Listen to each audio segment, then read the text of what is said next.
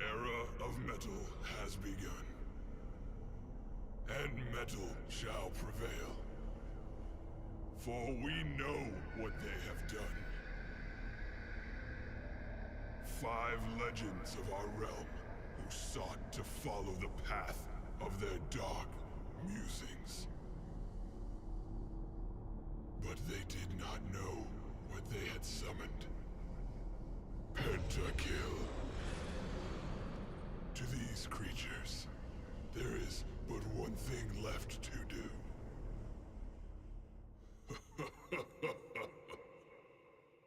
Heavy metal.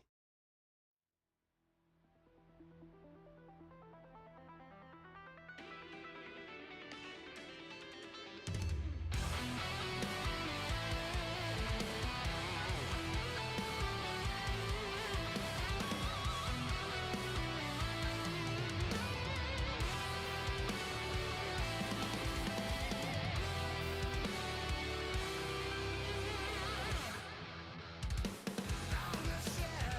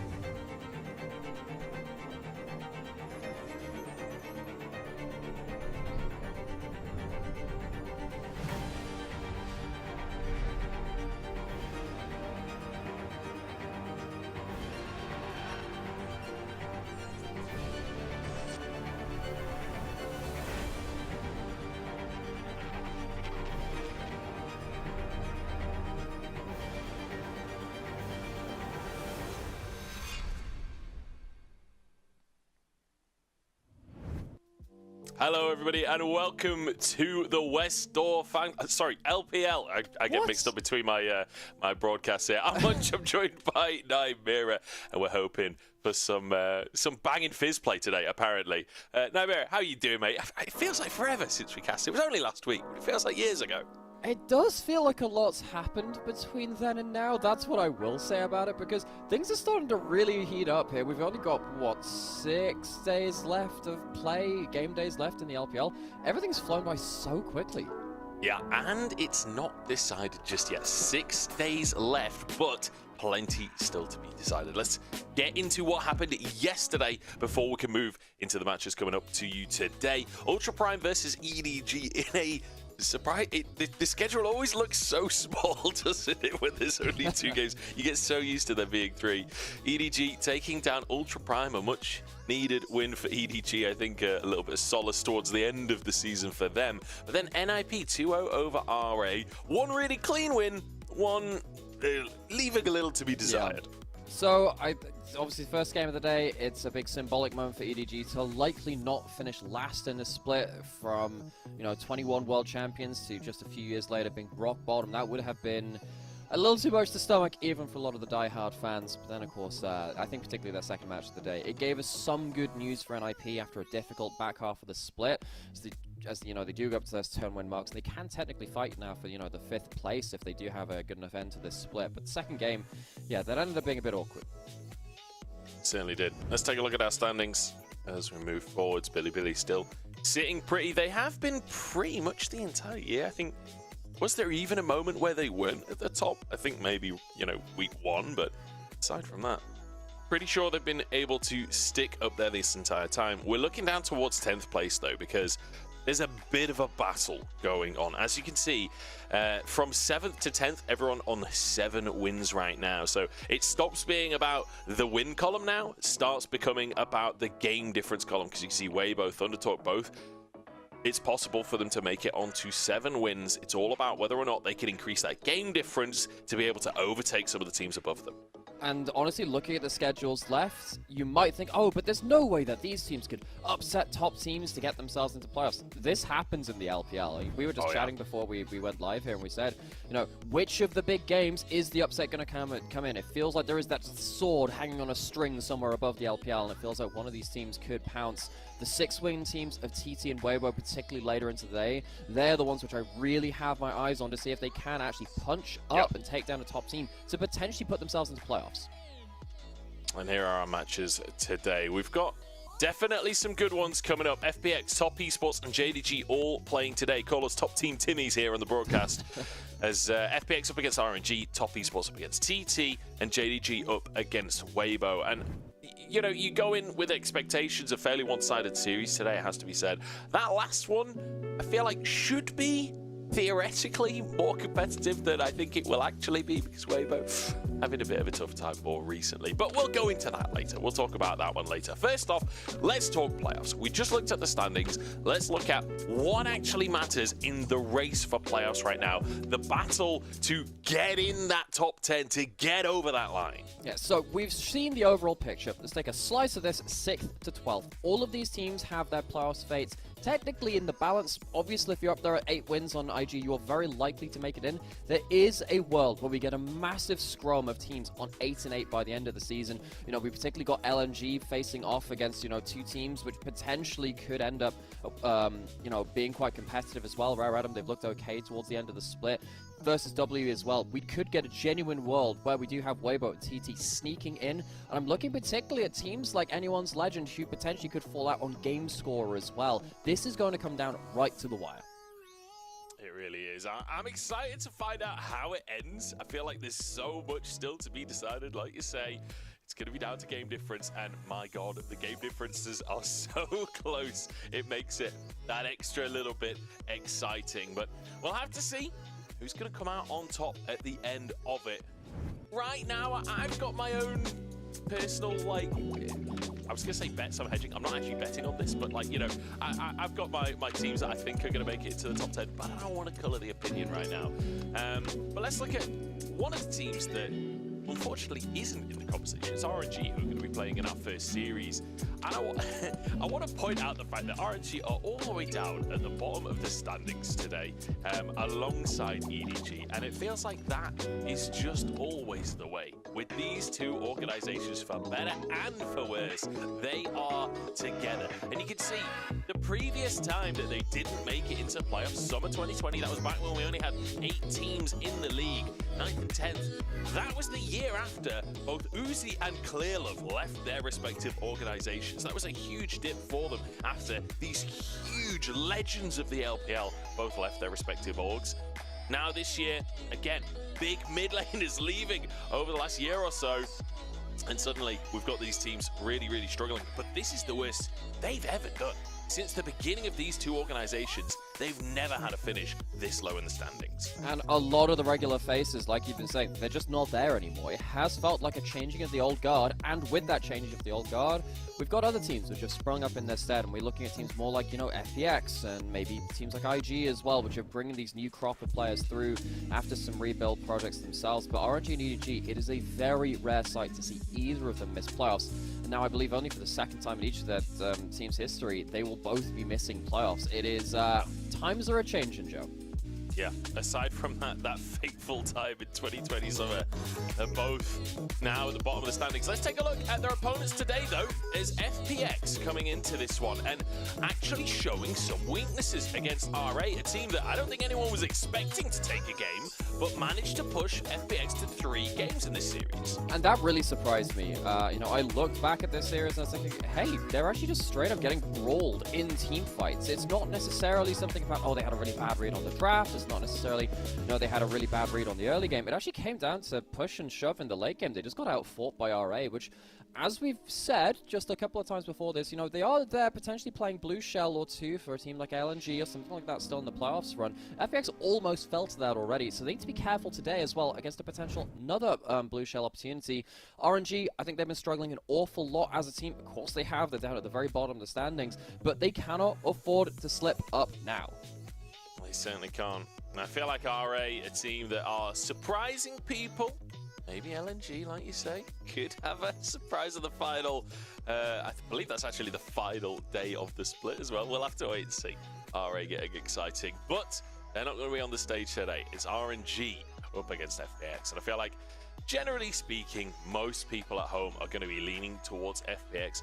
RNG still really struggling to find that cohesion, to be able to get these wins on the board. And their series against NIP, I feel like similarly to when we were talking about yesterday's games, we got NIP having one really clean game or one game that they really should have been able to push a bit further. I feel like it was a similar story with NIP versus RNG. RNG very close to contesting a bit harder in one of the games. Close to contesting, I'm really laying it on. No, keep going. I want to see where this goes. But you know what I mean? Like, they may not have been that close to actually winning the game, but they challenged NIP in one of those 2 games.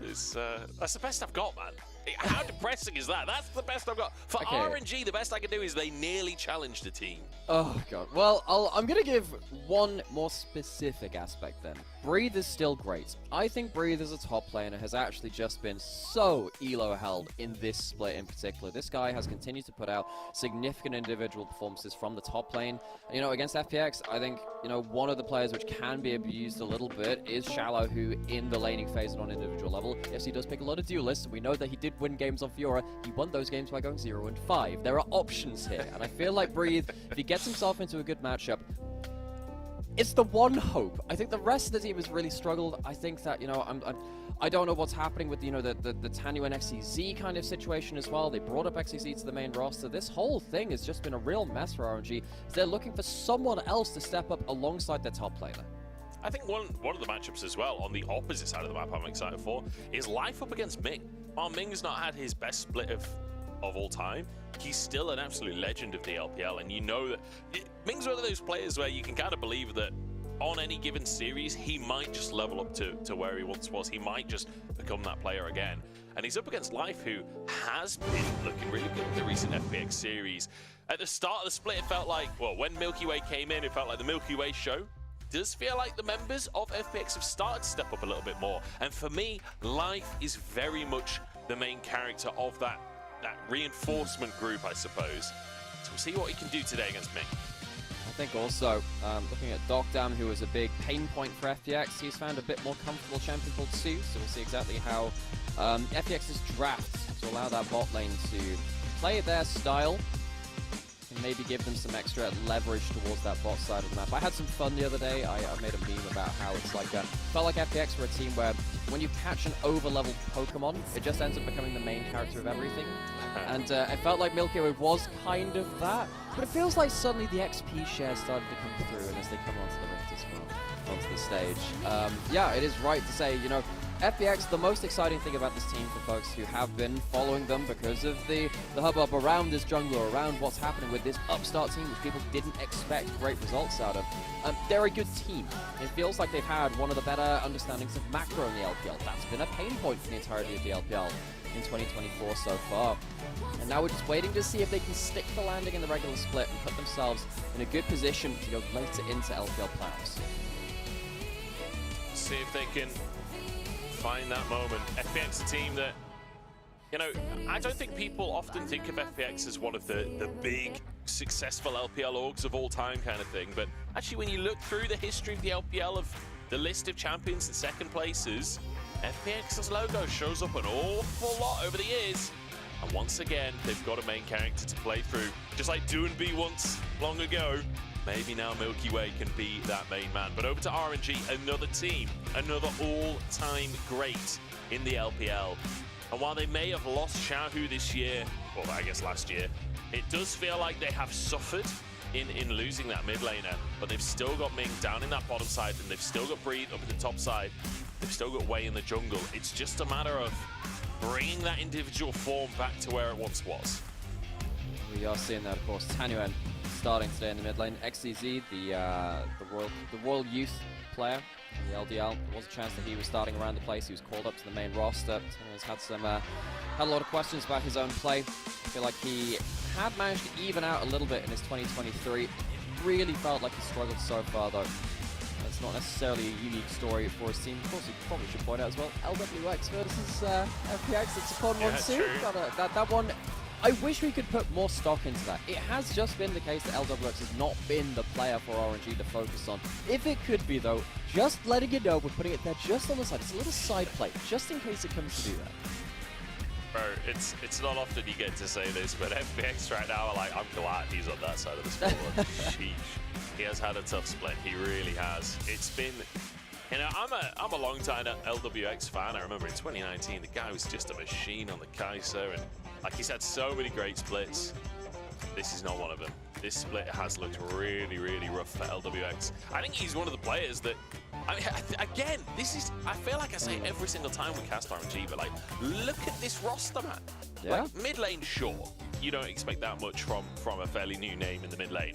But like, Breathe, Way, LWX Big, how are these four players not near the top of the standings? How is the gameplay that we see every single week from RNG as lost as it is? Lost is definitely the word that you've got to use for RNG, because a lot of the time it just feels like they're just walking in circles around the Rift. Oh, it feels like they've lost the unlosable in a handful of their games recently. They've only really been winning through LWX just playing on Smolder and just playing around the effectively the unlosable champion, and hoping it works out for them. And I love that there's a kind of a parallel here between this two, just to try and, you know, bring it back to this matchup in particular, because RNG, you look at this roster and you say, well, how the heck are they right down there at the bottom of the standings? This should not be a bottom team. They should at least be making playoffs. They should at least be finding something to work with. FPX, I think you know, we had a bit of a loose power rankings to say, where did we think these teams were going to come in this split before spring started? FPX were not placed high at all. It feels like it's a bit of the opposite story. You look at just the name brand value of a lot of the players before this split started. You think, well, Dogdam and Live, you know, come over from the LCK, but they didn't exactly come in on a full head of steam. We were wondering how they'd adapt to LPL bot lane meta, which has typically been very, very strong in the LPL. You look around at the rest of the team and you think, yeah, okay, they might get something together, but it's not going to be that special. We couldn't be further from the truth. It feels like two teams from two very historic organizations on opposite trajectories, and they meet just at the end of the split. Certainly have. And it feels like opposite styles as well, like you're alluding to before. RNG leaning on the Smolder, leaning on late game carries, so LWX trying to scale into things. FPX have been all about pushing the game forward. Third fastest team in the league. And the team that is so often ahead at the 15-minute mark. They are so often trying to push the game forwards and snowball into a win. And it feels like that's one of the things, you know, we were kind of talking earlier about the matchup against RA. That game where they did lose to RA, it was very much once we got to full-on team fights that the cracks started to show for FPX. It feels like maybe that's the way forward, right? If RNG can stall out that early game, draft the composition to play for the late game, maybe the team fighting on a more even keel could be the weakness that has been found. We'll have to find as we head into draft. What are our priorities going to be today then? FPX on the blue side, crack at first pick. Are we going to get any of the lane pressured picks through from bot lane? The thing with Dogdown and Life is that they played a lot of weird stuff. A lot of the traditional bot lane plans don't tend to come through for them, and as we said for RNG, they haven't really been succeeding on that either. So we're not seeing the Callista, we're not seeing everything else. And this is interesting. We have been in a Renekton first pick meta, so the Quinn as a ban against Breathe, who can play a lot of the carries and topside, is potentially RNG's top playing champion, really, player rather. It opens up for a Renekton first pick to just put Shallow onto something useful. What a strange draft this is already. And the fact that we're getting multiple top lane bans, like how many series in the LPL this year have had multiple top lane bans coming on through? It's an odd one. It's certainly an odd one. As we'll have to see. We'll have to see what comes on through here. The B1 Renekton, as you alluded to, with the Quinn ban. I'm very surprised to see a Quinn ban, but hey, I suppose maybe Breeze's been playing it in solo queue. I mean, if anyone's gonna pop off and play a good top lane game, it's gonna be Breathe, and RNG need this guy to be in a really good spot. It feels like Renekton has just kind of taken over the LPL meta in the last week or so. The recent buffs have kind of just pushed him over the edge back into pro play. Has left over some fairly powerful champions though. Varus, one of the lane dominant champions. It's not really, you know, what LWX and Ming have succeeded with, but you know, on paper it doesn't show your hand too much in the draft. It gives you a winning lane. You can change between the poke and the on hit as well. The Ahri for Tanyuan as well. It's about the most blind pickable mid lane that you can get. I feel like this is also just a very strong duo. You don't often see AD carry mid duos, but Varus Ahri, the CC chain that you can get between Varus's ult and Ahri's charm is incredibly potent. So excited to see what Tanyuan and LWX can do with that kit. Senna locked in though for FPX. Is that a Vayne hover to say, we reckon you're playing Vayne top Breathe? They've obviously got some idea about Breathe really wanting to play an AD carry in the top lane against this Renekton. Put it this way, right? If the LPL has been playing Renekton first pick meta for the last week or so, surely some teams out there have said, you've got to do something with that. The Ornn locked alongside the Senna you have to imagine now as well. Strong tank frontline already locked in from FPX. I love the Senna Ornn. It's one of my favorite Senna combos. I think it brings so much value compared to a lot of the picks. Is it because you press the R button and it looks fun? Is that it, Joe? It starts fights, which I'm all aboard for. But also, I think Ornn is one of the best like weak side top laners in the game, right? And you can essentially do weak side top lane in the bot lane when you've got the Senna, right? So Senna can roam around and be helping out Milky Way, who, let's be honest, is the main character of this team. It makes so much sense to have a Senna there, being able to roam up and help. Also, I think particularly against, you already said about the pick combo from Varus and Ahri. Of course, Kara is also a great Ahri too, so it's a takeaway there for the side from RNG. So you're looking at this duo now and you're saying, well, okay, let's just press W on Ornn and go unstoppable. Let's not fall prey to that pick potential, especially with the Renekton as well. I actually feel like Varus is very good into Senna a lot of the time, because you're definitely going for the on-hit Varus now, because you have to get through a lot of beef in the front line. And Varus tends to be very good at doing that and punishing these tanks early in the bot lane. But something like that Ornn, because he can kind of get in and out with his E and that W as well, making him unstoppable, makes him a little easier to play in terms of tanks against that Varus. And it feels like now we're looking for, again, the man in the jungle, Milky Way. What can he pick up to really be another carry in that jungle to support this front line and then the backline artillery of Senna? So Aurelion Soul Band as well. We've certainly got some niche bans coming on through. See, we have seen a couple of games of the Aurelion Soul. And Care has been one to bring it to the table. Didn't necessarily expect it to be banned today, but there we go. I suppose it's more scaling, and you've already got Senna on. That's a lot of scaling on the side of FPX. Maybe FPX realizing that they need to have that prowess late game as well as in the early game. But the Cassante blind pick locked in the end. We'll see what FPX are going to go for in their mid lane and jungle. And after all this talk of how do you deal with the Renekton, is it going to be a Quinn? Is it going to be a Vayne? No! No, it's Cassante. We're back to the same matchup again. It feels like we've seen so much of this champion.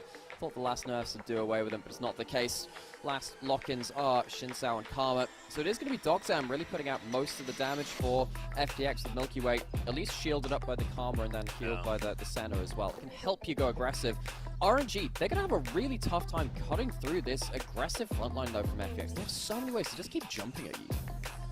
Looks like FPX want a really long fight as well. They don't necessarily have that much damage. Obviously, Karma does do quite a bit. Senna will do a bit, but not as much as you'd typically expect from your mid and bot lane. But the Zin's out there with a Renekton there should be enough. A much more aggressive composition from RNG with the Wukong now locked in as well. It feels like not only a really good pick composition, but honestly, this RNG comp can team fight too. Particularly with so Wukong Rakan is a very underrated duo. I can't remember who was talking about this. It's one of the LEC pros that was talking about how Wukong is really broken in a lot of ways that you don't expect when you don't get the actual in-game spectator. If you are sat there with the Rakan, you could then shield to the clone, shield to then the real Wukong who's invisible, and then all in. That is absolutely insane in terms of ways into the backline. So let's see if Wei, Ming, that duo, which we have known to be so successful in the past, can get onto that backline. Maybe snipe out Dogdam before he can start really using that railgun to its true power. So what you're saying is we're soon going to see Shaco Rakan as a we actually did see some pro. like Shaco LeBlanc and Shaco stuff like that before. It has happened before, randomly. Well, we'll see. It's not going to happen today. We're going to be seeing that Wukong though. Wukong buffed a lot recently. And now coming into pro play, we've seen smatterings of it around the world. We'll see what it can do here for RNG in the hands of Wei. It's a champion Wei has played a lot over the years as well. Like, if you think across Wei's career, Wukong had a huge stint in the meta, so it's definitely a pick he is comfortable on. It really feels like he'll be with a good chance to go for stuff like that Black Cleaver and just see if he can shred down this front line, very importantly so. If RNG cannot reach the backline, they have to go through the front line of the Wukong and the Varus. Might be able to do that. It will be a difficult front attack, though. I really feel like as well, the Shinsao level 3 versus the Wukong's weaker earlier levels could be a huge point of pain for RNG. So Milky Way, see if we can open things up early.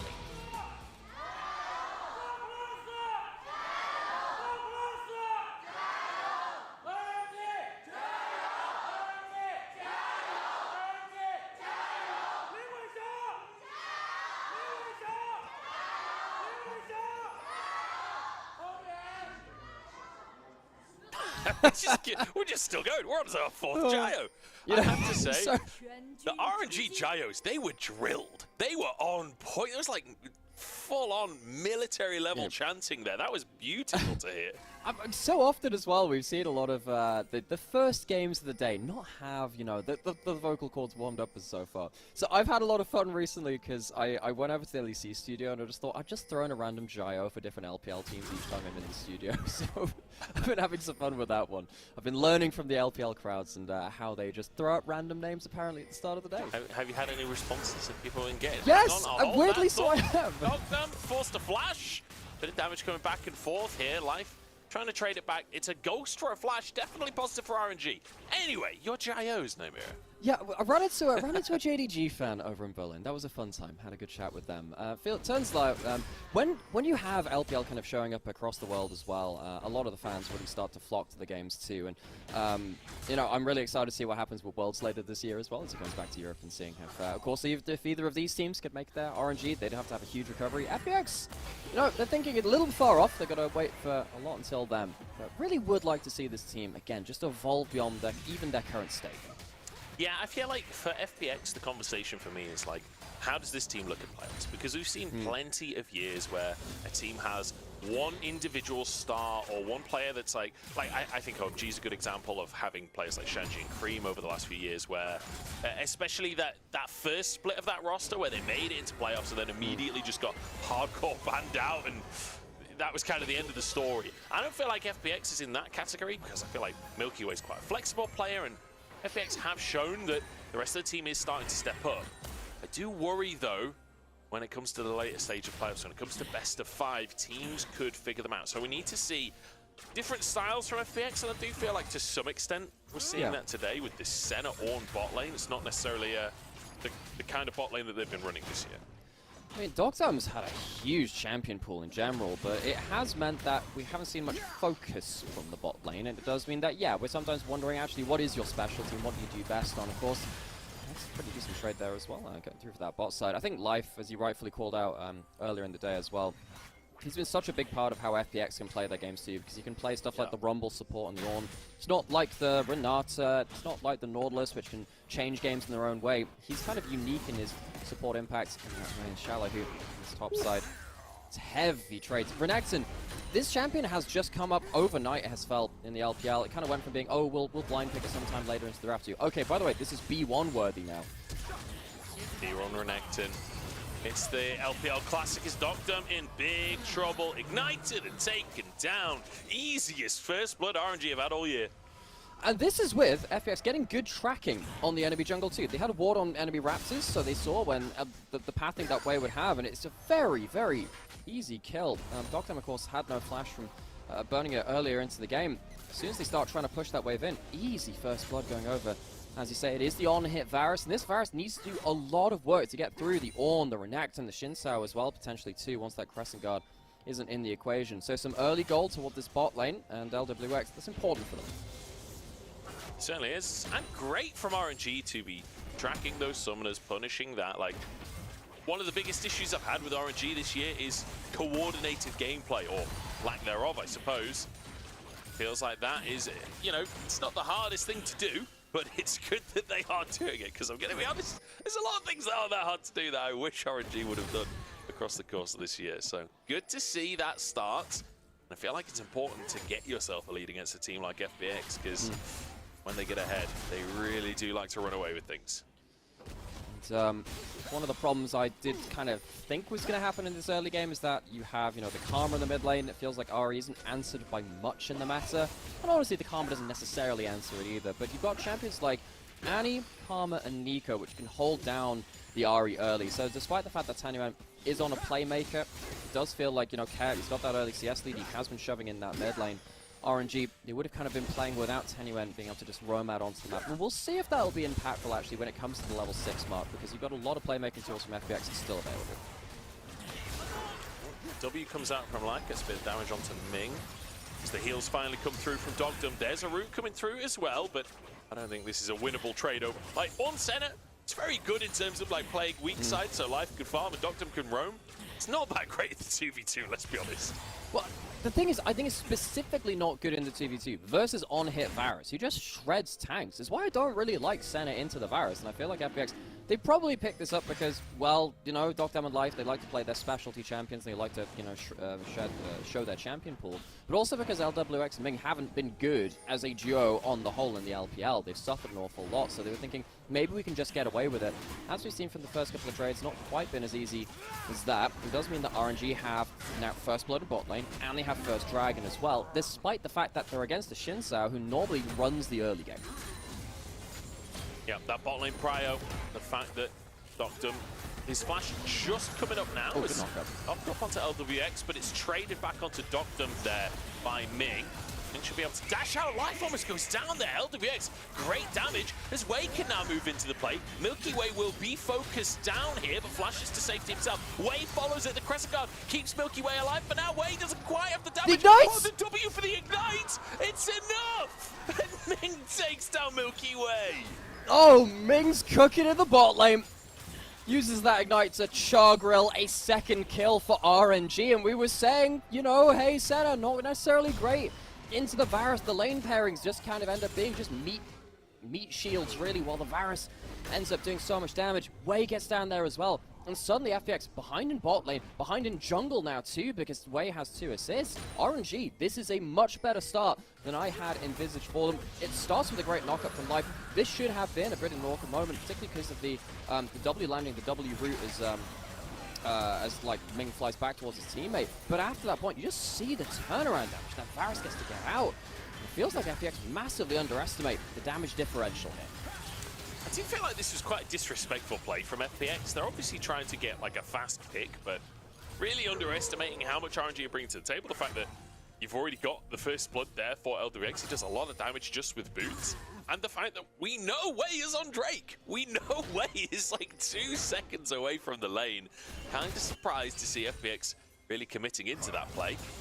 So it does lead to a bit more of a gold lead for RNG. Xiaolao, who getting kind of low in this one. Q3 is there, All Out is there, and forces the dominance. Xiaolao, who does survive, but Breathe putting on the pressure now.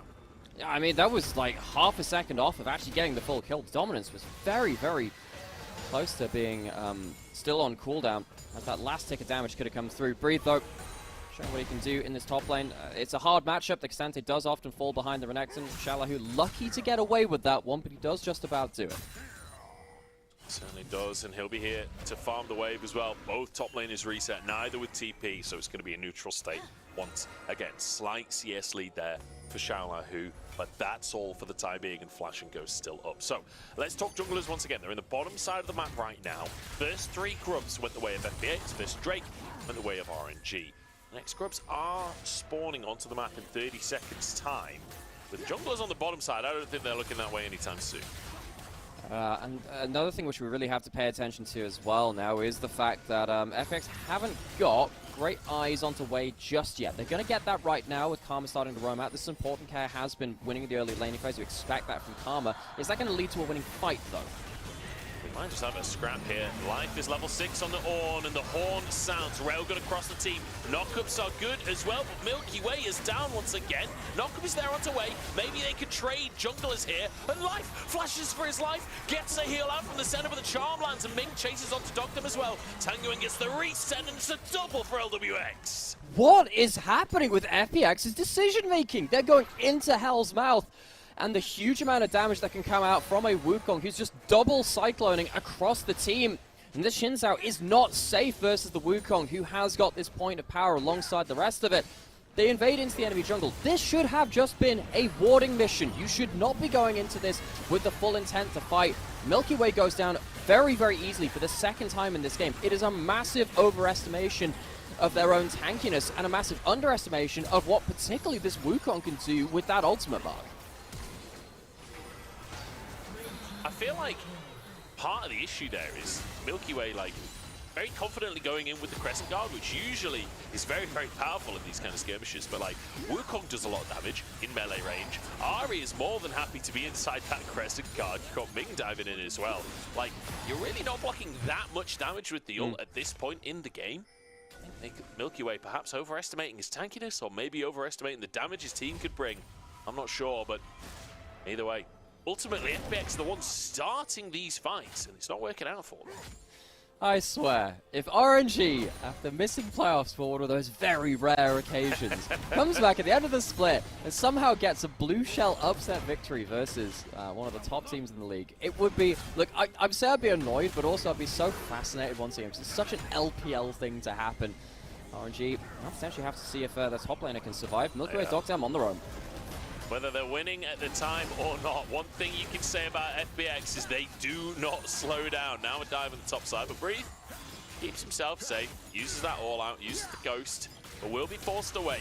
And with 6 grubs here, it's going to be a lot of tower damage. Yeah, it is, and I think this is really important because FX did not want to play towards bot side. Look how many red wards there are on the bot side of the map. This is why FX left this side, but it means that Life is probably going to die in a turret. No ult just yet. The root lands from LWX. Oh no! Life, and Care TP'd in as well. Why? Why? It's a care package. He just teleports in and he gives a free set of gold over Breathe. However, returning to favor on top side. What are we doing? Why are we? Okay, well, neither team really understanding the definition of the term weak side here. Trying to reinforce these towers, both losing their solo laners for it. But in the meantime, it's 7-2 on the scoreboard as FPX look for a tier 2 in the top side with 6 grubs, a center Renekton. I think they might just get it. And the thing is, you know, tower plates make towers tankier. Inner turrets don't have that. So even though the fact that they would have been slower to push it out of turret, they end up getting both an outer and an inner one, full 5 plates topside, and that's going to be a lot of gold over to the center, who can potentially get up to maybe a first item after this back now. I've just realized LWX is 5-0-2 yeah. right now, and yet FPX is still somehow 500 gold up. Let's take another look. Wukong was spotted. You know this play is going down, right? This is exactly why FPX did not want to play on the bot side of the map, and sadly don't have the Orn ult to just clear out the wave from range. The center ult is late, Care teleports late, and everything's a real mess. It's not the best look for FPX, who are a team who I've consistently praised for having a good understanding of macro. This is sloppy. Really awkward early game so far. Able to answer in that top side. You know, the fact that gold is even is honestly mind-blowing to me with how much gold is sitting in LWX's pocket. But such is League of Legends these days, with the way that tower plates interact, with the way that this side lane tier 2s increased in gold, obviously. That's quite a while ago that change came through, but still feels like a change in my heart. But yeah, ultimately, gold basically even. And that's really good for RNG, because what we talked about before, RA versus FPX, it was the kind of 5v5s at more of an even game state. That was where FPX were challenged. And now you're looking at, Milky Way and a difficult game for him to have as much impact, especially without an early lead. LWX, they take big damage. Needs to be careful. It's one item karma. If they manage to kind of thread the needle onto LWX, a lot of the tank killing potential will go down. So FPX, while we can potentially put a question mark on those team fights, it really does feel like RNG, they might have a hard time getting this 5-0 Varus into a good spot. Has to avoid Orn ult, has to avoid Mantra Qs, has to avoid Shalaho getting onto him as well. That's why RNG, they're not really that keen to go into Fog of Warp. They don't want to just leave their Varus out to dry. It'll be a very bad moment for them. Herald taken as well. So the big advantage right now for RNG is the 2 Drakes. Chem Soul, not ideal for them, but still a soul regardless. And that Varus brings them a lot of power in that regard as the tier 1 goes down as well. However, the Herald just being taken by FPX, if they save that until the Drake is spawning, does give them an opportunity to force priority in the mid lane and perhaps give them an avenue to contest that third Drake. Yeah, I think FPX, they're getting to the point where their items are starting to come online now. I think particularly the Eclipse on the Renekton, really nasty for his burst combo as well, especially as soon as he gets towards second item. I think 2 items is where FPX start to really eclipse a lot of what RNG wants to do in terms of frontline to frontline. I think when you have Sterix and Renekton, it really helps you with tenacity versus the pick combo of RNG. And also, we'll see what can happen with this engage in mid lane. Good cleanse away. It's a great flash from Ming over the W. Unfortunately, it didn't lead to anything. But hey, how clean would that be? Yeah, You got a kill off of the back of that. Like, mechanically, it looked really nice. Just didn't lead to anything, unfortunately. Yeah, he charging against this mid lane. We're going to get a counter engage off the bounce. No, 6 Grub's going to kill the mid turret straight up. Wow. Oh. Wait, I wasn't sure if he was going to be in trouble there, but does get away with his clone. But yeah, tower taken. They're so fast at destroying these objectives. It's insane. Doctor scaling up as well. Okay, it's got to be cautious. That ward is going to ruin everything. There we go. RNG spotted. Drake up in a minute and a half. We'll see whether FPX are looking for some resets to life. Might be forced to flash. He's cancelled out of his dash.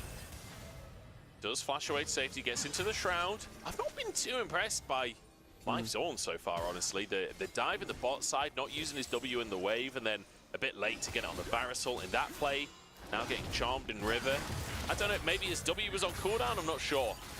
Smite comes through from Milky Way, grabs his red buff, spots the clone as well, dashes on in for more. The route onto Way is there. I don't know if they can finish the kill. Milky Way's desperate to do it. Snipe! Live snipes him with the Orn Horn. And Milky Way gets onto the scoreboard a little bit here. FPX finally finding themselves a fight.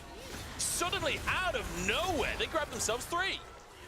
This was what RNG was supposed to be showing us what they can do at a 5v5. What can they do with this early lead? And it does end up just kind of evaporating. Well, I mean, I say early lead. You know, they have the great Varus in the advantage, right? Even if the overall gold lead wasn't there for them. But FPX massively punish RNG for jumping too far into the enemy jungle. Way on this Wukong has largely been impervious in this early game. Been getting the better side of the trades against Milky Way, but he walks straight into Doctor Milky Way, and the rest of the team collapsed so quickly. FPX finally getting into the right place at the right time. Life could be in trouble here. This time he buffers the CC, and it means Ming can't finish off the dive here. That was a TP in from Tangyuan as well, from Breathe as well. They are desperate for this third Drake. RNG move into the river. I think they're going to get it. I don't think you can really take the fights without the big ultimates from FPX. No Crescent Guard, no Call of the Forge God. None of that no center ults on them either. So the FPX missing some key crucial tools to teamfight with. RNG walk away with soul points. So as you said earlier, you know, it's not the best soul, but still the fact that they can force a soul early and maybe even go towards an early Elder or something like that, it gives the potential for RNG to just kind of flip around objectives when FPX maybe then have to split their focus between their big ultimates and then the objective. Oh, Root actually lands onto Ming. Knockup could be available, but I don't know if you really want to commit into that one for Life. And the fact that FPX managing to find themselves that fight off the back of RNG, who are starting yet another one. Spirish used by Tangyuan. They're looking for Life. The W denies a little bit, but not enough. Now WX grabs his 6th kill of the game. We were talking about the Rakan Wukong combo just being really obnoxious in terms of how quickly it can reach you from very long range. See that there. Life once again not really in the best position. Goes down very easily, and the fact that he's died so much now and so much gold has gone over to LWX means that he's never really going to be a super tank in this game now. You've got to feel with the amount of gold going over to the tank killers on RNG. Right here, I mean, Wei just pops out of a bush, goes full invis mode, you got an Ari dashing forward as well. Like, it is very hard to judge your safe distance, but even then, it's just really awkward for Life there, sadly for him. Tough one for Life. Such is the life of an Ornn when you're not actually going for the fight. It's not like Ornn is a great champion for escaping plays, aside from really the WCC buffer. That's pretty much all he's bringing in that regard. That said, though, I think the biggest thing we can take away from that play for RNG is the sheer range with which they can engage a fight. I feel like that started in bot side river, and they went all the way to halfway to Baron buff, essentially, in the top river, and managed to find that engage. Tangyuan using all 3 Spirit Rush charges to be a part of the play there. The kind of triple Vestayan. Is Wukong a Vestayan? I don't know. Maybe he's just a monkey. I think he is. You know, they've changed Wukong, because Wukong was kind of before the Vestayan kind of thing came around, because he was what? Was he 2010, 2011 champion? He was around that kind of year, right? He was around for a little while. I know that they changed so I think that Amumi used to be a Yordle, isn't now. I'm pretty sure that Fizz wasn't a Vestayan. I don't know whether he's not now. a Yordle? I think he isn't anymore. I think they changed that law, yeah. What? Yeah, a lot of this He's stuff's changed. obviously a Yordle. But do not question the law gods. It shall happen in the way it was always intended to be. I'll question whoever I damn well please. I'm not religious. Yeah, I mean, Amumu's definitely a Yordle. I'll leave it at that. Look at him. He looks like a Yordle. He sounds like a Yordle. He is a Yordle. So it's obviously a duck, yeah. Yeah. Ducks are cheese, by the way. I don't know if you knew that. It was a I YouTube didn't know video, that one. very educational, worth watching. Speaking of educational, FPX want to educate Breathe on positioning, but Breathe is, turns out he's the teacher after all. Ming has to dash away to safety. Health bar's still pretty healthy aside from Doctem, and Breathe just 1v1s him. The teacher has brought class into session, and in the meantime, the other top laner goes down. It's a disaster for FPX, and LWX survives on the backline. Milky Way versus the world, and the world is just too heavy this time around. Care flashes to safety, but he just doesn't have the damage to do anything. The Q comes on through. That was so close to disaster. It is kind of disaster all the same. It's going to be the Baron going over to RNG. It's a bit of a Kasante moment. It's a bit of a Breathe moment. It's a bit of RNG showing up when it doesn't matter to them. This matters to FPX. They still have seeding to fight for. They would really be expected to walk away with this one, but RNG are comprehensively putting them to the sword. This should go down with the on-hit Varus burning it down, but there are teleports. How many can they get from the retreat? Way gets the flash over the wall. Breathe is going to go down. LWX is going to go down. This maybe is it for FPX, in fact. 2 kills. Both of them onto Xiaolahu. They can't find anything more, but Drake is spawning in 39 seconds. That should be long enough dead timers to grab a Drake. With the teleport from Breathe, it means that he could turn up to a play at some point. They might be able to contest FPX if they take a little while to set up towards the objective. This just starts off again with really, honestly, Dogdown not being in the great in a great position for these team fights. Breeze managed to get straight on top of the AD carry, and if Cassandra is on top of your AD carry, that tends to be a lost team fight. And on the other side of it, I really think that Shallow, who does a good job of turning things around at the back of this and getting good damage on LWX. And Ming as well, but Life can't quite finish that. Ming, as we speak of it, gonna die! That is not the time to get caught out, Ming. A bit disrespectful, you know Drake's coming up. The odds of FPX being in the area are pretty high. Obviously, we didn't see the setup to that pick, but that's Drake guaranteed now for FPX. They deny Soul once more, and look at the Baron power play at the top right. Negative 900 gold. It's been really hard to actually sit back and talk about the setup for the next play. It has been so scrappy and back and forth, and you can see that's why a lot of these fights are starting out of nowhere. A lot of people just getting caught out randomly across the map. Ming died basically putting down vision, which was meant to be part of that setup. FPX now, by killing the support, is one of the unseen things that you often see about... well, when the unseen things, not that you see, because it's unseen, but basically when a support dies, you don't get that same vision control later into the game for the next minute or two. Maybe that'll stop RNG being able to find the angles, which they've been finding so far this game. How funny would it be if RNG win this game? It would be hilarious, and also it would make me feel kind of like upset in some way too, because I actually do want FPX to be one of the top teams. Losing games in this kind of fashion, it's not a good look for them. It's definitely not. And I feel like this, to some extent, is FPX fashioning their own defeat here. A lot of scaling aspects in this composition for a team that, realistically, a lot of their wins have come from the early game. But I kind of like the idea that they're changing things up. Playoffs is on the way. They need to be a flexible team. They need to be able to play multiple styles. Perhaps this is a first inkling of that. Trying things out against a team so far low in the standings that you feel like you should be able to get the easy wins. Maybe the draft changes for game number 2 after how this first one's going down. Yeah, and maybe the play changes a little bit too, because I think a lot of this game ended up being much more difficult because of the bot side 3v3s, which just went so terribly wrong for them. The one thing I will say, actually, I don't mind if the play stays the same, just with a composition that can play like that. That's true, yes. Honest. I feel like they still just play like they have a really aggressive early composition.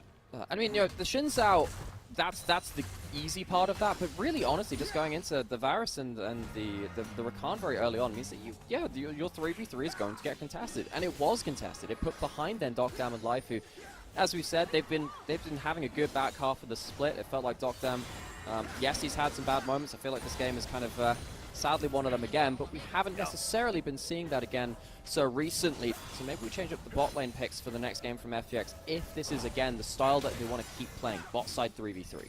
Yeah. I just want to quickly talk about support one for a split second if I have time. Wait, toying with the idea of going I don't know, do you? We'll see. This game's been all over the place. Yeah, it really has. Top lane is now 1v1ing as well. I don't think this will turn into a proper... Go, support on, go! Look.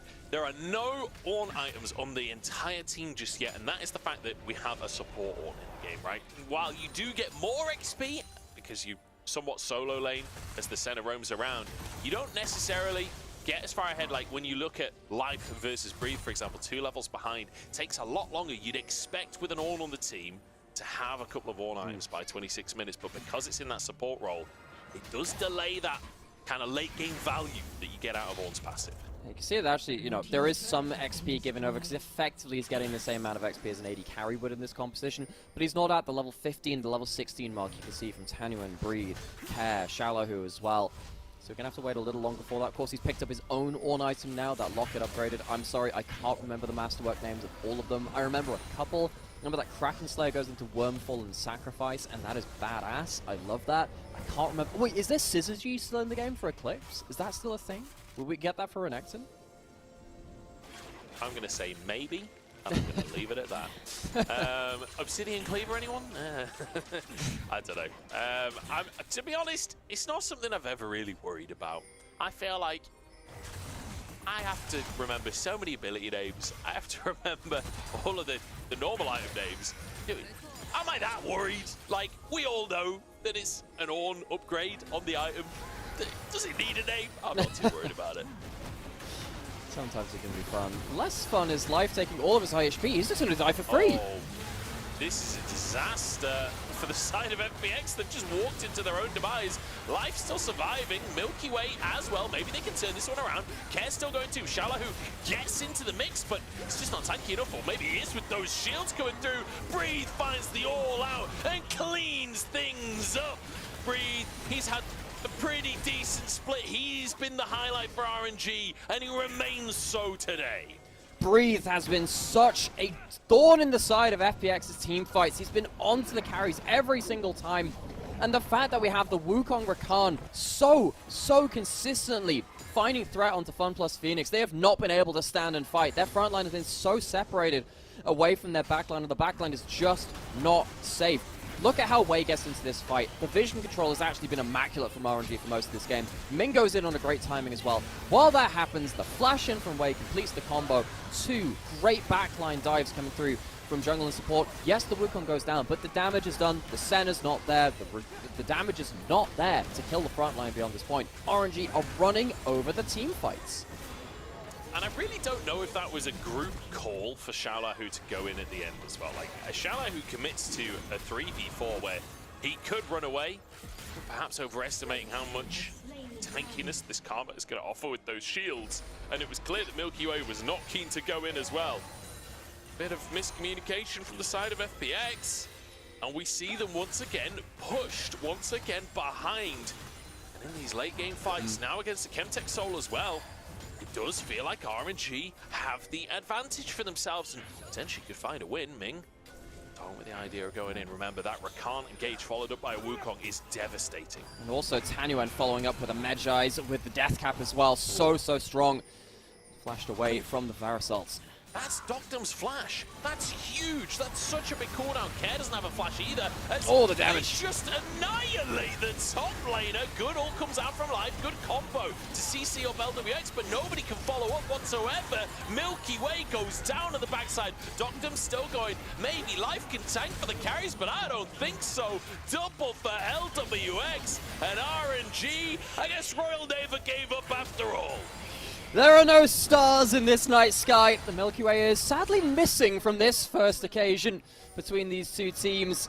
RNG, very clean play around forcing FPX into positions where they don't have vision to contest the objectives and then putting them over the fire and burning them down. I really love how RNG have played around this full-on dive pile-in composition. 25 stacked Medjais from Tanyuan. When you get a death cap, it means that single item gives you 203 AP as a single item, and that's the stats which RNG are playing with here. Look how much damage comes at the start of this. This is meant to be your somewhat tanky frontliner. That is just not the case. Tanyuan LWX slaughter Shaolahu while he stands, and looking at Milky Way on the other side, we called this out before, you know, in other games, yes, the Xin Sao can be a bit of a frontliner, just not in this one. It's so hard for him to stand and fight. It feels like RNG have got a really smart draft here. And FPX, honestly, not playing with very much respect. The way that they're positioning on the map there, like, the fact that they get engaged on, like, surely you know you're not going to win a fight at that point in the game, just in a fair situation.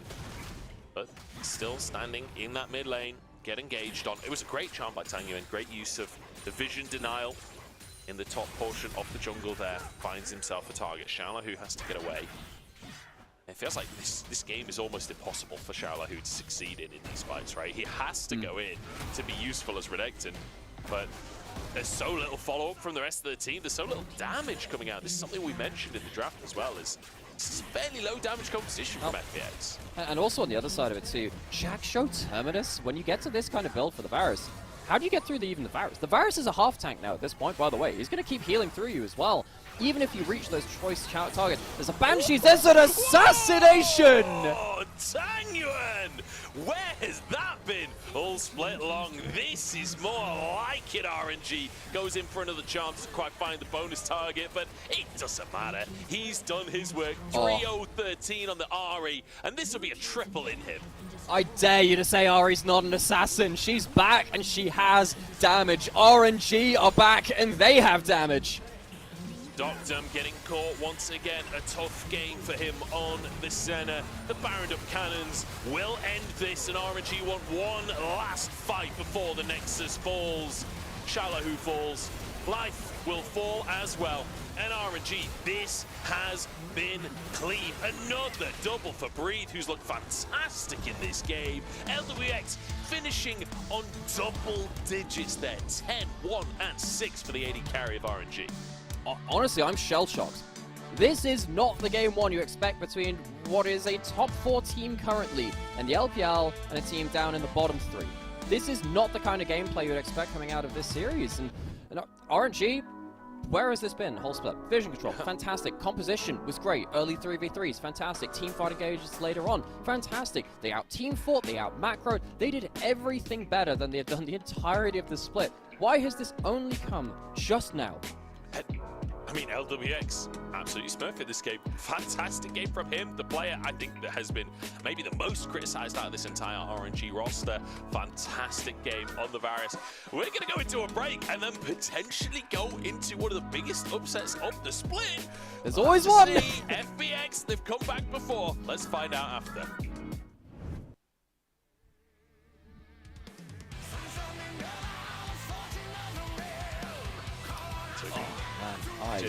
That was messy.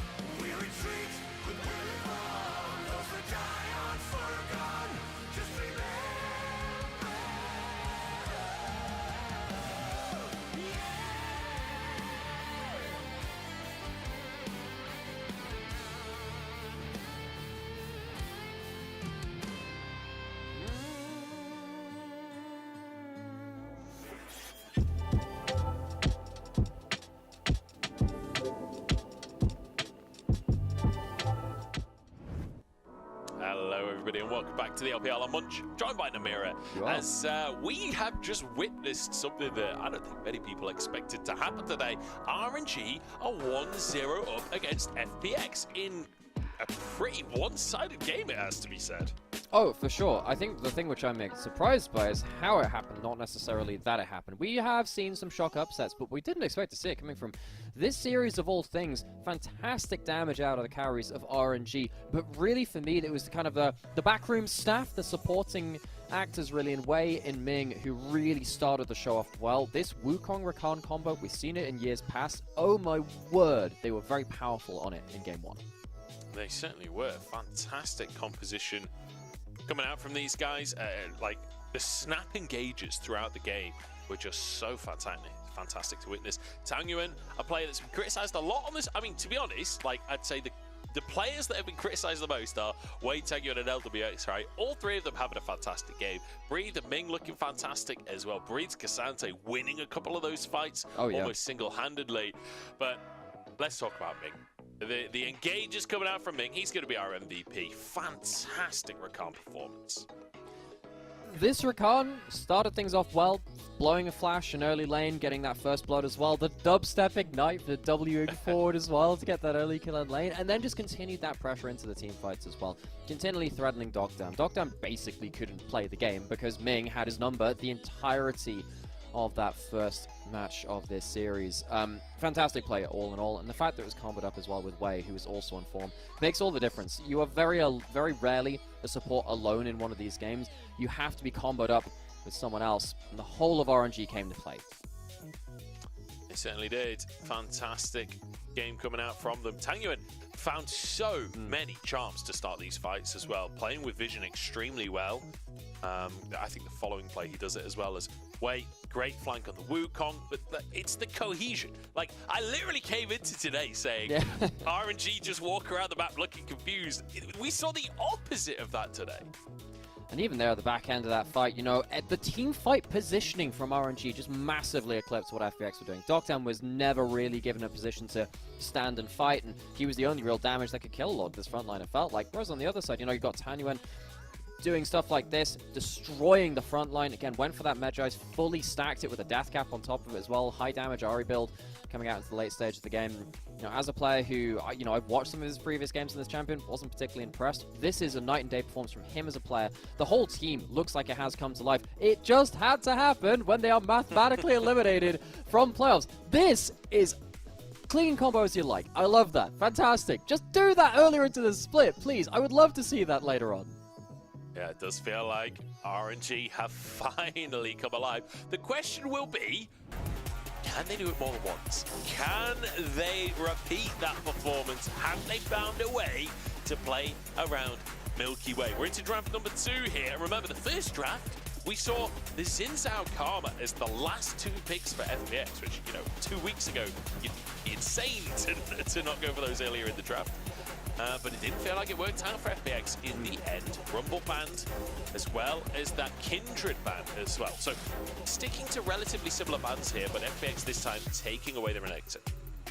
I think denying Dogdown and Life their choice pairing of this bot lane, the Ashe and the Rumble, has really impacted how they want to play the game. We've kind of said that they haven't really nailed down a preferred style for themselves. That bot lane has really been, well, the one that's banned away, one of their real comfort stuff. With Varus locked in, it would not surprise me to see the Ahri immediately locked in for Care. He is a great player of the champion. I believe he was also an Ahri one-trick before he hit pro play as well. I've been really impressed with his gameplay, and it would also be a takeaway from Tang Yuan, who looked so comfortable on it in that game number 1. So that's my expected lock-in here.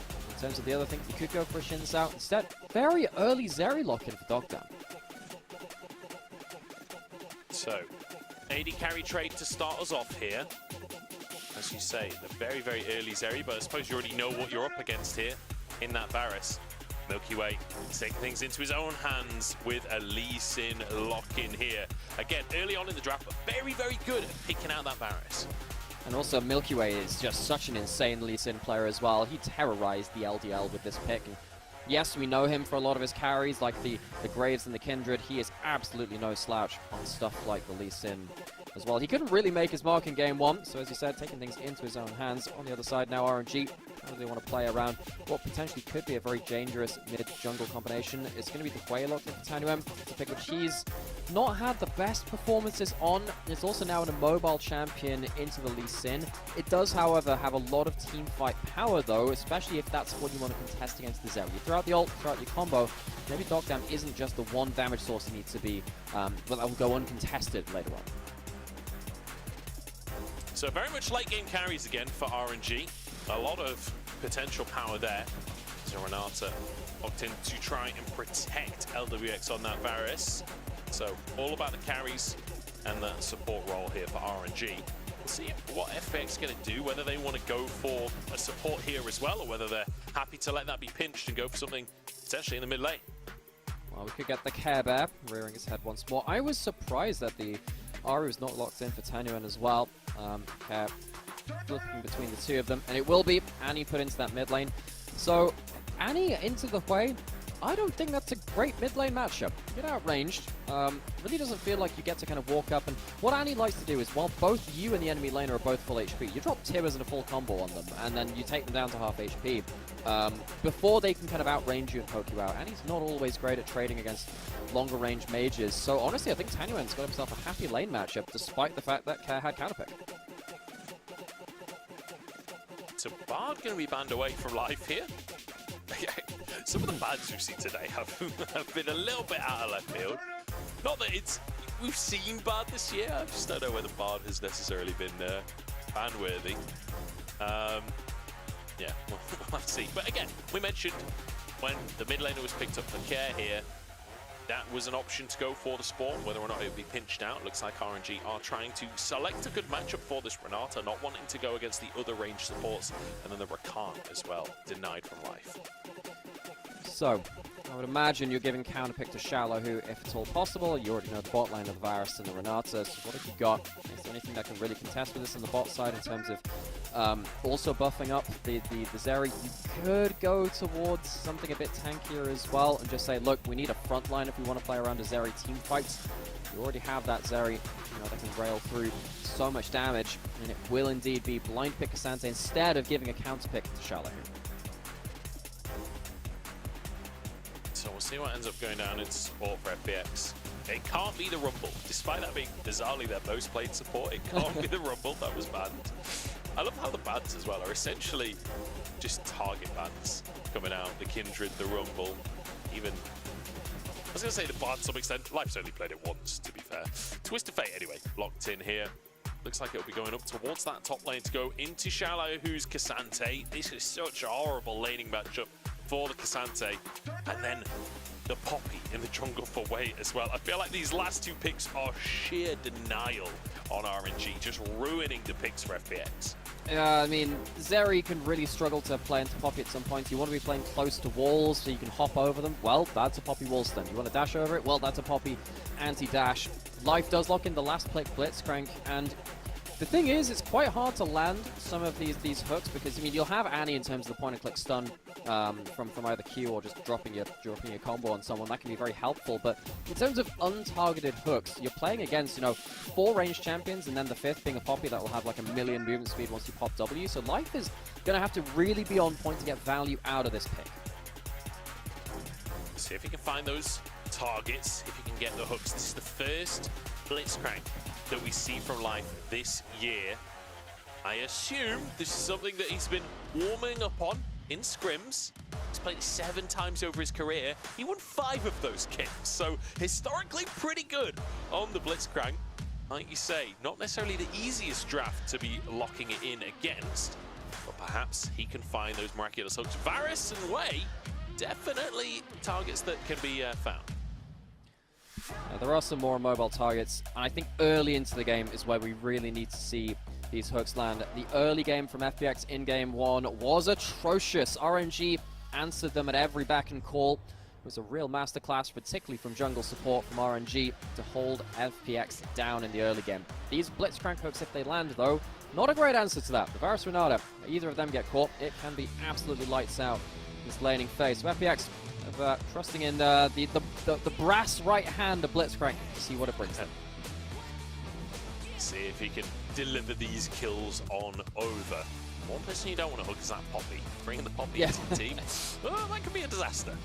We'll see if life can be exactly that for FPX. They need it right now because they are 1-0 down against RNG. RNG down in 14th, but looking for an upset.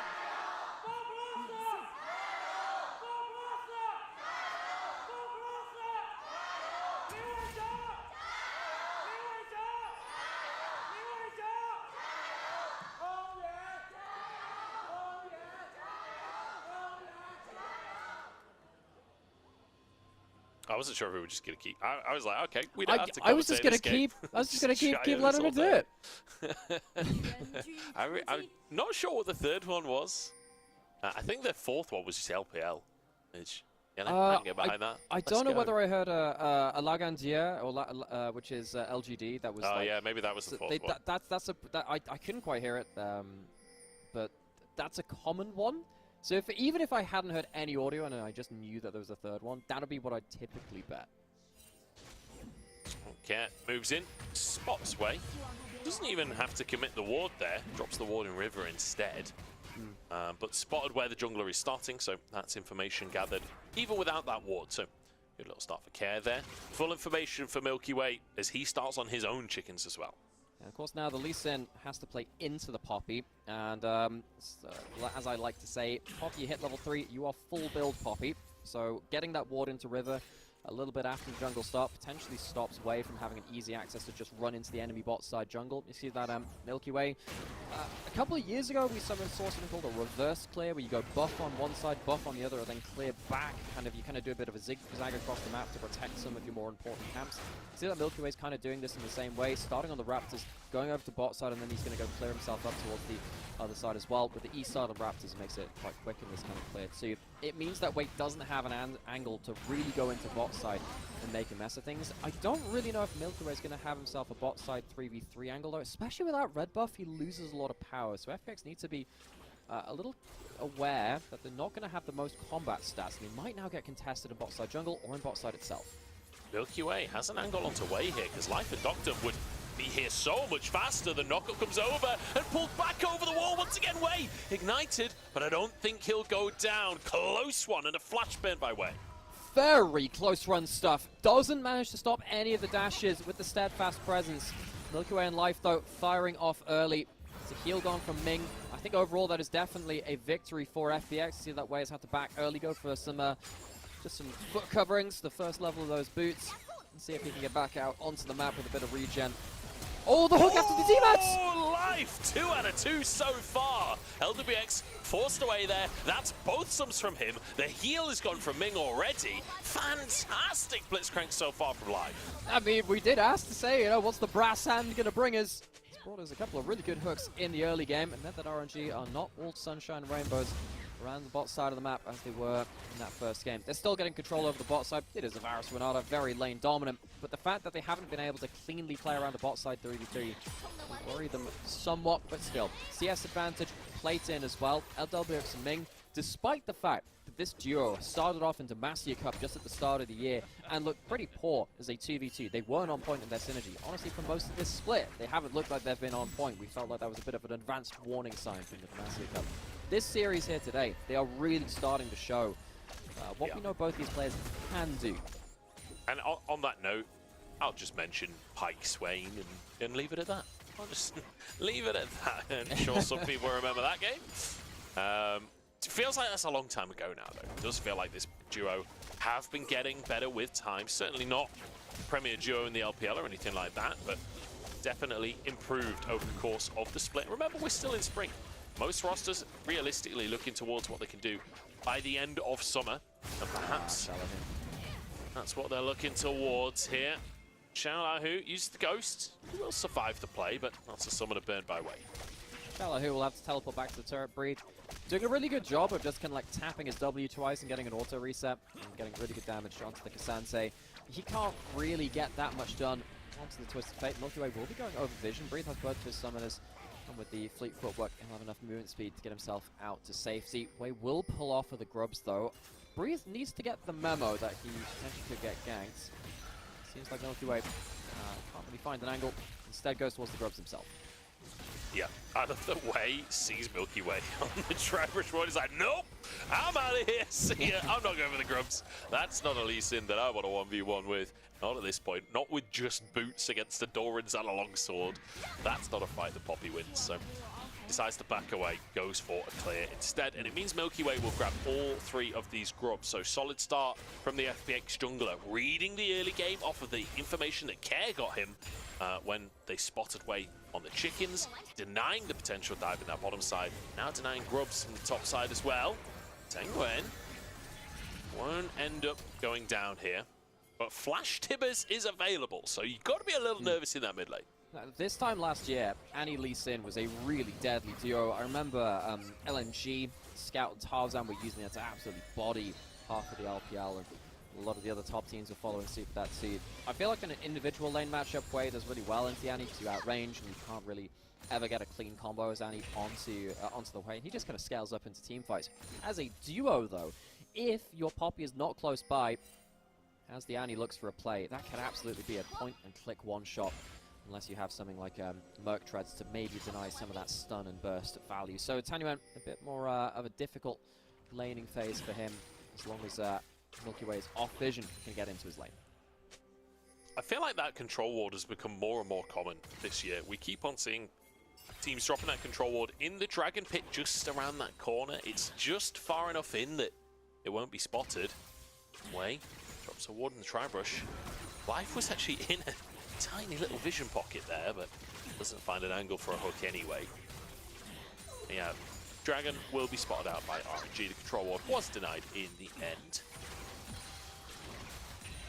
A fairly quiet one, honestly, to start us off. Slight lead for RNG, but nothing to write home about 500 gold in their favor. Part of that will be down to, you know, Twisted Fate passive always does slightly inflate gold, but at the end of the day, it's one of those things where, yes, it does inflate the number a little bit, but it's also because Twisted Fate can get his items real quick. Like, I feel like often it's used to almost discount a gold lead, but it does still count as a gold lead.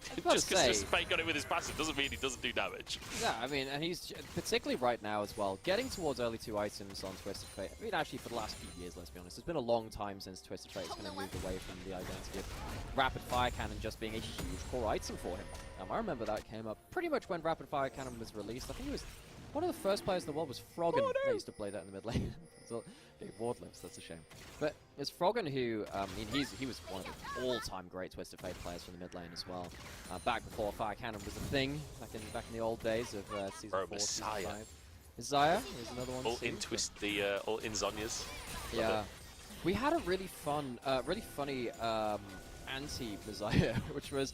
Yeah. I'm trying to remember who played it. It was somebody playing as Twisted Fate AD carry who put their ult down and then cancelled the teleport with the Zhonyas. Instead of like throwing the gold card and then Zhonyaing after, they just cancelled the teleport altogether. Way back on top side again. Shallow who low HP has Ghost again. Is there any reality of a kill threat here? I'm not exactly sure. I think Shallow, who should be okay, has that all out, but maybe they can go for a dive here. Stun doesn't land against the wall. The knock is there. Gold card is there as well. This steadfast presence, I was wrong. It's absolutely a kill angle. Breathe with first blood. No one moving topside from FPX to save their top laner. It is a huge amount of plates going to go to the side of Breathe and RNG. Yes, it's traded for a dragon and potential some breathing room for Dogdam and Life, but Breathe is going to absolutely explode with this lead now. Cap walking towards topside to at least try and dissuade Way from getting out, but he's here alone right now. He needs to be a little careful. He's just going to slam Tibbers and potentially get a kill. Breathe has to move over to protect his jungler, but red buff is saved by the loving hug of a Tibbers. Kara, is this Annie, has had some bad moments, we'll say. You know, we set it up as the Care Bear saying, oh no, there's a really fun moment there. The thing is, they took the positivity and the love and the affection a little too close to heart, and they missed all of their ultimates the last time we saw them playing this champion. It was a bit bad, so he needs to have a better game than that one. At least in this time, stops Way from stealing up red buff on the top side, means that Milky Way will get his hands on it. He's getting himself pretty far ahead. Wow, okay, that's just a kill onto Big, right? Like, easiest kill of Dogdam's life there. The bailout comes through. LWX wants the 2v1, and he might just win it as well. Dogdam trying to trade it back. LWX flashes forward, gets knocked up, but he's got the damage to take down Dogdam, and Life does doesn't stand a chance. Gets the E in, WQ. No, the W is on cooldown, just a Q, and Life walks away, but LWX 2v1s them. Versus his old team, LWX, after he's been eliminated in classic LWX stat fashion, says, okay, it's time to wake up. Now the stakes are completely gone for me. I'm going to shake off the chains and show you what I'm made of. Dogtown and Life, massively outplayed by the Varus. If you're ever wondering, why is Varus locked in so much? Why is it banned so much? Things like this in the early game are so hard to outplay. Varus has so much base damage, so much ability to just kind of like run you through this early couple of levels. See that Ming caught out. It is just a 1v2 at the end of this, but LWX manages to use the root onto Life to make sure that Life can't get the instant knock-up and the instant auto-attacks through them. And then Dogtown at the end misses 2 crucial auto-attacks as well. I don't think it would have turned the trade that much, but still. No. It feels like LWX just monstered them. I think really, really importantly there as well, LWX, the second he sees the fight starting, even though he knows he's walking in 2v1, still goes for that because everything's on cooldown for FPX. Hostile takeover forces the cleanse from Doctum, so his ult can land, and that's where it all kicks off. Care, once again, just slams the tippers onto Wei. I guess that is that's the game plan for FPX. Whenever you see Wei, slam tippers. If you can start chunking him out so he can't be on the map, it is quite important. Wei would have to go back towards camp to get some lifesteal. Starts up for a cross map as well. Teleport potential towards bot side too if they wanted to. Teleport is going to be channeled, but Ming's already gone down, and they're out of there. Tanguin trying to find a punish here. Milky Way could be the target. Spiraling Despair is a lot of damage. Doctum goes on forwards. LWX, the target here. Milky Way back in, and that's the burst that they needed. Tanguin, next target, gets the fear to keep himself safe. Doctum looks for a little bit more. Life has Hook available, you'd think. Won't be able to find the mid lane. So, big cross maps happening here. We've got RNG seriously winning on the top side again, even though Care was the player to try and, like, stop Wei from finding anything. Doesn't manage to stop RNG from finding the tower, though, after the play kind of dissolves there. And with things going for a 1-for-1 down towards bot side, I feel like RNG, once again, just winning out in the early game. FPX, they've been caught flat-footed this series. I think that they did a decent job in this early game of stopping Wei from, you know, brutalizing the bot side 3v3 and getting into lanes, but just the lanes themselves having a lot of value from RNG themselves. This time, it does land. It's another quick kill without a bailout coming through from Ming as well. I think that Life's hooks have been pretty spectacular on the whole. The problem is, after this point, again, you're still playing against early game Varus. You've got the Zera. You do not have the AD carry damage right now to take away all of this damage. They are very lucky to get away with a 1-for-1 at the hands of Milky Way Lee Sin, at least cleaning up some damage. So, 3 for 3 on the scoreboard right now. I will say, despite the fact that FPX are trading back in kills, look at the goal difference. It's 2,000 up for RNG, and a huge portion of that, we've been looking at this bottom lane, but Breathe, 1-0-0, 30 CS up, and has taken the tower in the top lane. Got all 5 plates, pretty much solo as well. In fact, I think he got all of the plates solo, if I'm not mistaken. Absolutely monstrous laning performance here from Breathe. This is why you lock in the Twisted Fate top against Cassante. This is the kind of lane lead you can get when you're able to play out this matchup to its optimum level. Fantastic game so far from Breathe. Now we need to see that gold transitioned onto the map. We see him start to carry. Well, he doesn't have himself his ultimate off cooldown just yet. It wouldn't surprise me if RNG just wait until the level 11, just ticked over to now, and wait until that next cooldown, so then you have Twisted Fate with a very long-range ultimate with the 2-item spike, just slamming FPX on the bot side of the map. FPX, they can fight evenly on bot side, you got to feel. Maybe not when Breathe comes to play. Dragon has spawned, but as it stands right now, FPX, it's going to be hard for them to walk into River. They're really waiting on Care to maybe just slam the tippers onto Wei again and see if they can stop him from being a front line. I mean, honestly, for RNG, if you can just keep people here without actually fighting, in the meantime, you're going to take a tier 2 at the top side. You're really okay with that top lane 1v1 just being isolated in the long term.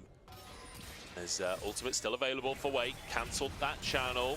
We move back in once again, the hook comes on through. But again, onto Wei, we mentioned it before, Poppy is not the target you want. It's not CC, oh, no. Walks into the brush and doesn't see it! Oh, an uncharacteristic fumble there from Milky Way. Thought that RNG had backed away the root from Tanguin. Fantastic. Just like Luxazi, if it's in the brush and you don't have vision, you will not be able to see it from outside, just like Nunu. Exactly that. He had a ward around the corner, but sadly, that ward was just blocked out by that corner of the wall. Knockdown walking into Ming. He's potentially in trouble again. LWX, he still has flash. He can still play around this fight. LPX needs to be a little careful here. Walking forward, trying to pick onto Ming. That's fine, but if LWX comes to play, he needs to be really, really respectful of it. RNG, once again, finding great early game advantage. And FPX, they are the ones looking lost. They're the ones who looks like they don't know how to problem solve or troubleshoot this situation. A lot of it typically comes through Milky Way getting the big plays, getting the big picks. He's walking in a little bit blindly right now, and feels like FPX, they are lacking some leadership and direction in this series. And you know, when we heard that interview from Milky Way, he was, you know, actually a fantastic interviewee, talking a little bit about how things work within RNG, within FPX, sorry, and like how much time and effort not only the players are putting in terms of playing, but also behind the scenes staff are in terms of building up for each series. But one of the things that he said was that they're not really specifically prepping for different teams. They're more focused on overall gameplay. Yeah. And I do wonder if maybe on the opposite side, RNG very much prepping for FPX here. Milky Way being one caught out. Milky Way, of course, now, obviously, we've seen him on FPX in the LPL. For those of you that weren't following him in the LDL, he was an RNG player in that place as well. Flash hook misses just about. Milky Way was that Royal Youth player. That's where he kind of made his first start in the LPL scene. Came up into the LPL proper under FPX's wing, but he's playing against his old organization now too. True. Remember, RNG currently owns the contract for Milky Way, so this could be an important matchup for Milky Way to make his stand. We'll see if he can fight up against his old organization, I suppose. Current organization. Old / current / it's a weird thing. Yeah, it's a situationship as far as it goes in like League of Legends. It's about as close as we get to it. Yeah, it's a whole thing. It's a whole thing. 2 items picked up for Breed though now, as this matchup ain't getting any easier. It's a full tier 3 advantage in that top lane between the solo laners. As life continues to fish for hooks, Ming continues to be the target. And that'll be the 3rd death this game for Ming, and all 3 of them off the back of life's grabs. In Blitzcrank we trust. See how many more of them he can get. Breathe. Is he going to get teleported? He is. He doesn't have a cleanse or anything. He has a turret to fall back to, but here comes Milky Way as well. Can Way save him?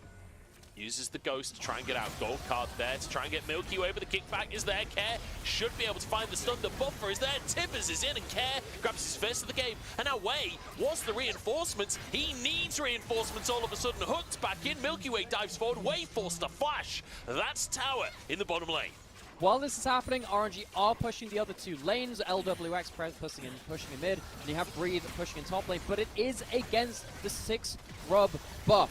You got the double might spawning. It's one of these things which changes the way that your macro happens too. If you give up that, it's so much harder to cross map. The terrifying Blitzcrank flank. I'm not sure that's going to work for your life. There's the hostile takeover as well. Big time. I mean, what did he expect, man? That was one of the most comical support flanks I think I've ever seen. He's not a Rakan. He's not making it out of that one. He's had a great game so far. That is not indicative of how the rest of this game has gone. So FPX dropping a kill in unlikely fashion after what was actually a very good series of plays. They managed to get a really good play on that bot side. Managed to shut down the most affluent member of RNG as well and Breathe in that Twisted Fate. Get a flash away from Way, that's important too. Very quick play from them. Milky Way sees he's got an angle. Teleport in from Care, realizes, look, I don't have a top lane turret to defend and the wave's pushed up. I don't need to stay in this lane. Teleport bot side. Make a play down there. Really well played from Milky Way here too. Look as he just waits on his Q. Way was trying to win the mind game, seeing if Milky Way would follow the Q and he could punt him out with the Poppy ult mid-flight. Doesn't end up winning that mind game though. And of course he has to blow his flash at the very end as well. I felt like the rest of FPX were not ready for Life's Hook there. I think there was maybe a chance of another kill onto the Poppy potentially. But we're cresting the 20-minute mark now. It's 5-5 on the scoreboard. It's been an action-packed game, but it's a 2,500 gold lead for RNG as Baron spawns onto the map, and Way will be able to save his mid lane tower using that Poppy ult.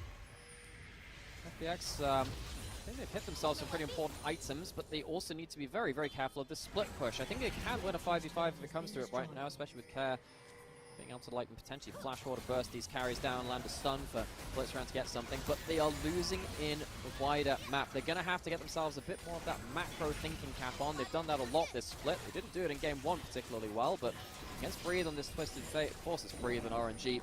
What a player he has been for even this struggling team. FPX cannot allow the map to fall apart as they look for these opportunistic picks. Certainly can't. Herald going to be tanked by Doctum. This may well be denied, and in fact the charge going to be used by Way. Huh? I mean, I think he's just like, I'm going to stop you killing this Herald, all right? And that's kind of it. It's got a bit of misclick, right? It's driving to the shops. Yeah, I don't think he meant to drive the Herald there. I'm not sure. Either way, Drake is up. RNG are in the river right now. Life looking for a hook. Forces a flash out from Breathe. Care is on a flank as well. This Tibbers could be devastating. Flash is available. So, big thing, no Twisted Fatal to spot out the flankers. It means that they can just sit off the vision, but now Care walks into it anyway. They just go towards him. Care can't 1v5 them, and instantly they find themselves a pick. It only works if Care can get the Tibbers down while the rest of the team is moving in. Fantastic presence of mind from RNG. And even with Care going for the Shirelias, the extra mobility as a second item, it wasn't up for that big play. He goes down very, very easily. At least the 6 grub buff gives FPX the extra pushing power to take themselves in inner turret. It feels like they are starting to go back to the smoke and mirrors, though. They beat top esports like this. They've beaten a couple of other teams like it too. The fact that they have to resort to this, though, against RNG, a 4-10 team at the bottom of the standings, though, very, very unfortunate for them. This is not the gameplay we expected. We have to keep hammering home at that. This team should be one of our very top teams. They're not playing like it right now. Doctum as well. When you look at that build, he's got the Shiv. And now he's got a Hurricane as well, the ultimate farming build. We'll call it the Combine Harvester because, my lord, the speed at which he could clear minion waves on this Zeri, that'll give so much priority. Do you miss when they had that? The lawnmower build? That was the inspiration, yeah. That was the inspiration. This one's more about farming, I guess. Therefore, Combine Harvester. Oh, he got spotted. That's where they spotted him. That's where they spotted him. And I think as soon as that happens, at that point, though, why is he not just straight backing off? It feels like that's a huge mistake. He had flash. Wade just catches him out. I think they were in Tribrush when they saw him, so I'm not sure. Okay, we didn't quite see his point of view. That'd be great to see. Yeah. I think they maybe spotted him from in Tribrush. So bit of a misplay from Care anyway to be seeable, like to not be playing in the shadow, just on the edge of it where you've got to be. It is hard to play on the edge of vision, but you know, these are pros, so there's an extent to which you expect them to be able to do the hard things. You know, sometimes also, I sit there, I just wonder, it's just a hard game. You know, this game, it's a really hard game. Yeah. Like, the top level of League of Legends is absurdly hard. Even the players that don't necessarily succeed in the LPL, like, the fact that they made it into the LPL is still it's a lot better than I could do, that's for sure. One thing that's not better than I could do, though, is Care's farm this game. Only 170 up against the 230 from Tengyuan. We're a 60 CS lead in that mid lane. And the real big issue with this is FPX, what they've ended up doing is, the grand picture of this is Breathe is pushing in a side lane like an absolute maniac, because he absolutely can, because he's a Twisted Fate with a 2-level advantage and absolutely mountains of gold. FPX cannot match one-on-one in a 1-3-1. That means that they have to play on 2 lanes and look for picks in one of them. This is one of the ways you can answer a split push. You overload one lane and you look for big picks. What that means, though, is that you are always missing one lane of farm. Right now, they're missing top lane, and they're putting multiple people into bot lane to answer Breed. This has happened so much that now we see Shallow behind in farm, we see Care behind in farm, but they're trying to make up for it in big plays, but even then, they're not quite making it right now. Flash available, Tibbers comes in, that's the CC chain with the all-out as well. An easy pick for FPX, and like you say, finding that side lane pick.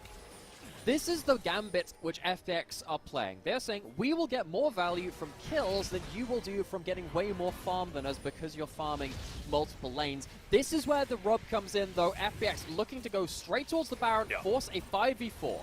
This is the value that they need to find, right? They've got the pick, they've got a 5v4 right now. Live gets a chunk.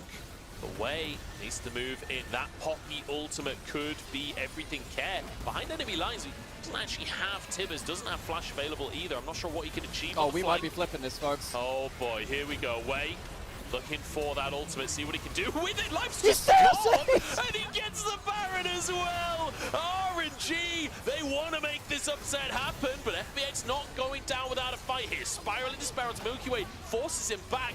Prox, but doesn't quite hit the whole team. Sharlahu now on the front line, trying to buffer for his team, trying to be that protector. He goes down to LWX. Are we going to use the Twist Fatal? No, just goes to the mid lane. And FPX walk away wounded and without Baron. Oh, it feels like it's less of Fun plus Phoenix and more like Flip plus Phoenix after that one. But you really don't want to flip when RNG is in the other team's favor. You've got Breeze now on the map, pushing another wave. FPX, that was the gambit they made, the gamble. They have to try and get kills now before the Baron buff kills them. Life's going for it. He's onto LWX. There's no follow-up. Okay, there's the follow-up. Bailout ain't enough. And it's a kill into the pocket of Doctum here. Wait, next target on the chopping block. He's low on mana, and in the meantime, Mink's going down on the top side. Doctum dives over the wall to take him down. And FPX finally answer. But in the meantime, oh, look at the towers.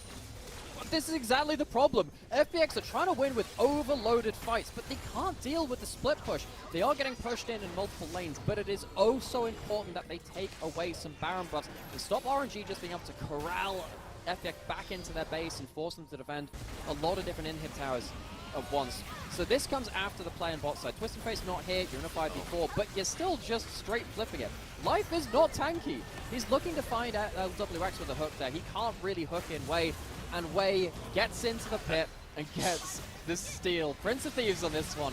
And then after this point, it is just trying to pick up the pieces from FPX. I didn't see it on live, but Wei just completely whiffed his ultimate earlier on as well. So a bit of redemption there in the play, honestly, for Wei. The fact that he gets that steal in the end. FPX grab themselves a second Drake, and they need to get back to the base because you can see Wei just running it down the mid lane to try and threaten onto this inhib using that Baron buff. He doesn't even need to hit the tower. That's what the minions are for. That's what that cannon is for. This is going to be an inhib taken by Wei without ever going near the tower. Oh my god, there's such a flex to stand here. It's like, well, this is what I got before. Oh, no, he woke up at the wrong point! He wasn't far enough away, or maybe he was. Wei actually gets away with this one. Surely not Sharlahu there to punish, but the steadfast presence and the bailout as well. RNG saved their jungler, inhibitor secured, and maybe the upset secured as well. He's just playing like an executive. He delegates the task of killing the tower to his minions, and then he gets a bailout, a corporate bailout to save the executive. He's alive, and he'll be walking with a Baron buff to potentially take down FPX at a 2-0. Call it a subprime mortgage. He's still managed to get out with his own fortune here. Doctor, big damage. Hooked in and diving forwards. Doctum's taking things into his own hands, but he just doesn't have the damage to make it happen. 1-for-1 here as Milky Way looks for a little bit more as well. Health bar's low for RNG, but the Q goes wide. Life maybe could find a hook. Tipper's on cooldown. I don't think more can be found right now. Unless Milky Way's got another ward hop, what's he got? Blast Cone, doesn't see her in that brush. Needs to wait for the next Q cooldown. Milky Way's just hoping that one of these Qs will hit. Sadly, not going to be the case. So, FPX, they survive the Baron. After they so graciously gifted over to RNG on the other side. This could be a kill. Remember, again, big damage from Milky Way. But Breathe flashes away and Wei's in the brush as well. The kick is huge, but not huge enough, and Breathe still survives. Life now being chased down, but Shala, who's here as well, and the hook comes up through Breathe. Way oversteps the mark, but Tang Yuan answers it anyway. I love how he just puts his ult on the floor, as if the Twisted Fate arrival point isn't just a giant marker saying hook here and giant neon lights. Life very happy to take that one back as FPX. This has gone beyond the realms of scrappiness at this point. They are so desperate to try and find odd picks. They realize they are not winning in big 5v5s at this point. The damage is way too high from RNG. They have to find some way to get Doctam into the play. I think this is the kind of point where I'm not going to necessarily draw too many conclusions about the big plays which FPX are trying to make, because let's be honest, they are so desperate at this point that all of their plays are quite low percentage on side of it. And sadly, none of them work out for them. The fact that they have resorted to that against RNG is the bigger problem. FPX, they have tried to outplay the split push with their own value of kind of like overloading plays going towards the objectives, but they've been outplayed at every turn. I just want to point out there, LWX not doing the red buff to wait till Breathe is up so that Breathe gets the red buff as well. Ordinarily, that wouldn't matter too much for a top laner, but for ADTF top, it's huge having that red buff. Chala, who might be found in the bottom side, but his team is nearby.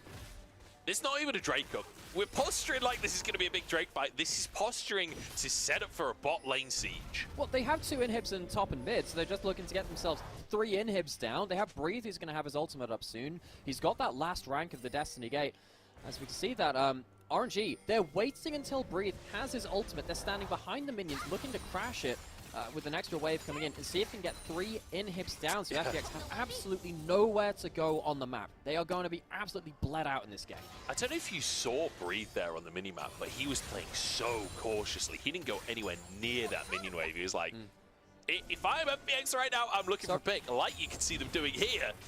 Playing so cautiously for that fact. It's so harder to do that now that the Twisted Fate ult, whenever RNG feels spooked, blam, that's it. The ult comes out and then you get to see everyone. You get like 1 free shot to see this is where we can kind of reset and see whether FPX were looking for that play and buy ourselves a couple of seconds of free push.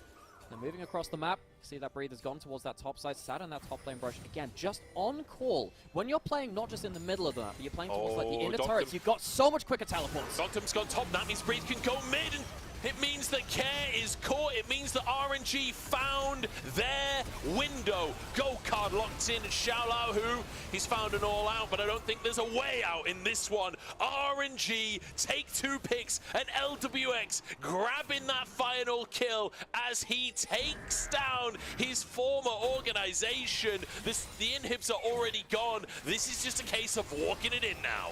Welcome to late split LPL. We always have upsets, former teams beating each other. Milky Way, 1 last shot. Nice try, CC lands, but there's just no damage unless Doctum can perform some kind of miracle. But Breathe runs him down. He's the better AD carry, and he doesn't even play the role. 5 members still strong from RNG as LWX just walks under the tower to take down the FPX superstar Milky Way. That is going to be game. That is going to be the series, and that is RNG finding the upset and LWX taking down his former home. Hands up!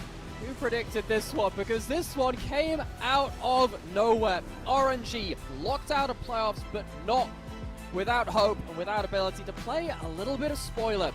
A little bit of a blue shell. FPX, this is a team we have come to expect to be top 4. They looked very far from their own standards today. Part of that, though, is because RNG came in with a massive head of steam. They came in really, really playing well in regards to early game, in regards to vision control, in terms of the drafts that they had as well. I think Breathe had an excellent series. I think that Waze had the best series he's had of the whole damn split so far as well, alongside multiple other members. There is the cherry on top of LWX beating his former team, and also RNG beating their former superstar from the LDL in Milky Way. This jungle for FPX, he made his name on the LDL team for RNG as well. There are so many extra little bits in there. The only thing missing is RNG having stakes in this.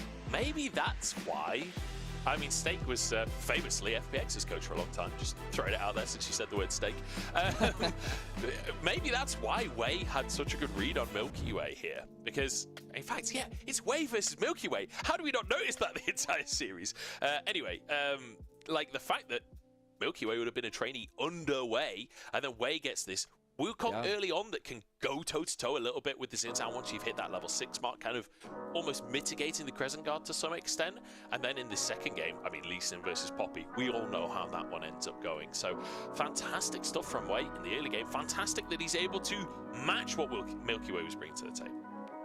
There is so much going on in this one, where it just felt like RNG, they had a really good raid on draft, particularly around bot lane, I think, as well, because what we've often seen about junglers who pick early aggressive champions is that if you don't have a winning mid lane or a winning bot lane, then it's very hard to play the map. It's kind of harder to play even around a winning top lane, because most of the time you do just want to be snowballing 80 carries as opposed to something like a top laner instead. So I feel like RNG, very read on the draft, fantastic vision game as well to just continually have tabs on Milky Way and allow Way to have a bit more freedom in his own right. And then as soon as it came around to the team fights as well, this is a night and day difference in this team of RNG. I haven't seen RNG team fight this well for, well, at least a year and a half at this point. In this iteration of them, we haven't known them to have that same kind of hitting power in the same other way. again, it just really hurts me that we didn't see this earlier. We know these names can perform well. Yeah. There's a certain bitterness to me that LWX did this last year, even on FPX as well. They were mathematically eliminated, and they knocked out then the regular place first place team in EDG towards the end of that split in 2023. This isn't an unknown occurrence from him either. Why can't we see this for the entire split? These players are so good when they're on form. I know.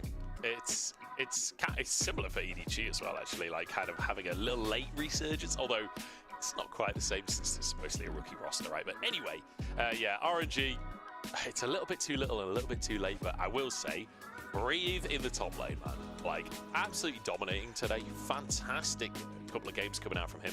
Breathe's had a pretty good split overall. I feel like towards the start of the split, it was a little lackluster. He was still the best player on the team, but the start of the split, that was not really saying a lot. I feel like Breathe has really come into his own again across the course of this split. I feel like he's been consistently performing. His Twist of Fate looking fantastic. And we've seen this matchup a few times, and we've seen players not really leverage much of an advantage out of the Twist of Fate over Cassante, and to be honest, I've been disappointed in this matchup quite a few times. Breathe showing us that this matchup does work. If you can play the TF well, if you know the matchup well, you can find a huge advantage in that side.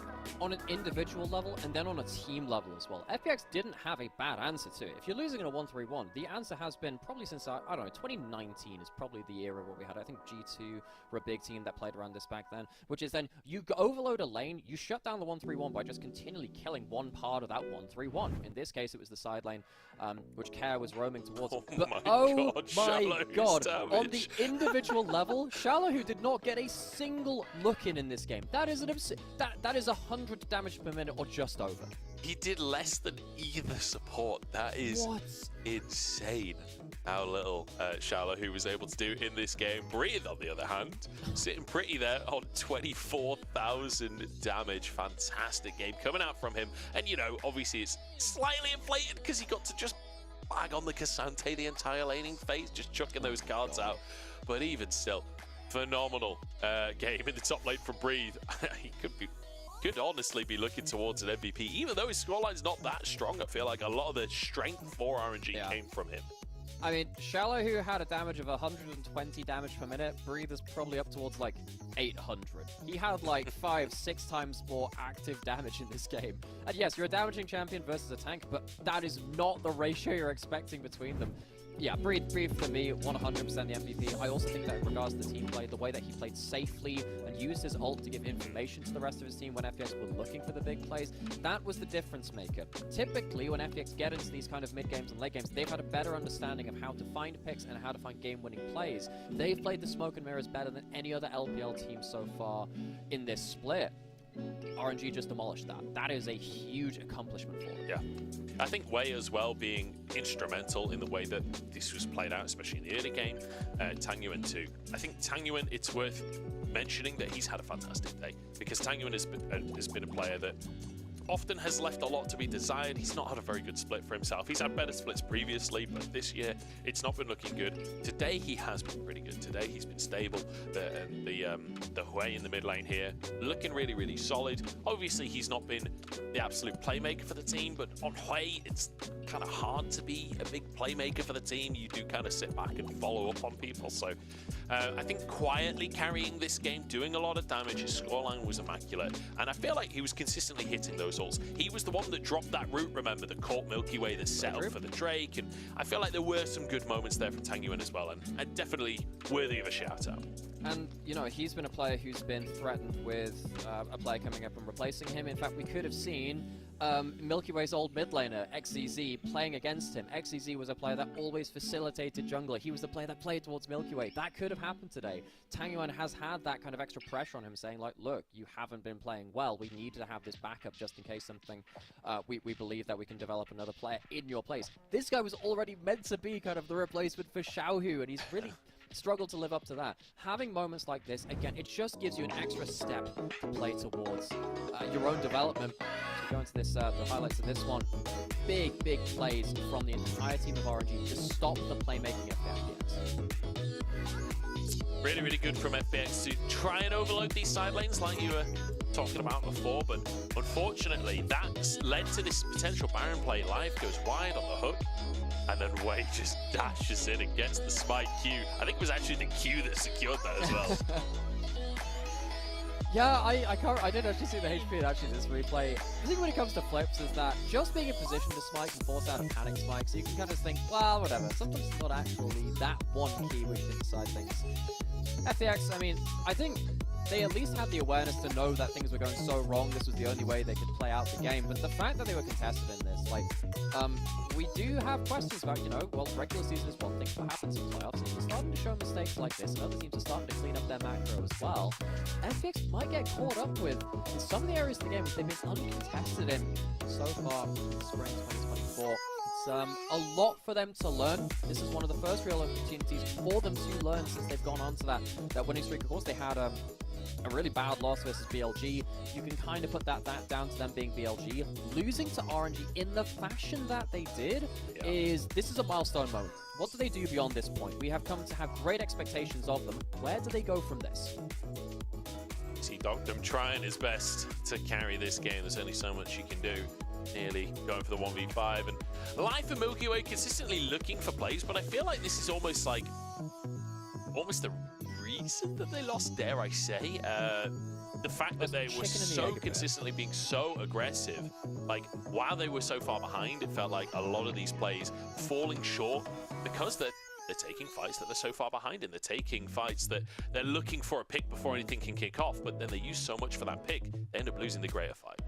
I feel like it's a bit of a chicken and the egg where you feel so desperate you need to go for the pick, but then the pick, you lose the pick and then you become desperate, then you look for another pick. It's this continual cycle where typically they've actually worked really well with this before in terms of finding Milky Way and Life into important plays. That's another thing which went wrong for them today. They weren't able to make the clutch plays which they've so often been able to make work for themselves, and these players we've come to expect a lot of in this split. It's kind of hard to necessarily see where that starts up, and then I think particularly the early game going quite poorly for them again is when this all starts off.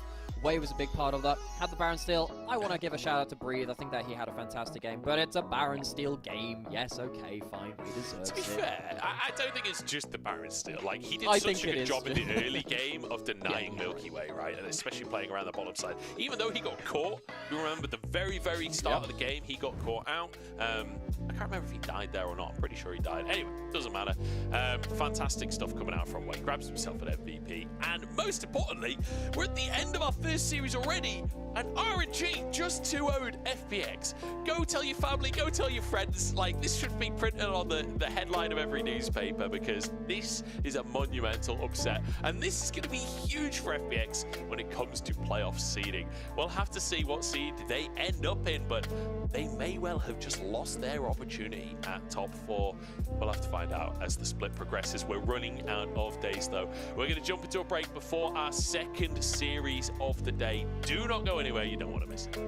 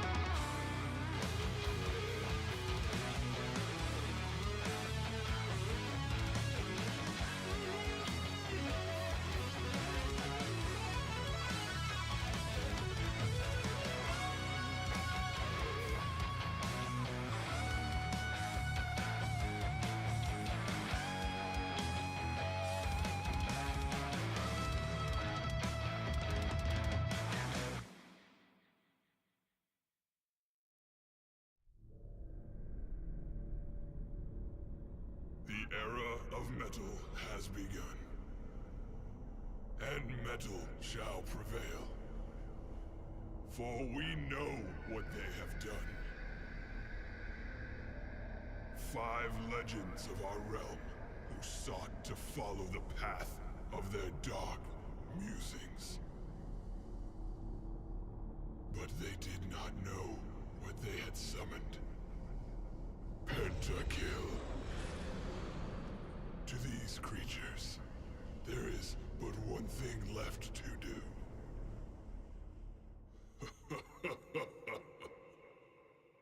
Heavy metal.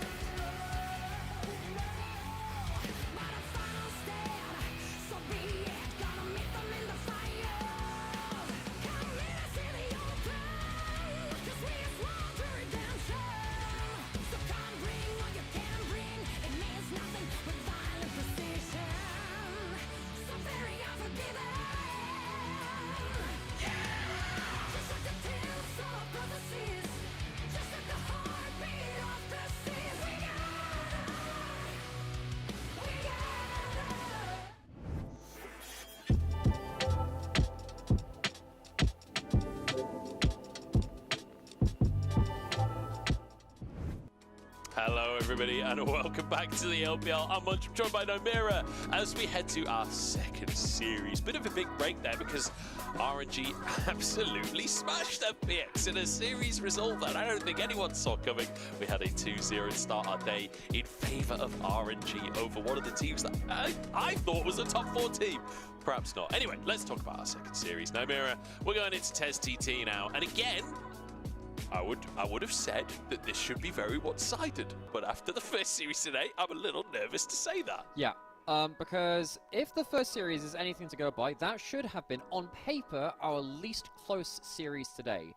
Now, we do have two teams which are probably still very outmatched on paper by the teams that they're facing between two of our very top teams.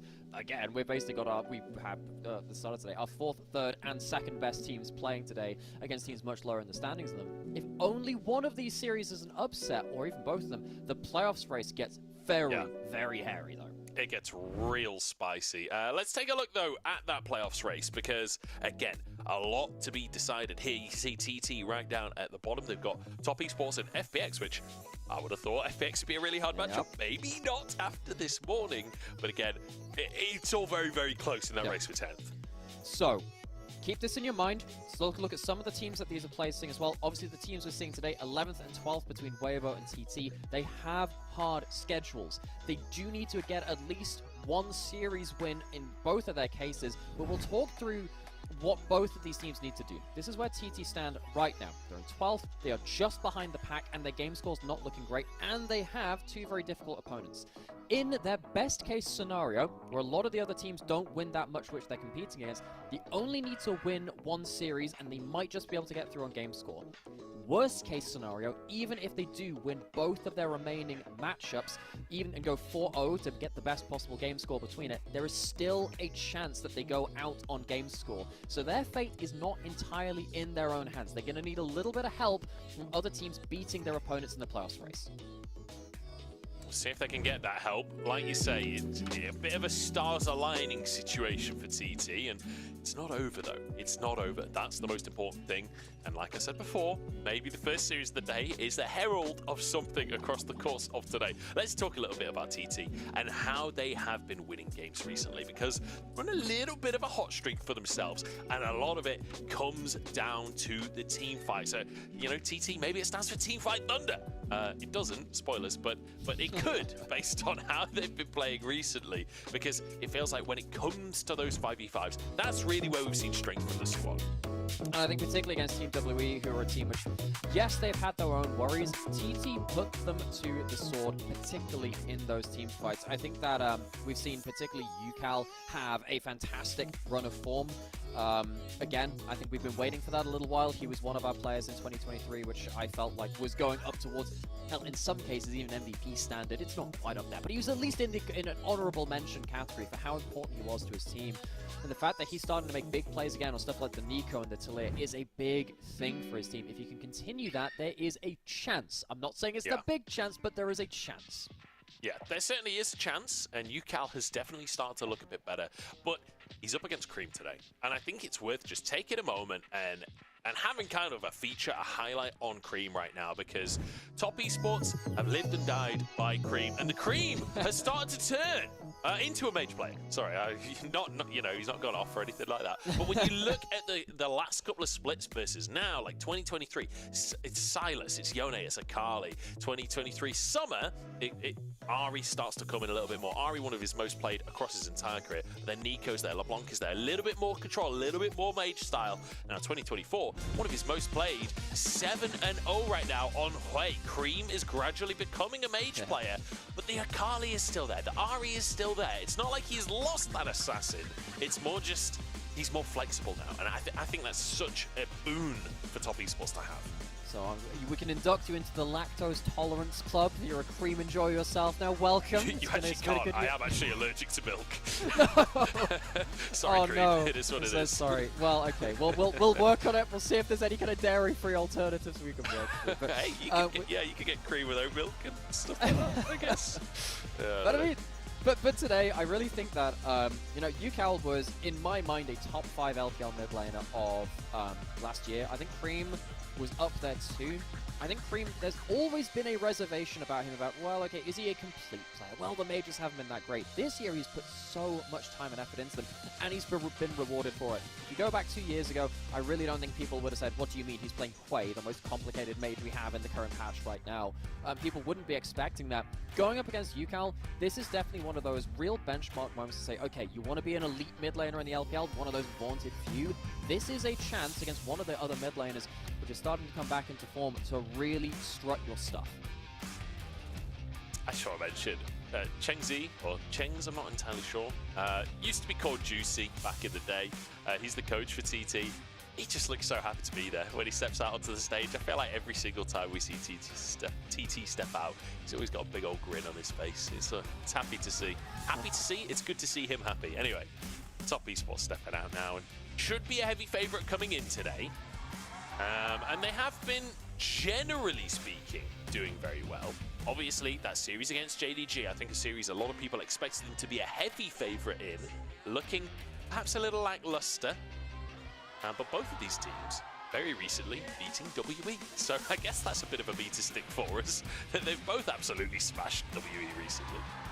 Yeah, I mean, the fact that Top Esports dropped a series to JDG, I don't think that's going to shatter their hopes and dreams. JDG are still a very good team. And the way of the LPL is that certain team matchups can flip ways in that you don't expect, because teams just have a series meta start to evolve which favors one or the other. I think the series meta which comes to this one, for me, actually revolves a lot around how 369 is going to demolish poor Hoya on the other side, because I think Hoya, outside of having Casante games, has looked quite suspect.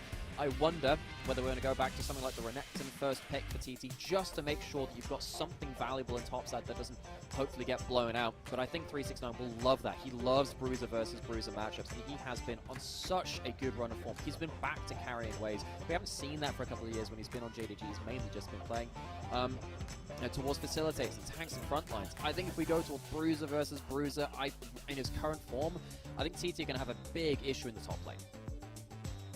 Could be a problem. 369 turns out pretty damn good at League of Legends. Who could have seen this coming? And Hoya, not had the greatest split ever. I feel like with TT, the story really has been like the bottom side doing extremely well. Like 1xN, Chocho, UCal, all have had pretty decent performances pretty consistently. Not, it's not always been perfect, but H1, Hoya have had some really rough games. They've had some really, really tough times this split. And I feel like against TN and 369, I mean, you already mentioned the top matchup, the jungle matchup as well. It does feel like it could be quite a hard one on the top side for TT.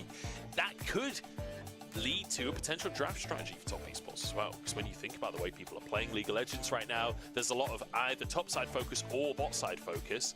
I mean, there's a lot of these compositions with like Renekton plus Lee Sin or Vi plus a roaming mid laner where you could just dive the enemy top laner.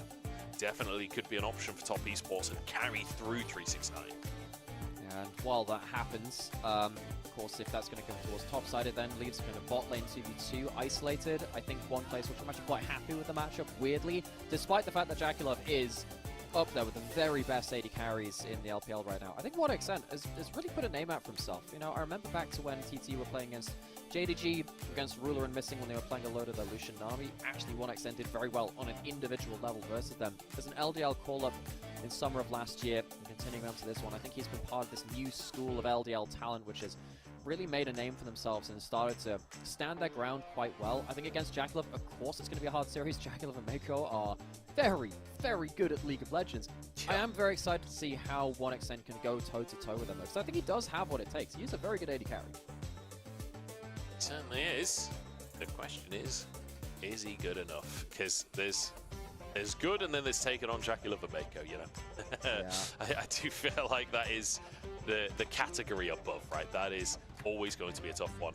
1xN though, he's from good stock. When you think about 1xN's career so far, he's come onto the LPL this year under TT, and the previous team that he was under was JDG. So a team known for their big AD carries. He was training underneath Ruler, training in an organization that has always had a lot of AD carry potential. So definitely a player that we're keeping our eyes on. He's shown some good stuff this year, last year too. We'll We'll see if that trajectory can continue. I actually just remembered one thing about this team. One of his very first series, I think it was only his second series in, was versus Jackie Love in one of his first debut series, and he outplayed him in one of those late game team fights, Zeri versus Aphelios. He's gone up against him and showed his stuff before. Need to continue that though, and TT need to not just continue as they were doing, they need to step up. If they win today, they put themselves really well and truly into that race for playoffs. A lot of bot side bans, an Ari ban away from Cream as well, Talia away from UCal, one of the great players of that champion. Split bans, and as we're kind of expecting, Hoya, he's in a bit of a dangerous player matchup versus 369, the best top laner on the whole throughout spring 2024. wait. The Renekton first play could be really big. We're going to see the Quinn that we saw banned earlier on today, aren't we? Oh, that'd be so fun. That would be so funny if 369 locked that in. I don't actually expect that to come through. I will say, feels like we've kind of gone back in time a little bit with these bans, right? Lucian, Varus, Kalista, Senna. I feel like early on in the split, there was every game we were seeing 480 carry bans. That's sort of fallen off a little bit more recently, as the Nautilus will be locked in. We'll see. I mean, Smolder is the elephant in the room, inevitably. We'll see if either team does want to go for that. I think, 1xm, he's also an Aphelios player, might go back towards that one too. I think Aphelios and Lucian are the two picks which he's kind of said, right, I'm carrying now kind of champions. Against the Nautilus, it can be harder to play that. We'll see if they do angle towards something a bit more bot laney. 1xn is central carry in this bot lane very early on. Cream likely picking up that Karma again, back on that mage duty, has evolved beyond just being the assassin playstyle. Akali not bad on this draft though, so choosing to go away from that, give up some individual agency, potentially give himself a bit more ability to allow Jacula to be more dominant. So we'll see what they're going to go for Jacula with that setup. But for TT, UCal going for the play. Incredibly strong mid laner. It's not just a pick for UCal, it's also a massive denial for Cream. We just mentioned as well. He's 7-0 on the pick so far, so UCal wanting to get rid. And Baytron going for the Viego. This has been something Baytron has liked to go for. Does make things a little bit easier in those fights when you just burst one target and get the reset. It's something I've been saying recently. Whenever Nautilus is meta, Viego is kind of meta, because there are two things that are going to happen. Nautilus is either on your team, and you're hooking in to get that first target pinned down so they can die, or Nautilus is against you, and hooks in and it is the first kill because they're Nautilus. So that does give you some of that reset potential, just because that champion is so often first into the fray, delivering kills on a silver platter. Going into that second round of bans now, though. Champions who can follow up on that kind of damage being taken away by TT. Smolder gone from Jackie Love. 80 carry champion build being really going to start being dipped into now. I mean, I guess Zeri is still around. That's been a champion which is picking up more and more. Jinx, another champion with big reset potential, been coming through from a lot of different 80 carries as well. I wonder what's going to make it through out of the 80 carries. Twist of Fate, also something we've seen a little bit of down in the bottom lane, and a lot of that off the back of many 80 carry bans. I do wonder if the Zeri will be banned here. It's not something that Jackie Love has lent to massively. He's got one game so far this split on the Zeri. Ezreal also an option. Like, for example, the Karma. You expect that to go mid lane for Cream realistically, but we have seen Karma Ezreal a little bit. Oh, true, yeah. Nautilus being looked at as like, well... I'm completely blind. Like, oh, you know also, what, how long am I going to let him do this? Kai'Sa. It's Kai'Sa is the answer with Nautilus. That's a good point, actually. Yeah, actually, the Kai'Sa on the table, too. And I think maybe with the Smolder being banned away, TT were like, well, we don't want to play the Kai'Sa ourselves. On one extent, this Aphelios hover, I wouldn't be surprised if that's locked in. He is a huge player of the Aphelios, and as we said, in one of his, I think it was his second series in the LPL, played against top esports and took a game off of Jackie Love by using this pick in the late game. Could try and do that again. The thing about 1xm, his stats on his champion aren't very good, because typically it's just him 1v9ing in a lot of those games, trying to make the big plays. And in this year as well, it kind of has been not a 1v9. I think it's been more like the 2v8 at points. In 1xm and UCal, the dual carries of TT, and really trying to pull their weights. The Aphelios is locked in. It is looking like, once again, two central carries with a supporting cast to allow UCal and 1xn to be Atlas, hold the world up. God, lock it in, Jackie. This is the absolute quintessential. Yes, let's go. Jackie loves Draven, locked in alongside Mako's Nautilus. This is a power lane in the bottom side. It's a power lane up top as well, with Rumble against Renekton. Honestly, I feel like Cream and TN, they can go wherever they like if they want to try and dive. They've got options on both sides of the map. I think that they are absolutely happy to allow 369 to brutalize the top lane matchup in the way that he's so consistently done in 2024. And Jackalow, he used to be that Draven one-trick streamer before he even went into pro. Then, of course, he brought it into pro. Very famously beat T1 at the 2019 MSI and lost under 20 minutes with this pick. It is a legendary pick for the marksman in the bot lane. 1xN might have taken a game off of him last year, but there is no messing around from Jackalow and Mako in this series today. This is Draven Nautilus kill lane supreme. Yeah, he's Jackalow's Draven, 31 games, 21 wins, 67% win rate on the pick. He's an absolute monster.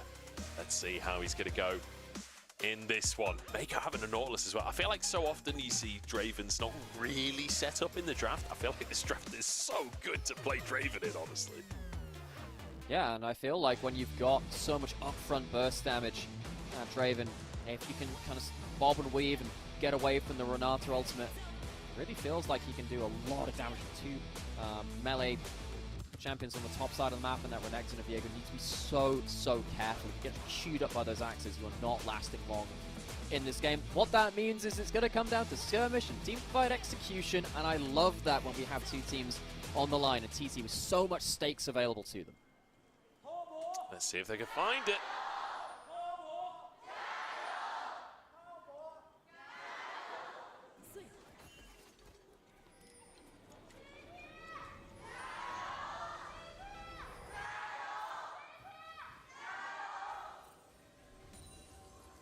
I was a little bit worried there we weren't going to get a TT jump Bit of a delay for a moment, but we got it in the end. Cream, importantly, getting the last hit on the ward there. Mako sweeping it. That does mean that Cream can hit level 2 off of that first wave, so potential advantage there in the mid lane. Hoya, got to be a little cautious at the end. Gives chase in the end. Stops giving chase, I suppose. So nothing too crazy in the level 1 aside from Cream grabbing that ward and having a minor XP advantage. Looking through at the wards, see if any, not the wards, the runes, see if there was anything out of order there, but it seems like we've largely got ourselves on the pretty regular stuff. There is the Airy for UCal. Sometimes you'll see the Comet out of it, but against a combo, because you can shield your way out of that rune, it can help you get more laning phase presence with that one. It's not great value if you dodge out of that one. Hook, level 1, this is dangerous. not a good start to the lane. Jackalow just getting some free hits onto Jojo. That's a potential all-in for later on into the lane. One thing I will say, Aphelios very good at fighting for level 1 prio. I don't know if he's good enough to take on the Draven Nautilus threat. Oh, hook hits onto a minion, so that should push away Jackalow and Mako. It's funny you mentioned that. I've always felt like Aphelios just isn't a champion until level 2, and that's why he's often paired up with champions that can allow him to play towards that level 2. It means that if they don't get it right now, they're going to be really in a lot of trouble. They give up that level 2, but I think the Renata standing on the wave just about gets it to them. And congratulations to Mako, 900 LPL games. What a milestone to reach. It's not bad, is it? His first ever game in January 2015. My goodness, that's a long time ago now, isn't it? That's almost a decade ago that Mako came into the LPL. Just think about that for a second. That is just mind-blowing. I was barely above 20 when Mako entered the LPL. It's like a long time ago. I've just realized I've aged myself to a lot of viewers there probably, but oh well, is what it is. Let's take a look at the jungle pathing a little bit. Aged like a fine cream or something. Yeah, I'm turning into cheese at this point. Both junglers pathing towards his bottom side as another hook hits, this time onto 1xN. Ignite is there. Oh, great handshake, but the cleanse comes through. Chocho's low. This is going to be a flash angle for Jackalow. He wants himself first blood on the Draven, and he cashes it in. Oh, so close! Make it the double. Jackalow is here, and his Draven is just as godly as ever. No free rides in this bot lane. You must be this tall to ride the bot lane roller coaster, and 1xN and Chocho do not meet that bar. The level 1 sets things up so well. Chocho had already run through all of his pots and so much, and now igniting the top side, not going to lead through to a kill from 369, but this is a 2v2, double kill, without junglers even getting involved. That's a huge shift. So much we talk about bot lane being a 3v3, particularly with Shinsao and Viego being in the game. We get ourselves a up-close and personal view of how Jackalow does this. He walks forward, throws axes, keeps catching the axes. He uses the cleanse to keep going forwards again. He's just got so much value going forwards. Time and time again, gets the lethal tempo up. So much attack speed early on. He just about manages to outplay towards that last auto as well. That triumph and level up coming in clutch. Yeah. No the triumph, he has potion, potion, but the health. the health potion taking that entire time as well, surviving on barely any HP, and a Sheen picked up as well as 2 long swords. Oh my lord, this lane is not getting any easier for 1xN and Chocho. All 4 summoner spells burnt on their side, and while that's true for top esports too, Hex Smash is available for Mako, so now sheer respect has to come through from the TT bot lane. And I mean, Beichuan, he's got 2 options here. Try and go down there and bail them out, or just abandon ship and play for the top side. It's so hard because once you start losing the Calibrum on the Aphelios 2, it's very hard to reach the CS beyond that point. 369 sees that there was jungle attention topside, but he's sticking around for the XP. The wave will slow push back to him anyway. He's completely safe in this top lane. And you're absolutely right that Beichuan has now a very difficult decision because there is a very big chance that Mako just hits another hook and another kill goes through. And that's going to make things even worse because Yukal's not on a roaming champion. He can't roam down there on the Talir or the Ahri or something like that. He's used his teleport back into lane as well, so there's going to be a few minutes where that is going to be on cooldown. Jack11 and Mako have completely ruined the bot side of the map, and there's a dive incoming. Yes, there is. Cream's moved down. Tien is already here. No summoners as Mako just walks under, gets himself that route, gets the hook as well. Might even sacrifice himself for these kills, but it does not matter. Another kill as well for Jackie Love. And this is going from bad to worse as Yukal arrives, and I think top esports are quite happy to just go for a re-dive on this one. And it's another one into the pocket of top esports as Cream grabs the kill this time around. 5-1 on the scoreboard, and a 2,000 gold lead already. Oh, it's like lambs to the slaughter, lemmings jumping over the edge as they go one by one into top esports on the bot side. That's an Essence Reaver at 6 minutes for Jackie Love. Oh my god! This is just about to get even worse. This is such an important game for TT. Reminder, if they win this series, they get themselves truly into the playoffs race. We knew it would be an uphill battle, but they're not making it any easier for themselves. They can leave themselves completely exposed on the bot side. Yukal then just goes under turret, and he's trapped under turret beyond that point. It's a massive misunderstanding of what he can do here. Xin Sao's regular cooldowns are back up, charges up the Q on the minion wave, so it's an instant knock-up into the instant combo. Easy as you like. Massive misplay from Yukal and crew. And unfortunately, top esports is not a team that gives you second chances. Oh no, Chocho gets caught by the standard side. Beichuan's here, maybe a chance as he looks for a reset to Jackie Love, but look at how much damage Jackie Love does. It's a 2v3. 1xN goes in, he's only level 4 though. He doesn't have the damage to finish Jackie Love. 1 for 1. But Jackie Love's still going here. He's just hit level 6. The ultimate's available. Chocho has to dodge this. The whirling dead. He's not going to throw it. Is he going to throw it? See, he's trying to wait out. I don't think he's throwing it right now. Maybe things look next time you come back into lane, it won't make a difference if, well, he might have been able to get that kill. Maybe he just wants to save it for the next fight. He is so strong. 2 levels up, as you already said. That first item at 6 minutes into the game. The thing is with him being so strong, he can take extra turret plates like this. He gets the back, and, you know, TT, I mean, they get 1 back, especially against that lead. That's something, I suppose. But the fact that Jackie Love is just now effectively a fountain laser already. There's a death going to be on strain here as well, as that Beichuan's caught out. Good cleanse there, but Beichuan, yeah, found, taken down. The bailout doesn't save him, and Tien walks away with his life. As Chocho will die to Mako, who's chasing him. No, doesn't go down, and in fact, Tien falls. 369 here to punish Hoya for the audacity of trading a kill. Top esports, they just don't let go. There's the ult we were talking about. Jackie Love sees the level 4 Chocho and says, all right, let's have a pot shot at that one. Really feels like right now top esports is something that you've talked about a lot. I guess in TT's history as well. Not TT's, top esports history. People have called this team an early aggressive team, and that's not always the way to characterize them. It's just that once you give up the first play, the game then explodes. And it feels like that's happened very early in this game. And then the problem is, they don't let go. They certainly do not. This is the fastest team in the league, and they still have a 100% win rate when they're ahead at the 15-minute mark. And I think at this, well, they're 3,500 gold ahead at 8.5 minutes.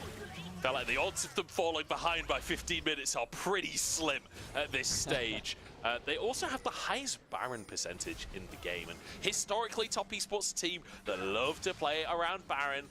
Famously a team that love to throw around Baron and flip quite a lot of Barons, but it does feel like they have been very, very consistent with their Baron play across the course of this year. It does feel like a much more regimented version of Top Esports, but when you give them picks like Draven, when you give them this ability to just bully in lane, they will absolutely take that chance.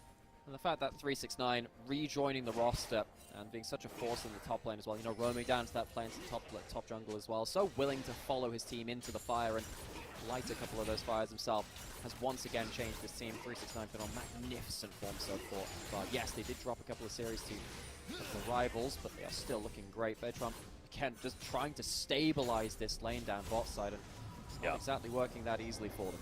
It's so funny. Oh, Jackulov. no. Okay, Baytron gets out. Jackulov already one-shots caster minions. Like, he's at level 7 and he one-shots the back line of minions. It's just such a difficult position to play from for TT. 3 grubs will be taken here by Top Esports in the top side using that Prio, the 369 grabbing. I think Cream able to get Prio off the back of a reset as well in the mid lane. Also the fact that he's got 2 kills and 2 assists to his name. It's not just the Draven that's ahead, like they're ahead in literally all 3 lanes. And this, like, when you're playing a Viego, man, what do you do? Who do you kill? When your team is this far behind in every lane, you just have no avenue into the game.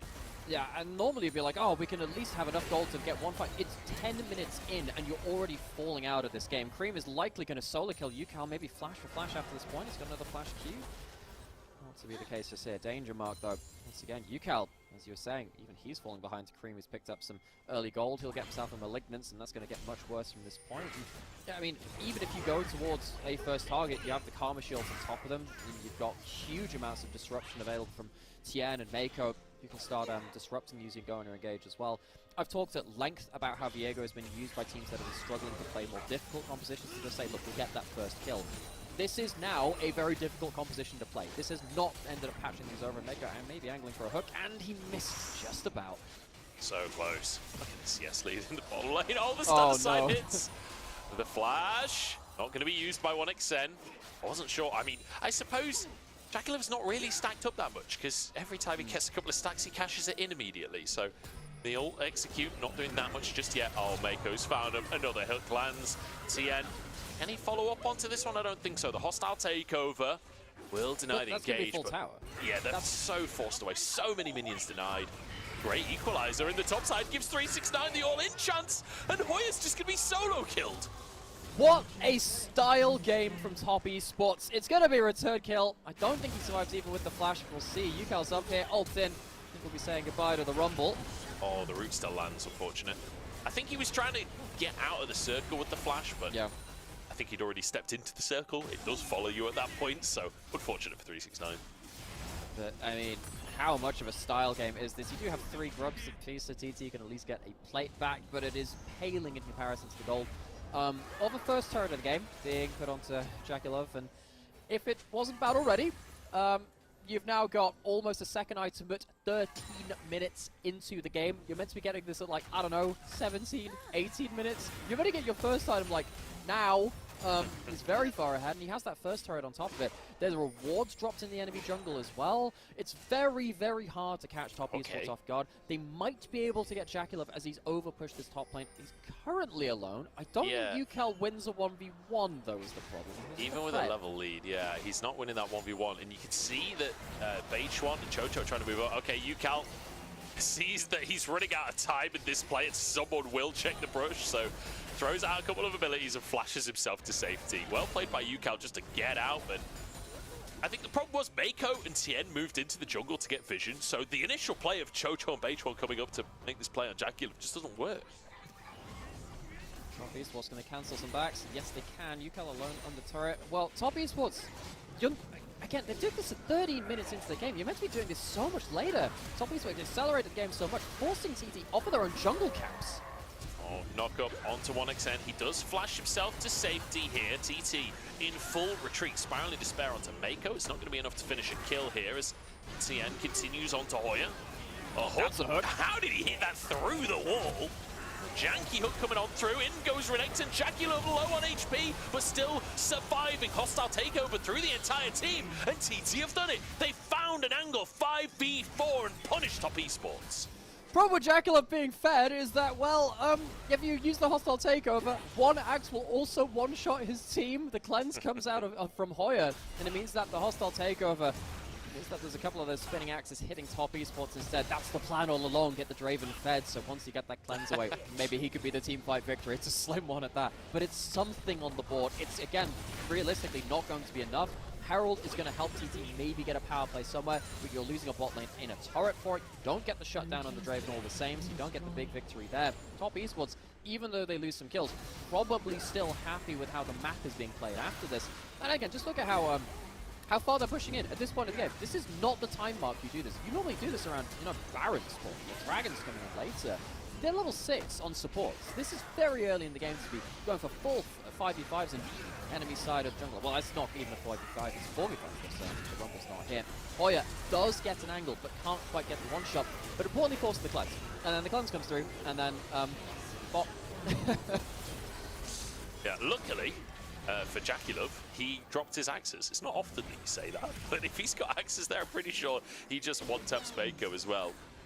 Doesn't get it. It's going to be a Drake apiece now. It's, what, 6, almost 7,000 gold lead in 15 minutes. And TT, a little reprieve there. They lost a tier 2 in the bottom lane for it. They didn't quite get the shutdown from Jaculov either. The fact that Jaculov survives is pretty brutal.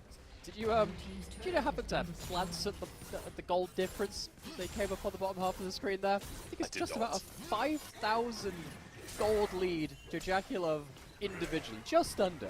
Good lord. I have never seen that kind of lead at this point in the game. He has himself 2.5 items. And what I said, again, this AD carry is no slouch, and he's on one of his comfort picks, but this is just the power of Jaculov.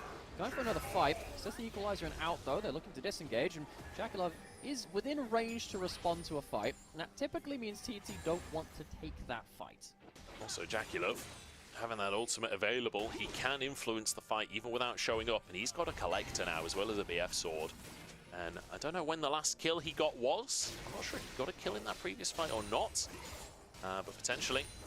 Okay, 74 stacks, he did get a kill in the previous fight, so his execute not that crazy. 1xN barely gets away from that hook. A pixel in it there. Nice try from Mako. As another tower will just be whittled away. I say whittled away, chunked down, I suppose is a better term. Jaculov dodges away from the hostile takeover this time, and that means he can be as aggressive as he likes. He doesn't have the flash right now. Oh god, so much damage. Of course, he's now got another item, which gives him an execute. So he's got the execute on his ult, depending on the amount of stacks he has, but he also has it on the collector. That makes things very, very dangerous if it wasn't already before. He's also got, the ability to kind of pin people into the fight. I feel like the equalizer right now, it's actually less useful as like a teamfight DPS tool, pinning people onto it. It's actually just better to just slow people down so Jaculov can auto-attack more. I think at this point, 369, he's going to be that teamfight facilitator whilst also doing big damage. So TT, with 2 immobile backline carries, if they get tagged by that equalizer, I think the fight is over. I think that slow is actually enough for TT to just be blown away. So what you're saying is, Rylai's second item for 369. I'm right there with you, buddy. Yeah, it's almost a 6,000 gold lead now for Jaculov. It's not bad, is it? Let's see what he picks up on the recall. No An Infinity way. Edge. Oh, good lord. He's got an Infinity Edge. He's on 3 items in 17, almost 18 minutes into the game. My lord. This is... He's gone into practice tool and hit the gold button. He's just given himself a free 10k gold. It's like that. I've never in all my days have I seen such an individual lead and such an early, expensive 3 items. Sometimes you get with cheap ones, but 18 minutes, this is absolutely absurd. Do you want to know the funniest bit about it all? Not a single ninja tabby on the side of TT. Nobody has any armor. Oh, here it comes. And here we go. He's not even needed for the kill onto Matron. There we go. Hoya just gets absolutely annihilated. There's 2 for Jackie. Looking for number 3 here as Cream finds himself the route. 1 auto will do the trick. No, Tien takes it. Wasn't sure if he was going to keep stacking the multi-kill. I mean, at this point, they're just flexing on him. They're just absolutely flexing on him. Here we go. 1xN grabs himself the Graviton route. Burned to death by the equalizer, forced to flash. In the 2v1, it's 1xN flashing away.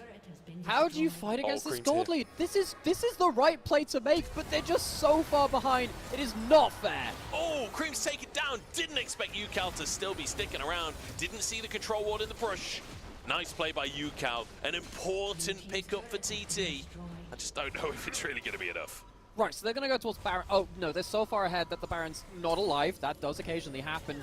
Top Esports, again, they have Flash on Jaculov now.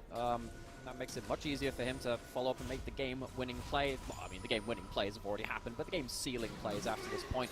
Jojo, Mako. Well, they can't all be winners. Jojo, good ultimate. Mako actually buffers that with the Q onto Beichuan, who jumps into the Herald. I don't know how fast they can kill the Herald. No, okay. I wasn't sure if they just like one-shot the Herald and find the pick off of it. Here we go, Beichuan. Riding around, going towards the mid lane here. Just about gets past that corner. I've been. I just want to see just do the initial D soundtrack at that point. That's some of the better driving. It does nothing, but it's fun. Yeah, unfortunately, it also uses up the charge. So now the Herald will absolutely just die. Unfortunate. Okay, what are we going to look at here? Yeah, okay, the bush camping topside. The problem is, this is a jungle and a support.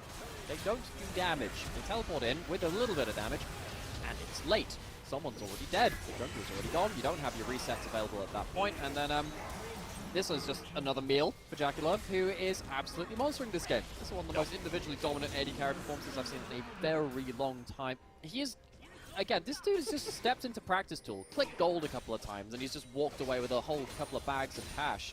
The only thing which TT are happy about is that he's not on a champion that can just jump forward all the time, because he's a lower mobility carry than some. But even then, that's such a low consolation prize. Luckily for him, he's got a Nautilus, so it doesn't really matter too much. And on top of that, he's about to grab a rapid fire cannon, so he'll still be able to hit you from a million miles away. And one of those axes is going to be half of your HP at this point. Mako spots him coming in. Beichuan maybe could find a 50-50 smite if Top Esports play it a little fast and loose. I wouldn't put it past them with this kind of lead. They do tend to enjoy their games when they're ahead. Oh, Big man. Onto 1xN. See you later, Aphelios. Bailar can't save you now. Okay, maybe a pick, though. Tien goes down 1-for-1. Hoya on a flank as well as Mako falls. This could be huge. Jaculov is found as well. Hoya gets onto the backline and a triple comes on through for Beichuan. They find the chance and get onto the Baron. Oh, we thought we'd done away with the Top Esports Baron flip, but this is the power of Viego and the Renata. Delay until you get that first kill, and then use your enemy's stats against them. We're going straight into a replay to show that again in all its horrible glory.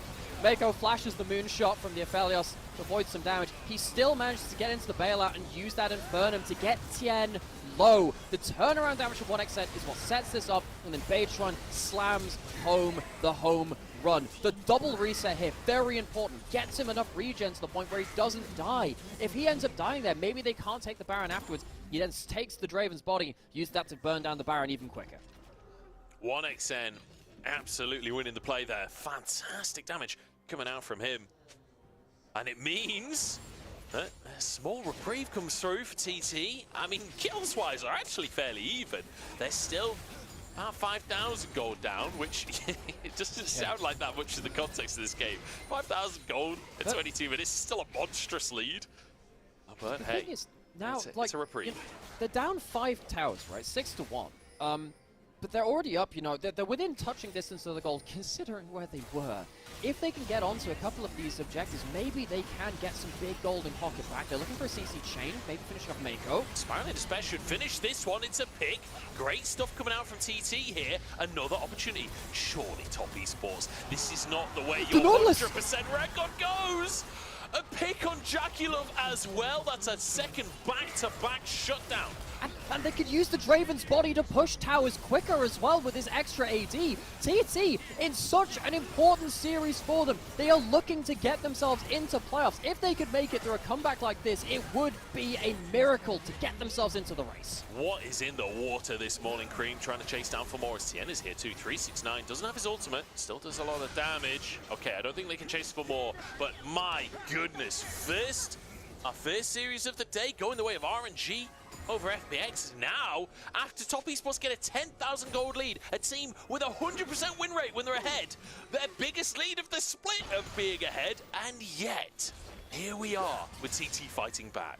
Jaculov still ungodly strong, but if he doesn't have Flash, how does he survive some of these fights? I think that we can see now that if TT can reach him, he dies. He doesn't have a Renata to help him bail out. It doesn't mean that top esports don't have a stat advantage. Baron buff is just about to fall off in about 30 seconds as well, so there'll be some of the map advantage down for TT. Do they really feel bold enough to go fight around the dragon? I think that's it. Top esports have managed to get themselves good vision control. Jaculov still farming up in this mid lane so far. I think another thing to talk about as well is that one of the big problems playing against this Viego is that top esports team has a lot of very good basic abilities. If the Nautilus dies, the Xin Zhao dies, even the Karma as well. Just the resets and then the one round of regular abilities. Very, very powerful if Beitron can unlock it. Certainly can be. We have a moment of stillness, of quiet here in a game that has had it's more than a kill a minute so far in this one. It's been action-packed. But TT, I love that we are seeing them fight back. I'm so glad that they have not just rolled over. They managed to find these picks. They managed to find their angles. And a couple of them, in fact, I think pretty much every angle so far has been off punishing Mako. Like Mako trying to go for the hook onto Hoya, got it behind the wall and then head over extended, so they punish. A couple of these other fights as well. Mako being the target that's being picked off here. So, Dragon spawning now. Top esports chose not to stand on their vision of bot side jungle. They stole top side blue buff instead and now fighting towards mid lane Prio. This is again going to be about that first pick. Beitron takes a little tap.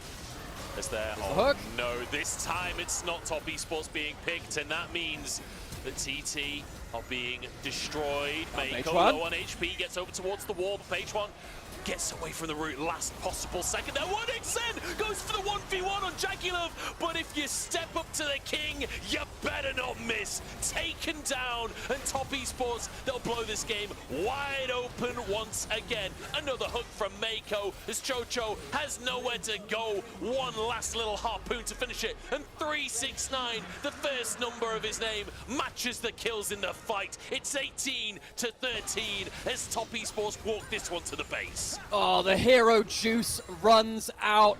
Thunder Talk Gaming, this is such an important series for them. They need at least a series win to keep themselves in the playoffs race.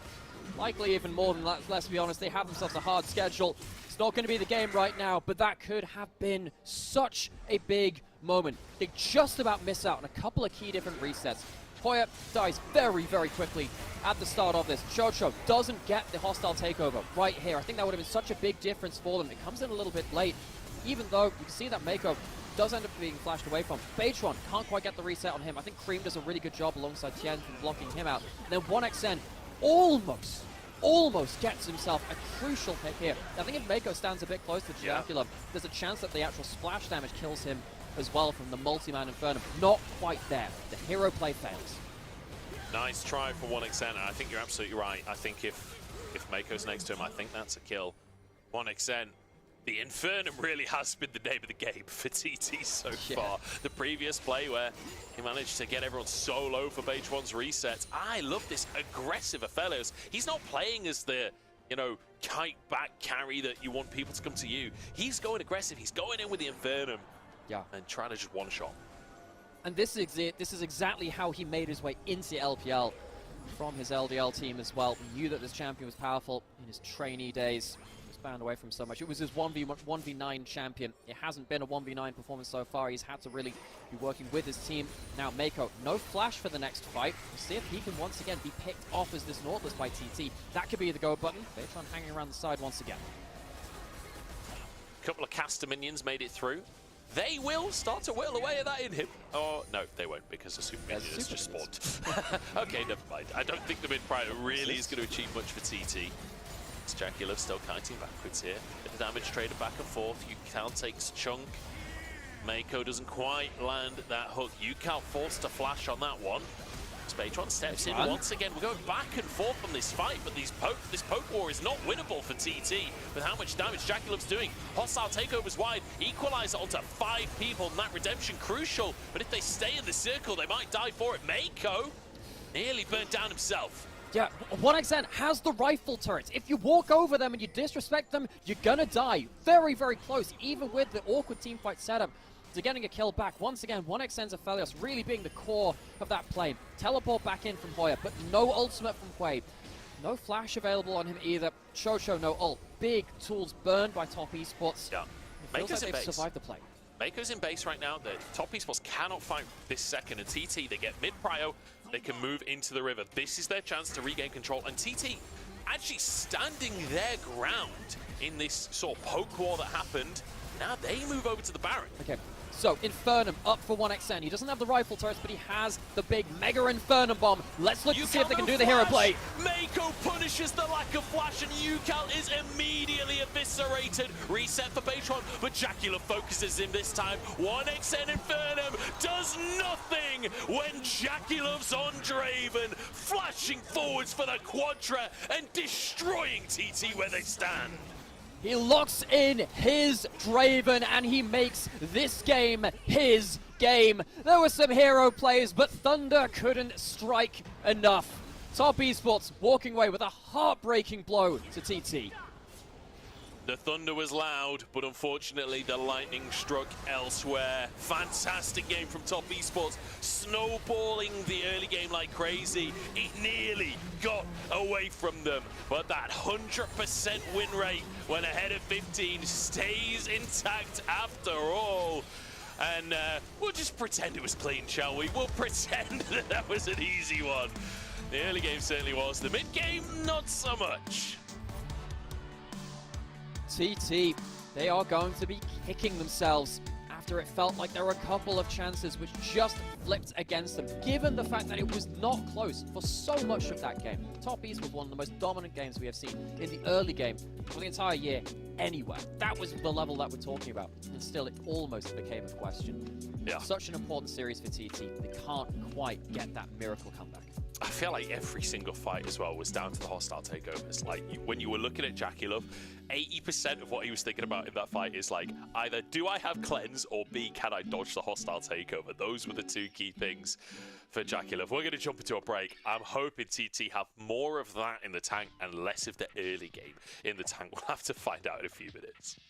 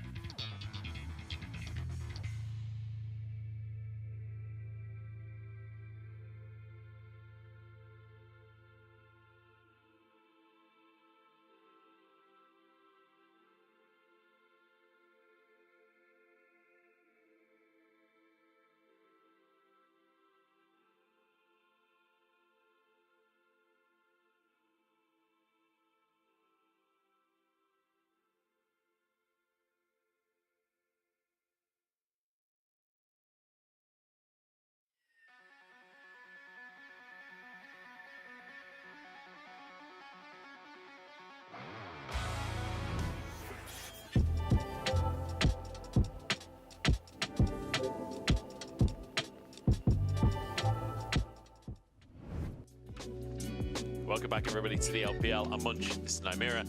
As we head towards our second game here, TT doing their utmost to fight back after a complete disaster in the early game. The top esports, despite a throw at Baron, still managed to finish out that first game.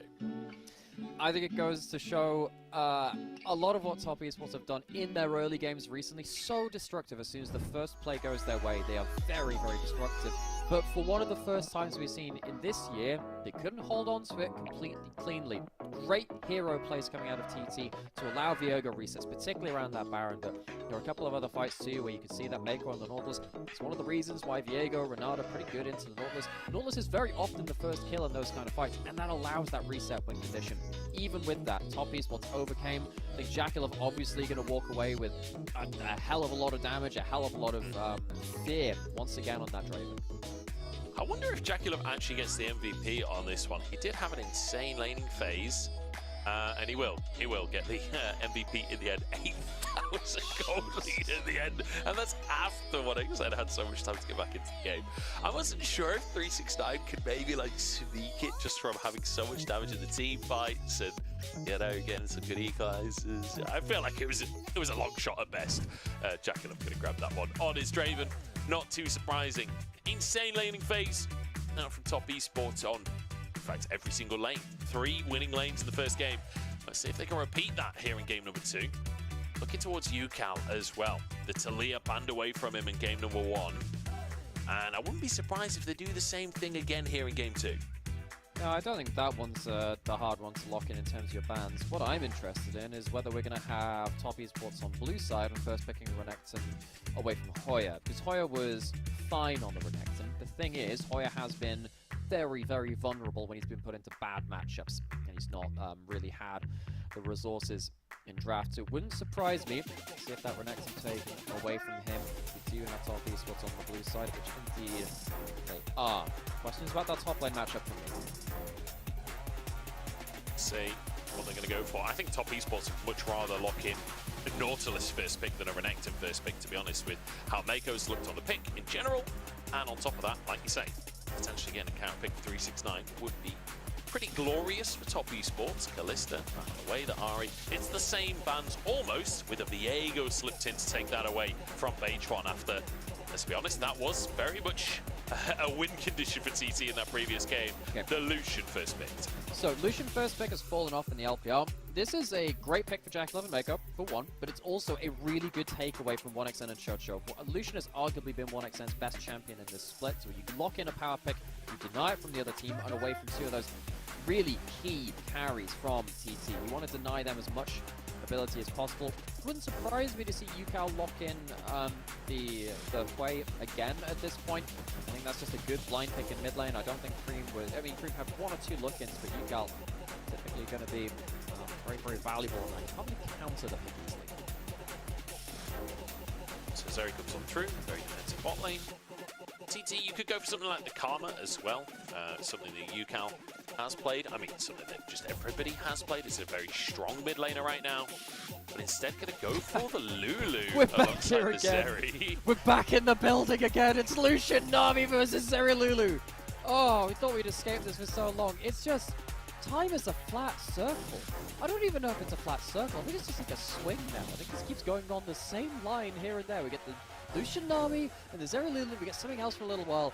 It comes right back to it. And it will actually be the blind pick of that Renekton for 369 in the top lane. This doesn't surprise me that much. Renekton is one of 369's best champions. Hoya has not looked very comfortable on stuff outside of the Renekton and then also the Cassante as well. So that's going to be a lane which you expect now 369 to brutalize the top side. UCal, instead of this third pick going to be towards a Cassante to maybe survive the Renekton matchup, it is going to be, okay, UCal, Nico, playmaking. He's now going to be in engagement. And now TT can throw some bans towards that mid lane if they want to set up UCal for success. The Tristana will be taken off the board. Karma's still available. I mentioned it before. Still on the cards potentially if UCal wants to try and ban that one away, or if he's happy to just take Nico in that matchup. But for top esports, you can just ban top laners, right? Get rid of the Cassante. You've already got the Renekton. Maybe ban the Quinn. I'm just kidding. We have seen one Quinn this year in competitive. It's an LCK. Did not win. So take from that what you will. Yeah, sadly we don't have the Shy to just randomly bust it out at different intervals. He'd just do that every so often. I did that once or twice last year as well. So I don't know if there's another top lane champion who really care that much about Hoya's champion pool. Maybe some other people take Aatrox into Renekton, and even then, it tends to be that maybe Banaway. No, even then I think Renekton's pretty good into that champion. I just think you could go Banaway, maybe a jungle. You know, Banaway Shinsow maybe, if that's valuable. Or something else that can combo up from H1. It's going to be a Nocturne, by the way, so denying the potential dive. So let's see what TT are going to go for. You'd anticipate it's probably going to be their jungler locked in first, or I suppose you already know your top lane matchup, so you can go for your top laner here. But no, will be the Xin Zhao there instead for Patron. And this allows you to have a front line that you're not likely to get from top lane as easily anymore. Once Santa's off the table, it's really quite hard to get top lane. Also, this opens up the Jax jungle from TM, which you could very likely lock in. I think it's very valuable here. And then Cream's going to go towards the Karma again, so now you're going to have multiple people to start buffing up, of course, with Lucian's passive, benefiting from when he's healed, shield, or there's hard CC on an enemy near them. The Karma, the Nami, they do, they can both buff him up, and then you've got some other CC around that. It means that Jackalove is going to be the center of this team composition in these team fights later on and do a lot of damage through the Vigilance part of his passive. Aatrox sort of fell off of a cliff within the RPL to some extent. Did get a minor nerf on his passive in 14.4, but to be honest, I'm surprised at how little we seem to see it these days, but instead going to go for the Poppy up in the top side to take on this Renekton. Not typically that big of a Poppy matchup, to be honest. I mean, you could block the E out, which is nice. You've got Jax as well, you've got value. I think this is just Hoya saying, look, it's somewhat a comfort for him. I can definitely remember a couple of Hoya Poppy top lane games where he's ended up being a front line. It allows you to be a bit more of a front line. It's one with an okay laning phase into the Renekton because he does have a dash. I think you lose out against the Renekton in a lot of ways. One of the big problems you have is if you're going up against a Renekton with a lot of rage and you pick up your buckler, Renekton can just empower W and deny you that full shield, which is often how you get winning trades in that top lane. 369, absolute master of the champion of this Renekton as well. I'm expecting it to be a hard laning phase top lane, and this is why I was worried about giving the Renekton over as a blind. See what 369 can do on the pick. I feel it's like a lot of power picks on the side of top esports, doesn't it? Jackie and Mako on that Lucian Nami. We know the power that they can bring, especially with Cream having that Karma. And the Jax carry jungle up against the Xin Zhao alongside that Karma as well. Feels potent for top esports. I'm looking to this laning phase. TT fell really far behind early on in the previous game. And I think top esports are happy with the lanes that they've got for themselves. Pretty much getting the opportunity to counterpick in almost every lane, aside from their bot lane, where they just got the more aggressive lane anyway. So feeling good for the lane phases for Top Esports. So when it comes to TT, they need to survive lanes, and when they get through to those team fights, I think it's a lot of eyes on UCal on this Nico. On the other side, Top Esports, they have so much ability to play around their early lane. Their one item spike, they can brutalize if they get ahead of the game, just like they did in the last one.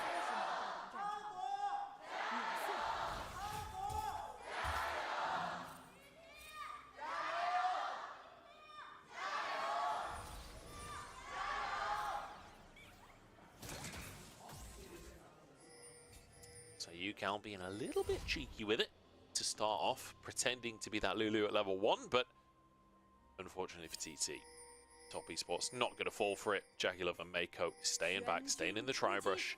It's 369. Aggressive start here in the enemy jungle. I guess looking for a late ward on towards Beige1's Raptors. Will be spotted by Hoya in the end. There we go, getting it as late as he could before walking away. Eats a passive trade from Hoya. The Q comes through as well. You don't want to stay any further than this though, Hoya. Actually, as soon as he gets his Q back up, you're in a bit of trouble. This is the problem. He actually can't walk up to 369 right now. He's using the buckler again. Can't pick up the shield quite easily for that trade though. We're going to maybe see Hoya locked out of lane because 369 beats him in a straight 1v1 until Beige1 gets himself red buff and can maybe come up and help him. 369 is going to lock him out of lane. 369 is going to keep this trade going as well. He's got Conqueror, remember, so the longer this goes, the better it is for 369. Gets the Furied up Q as well. There's Conqueror procced. Or just the second Q proc. Both top laners get all of their XP from those first minions, but Hoya forced back in this lane. That's important. Now, Hoya does end up getting a couple of grasp procs through there as well, so it's not the end of the world. And of course, he gets some healing through that grasp as well. So Hoya survives, and I think that basically 369 realizes, okay, I can't stay on top side too long in River, because then obviously they've got level 2 red buff Shin South. Level 2 hit bot side first, though. It's traded back by 1xN and Chocho here. Jackie Love's still sticking around as 1xN starting to take a chunk himself. Jackie Love's just waiting on those cooldowns to potentially dive in again, but won't happen in the end. Remember, sustain available for Mako, and you see it coming through there, poking and sustaining at the same time.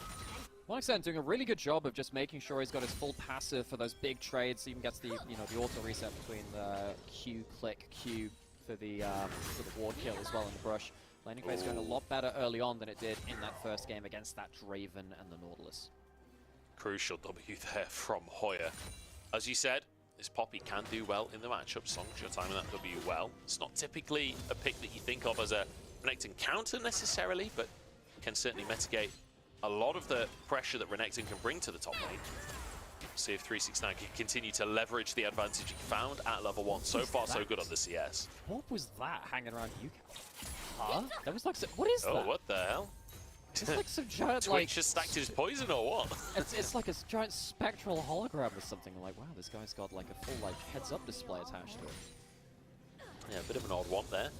As the wave stacks up top, it'll push out now away from Hoya. You'd imagine that 369 is just going to potentially just push this in and go for a reset himself. Let's take a look at the junglers. Tien resetting on the bottom side. He's going to move towards that top side, towards the top crab. As Beige1 grabs himself that bottom crab off the back. Jackie Love and Mako resetting in that bottom lane. 369, a really good job of, again, just trading when Hoya wants to use his passive on the wave, using it before the buckler comes up. Beige1 back out onto the map with a Doran's Blade and Longsword. We've seen this a lot from junglers. We saw it from Milky Way earlier in the day as well.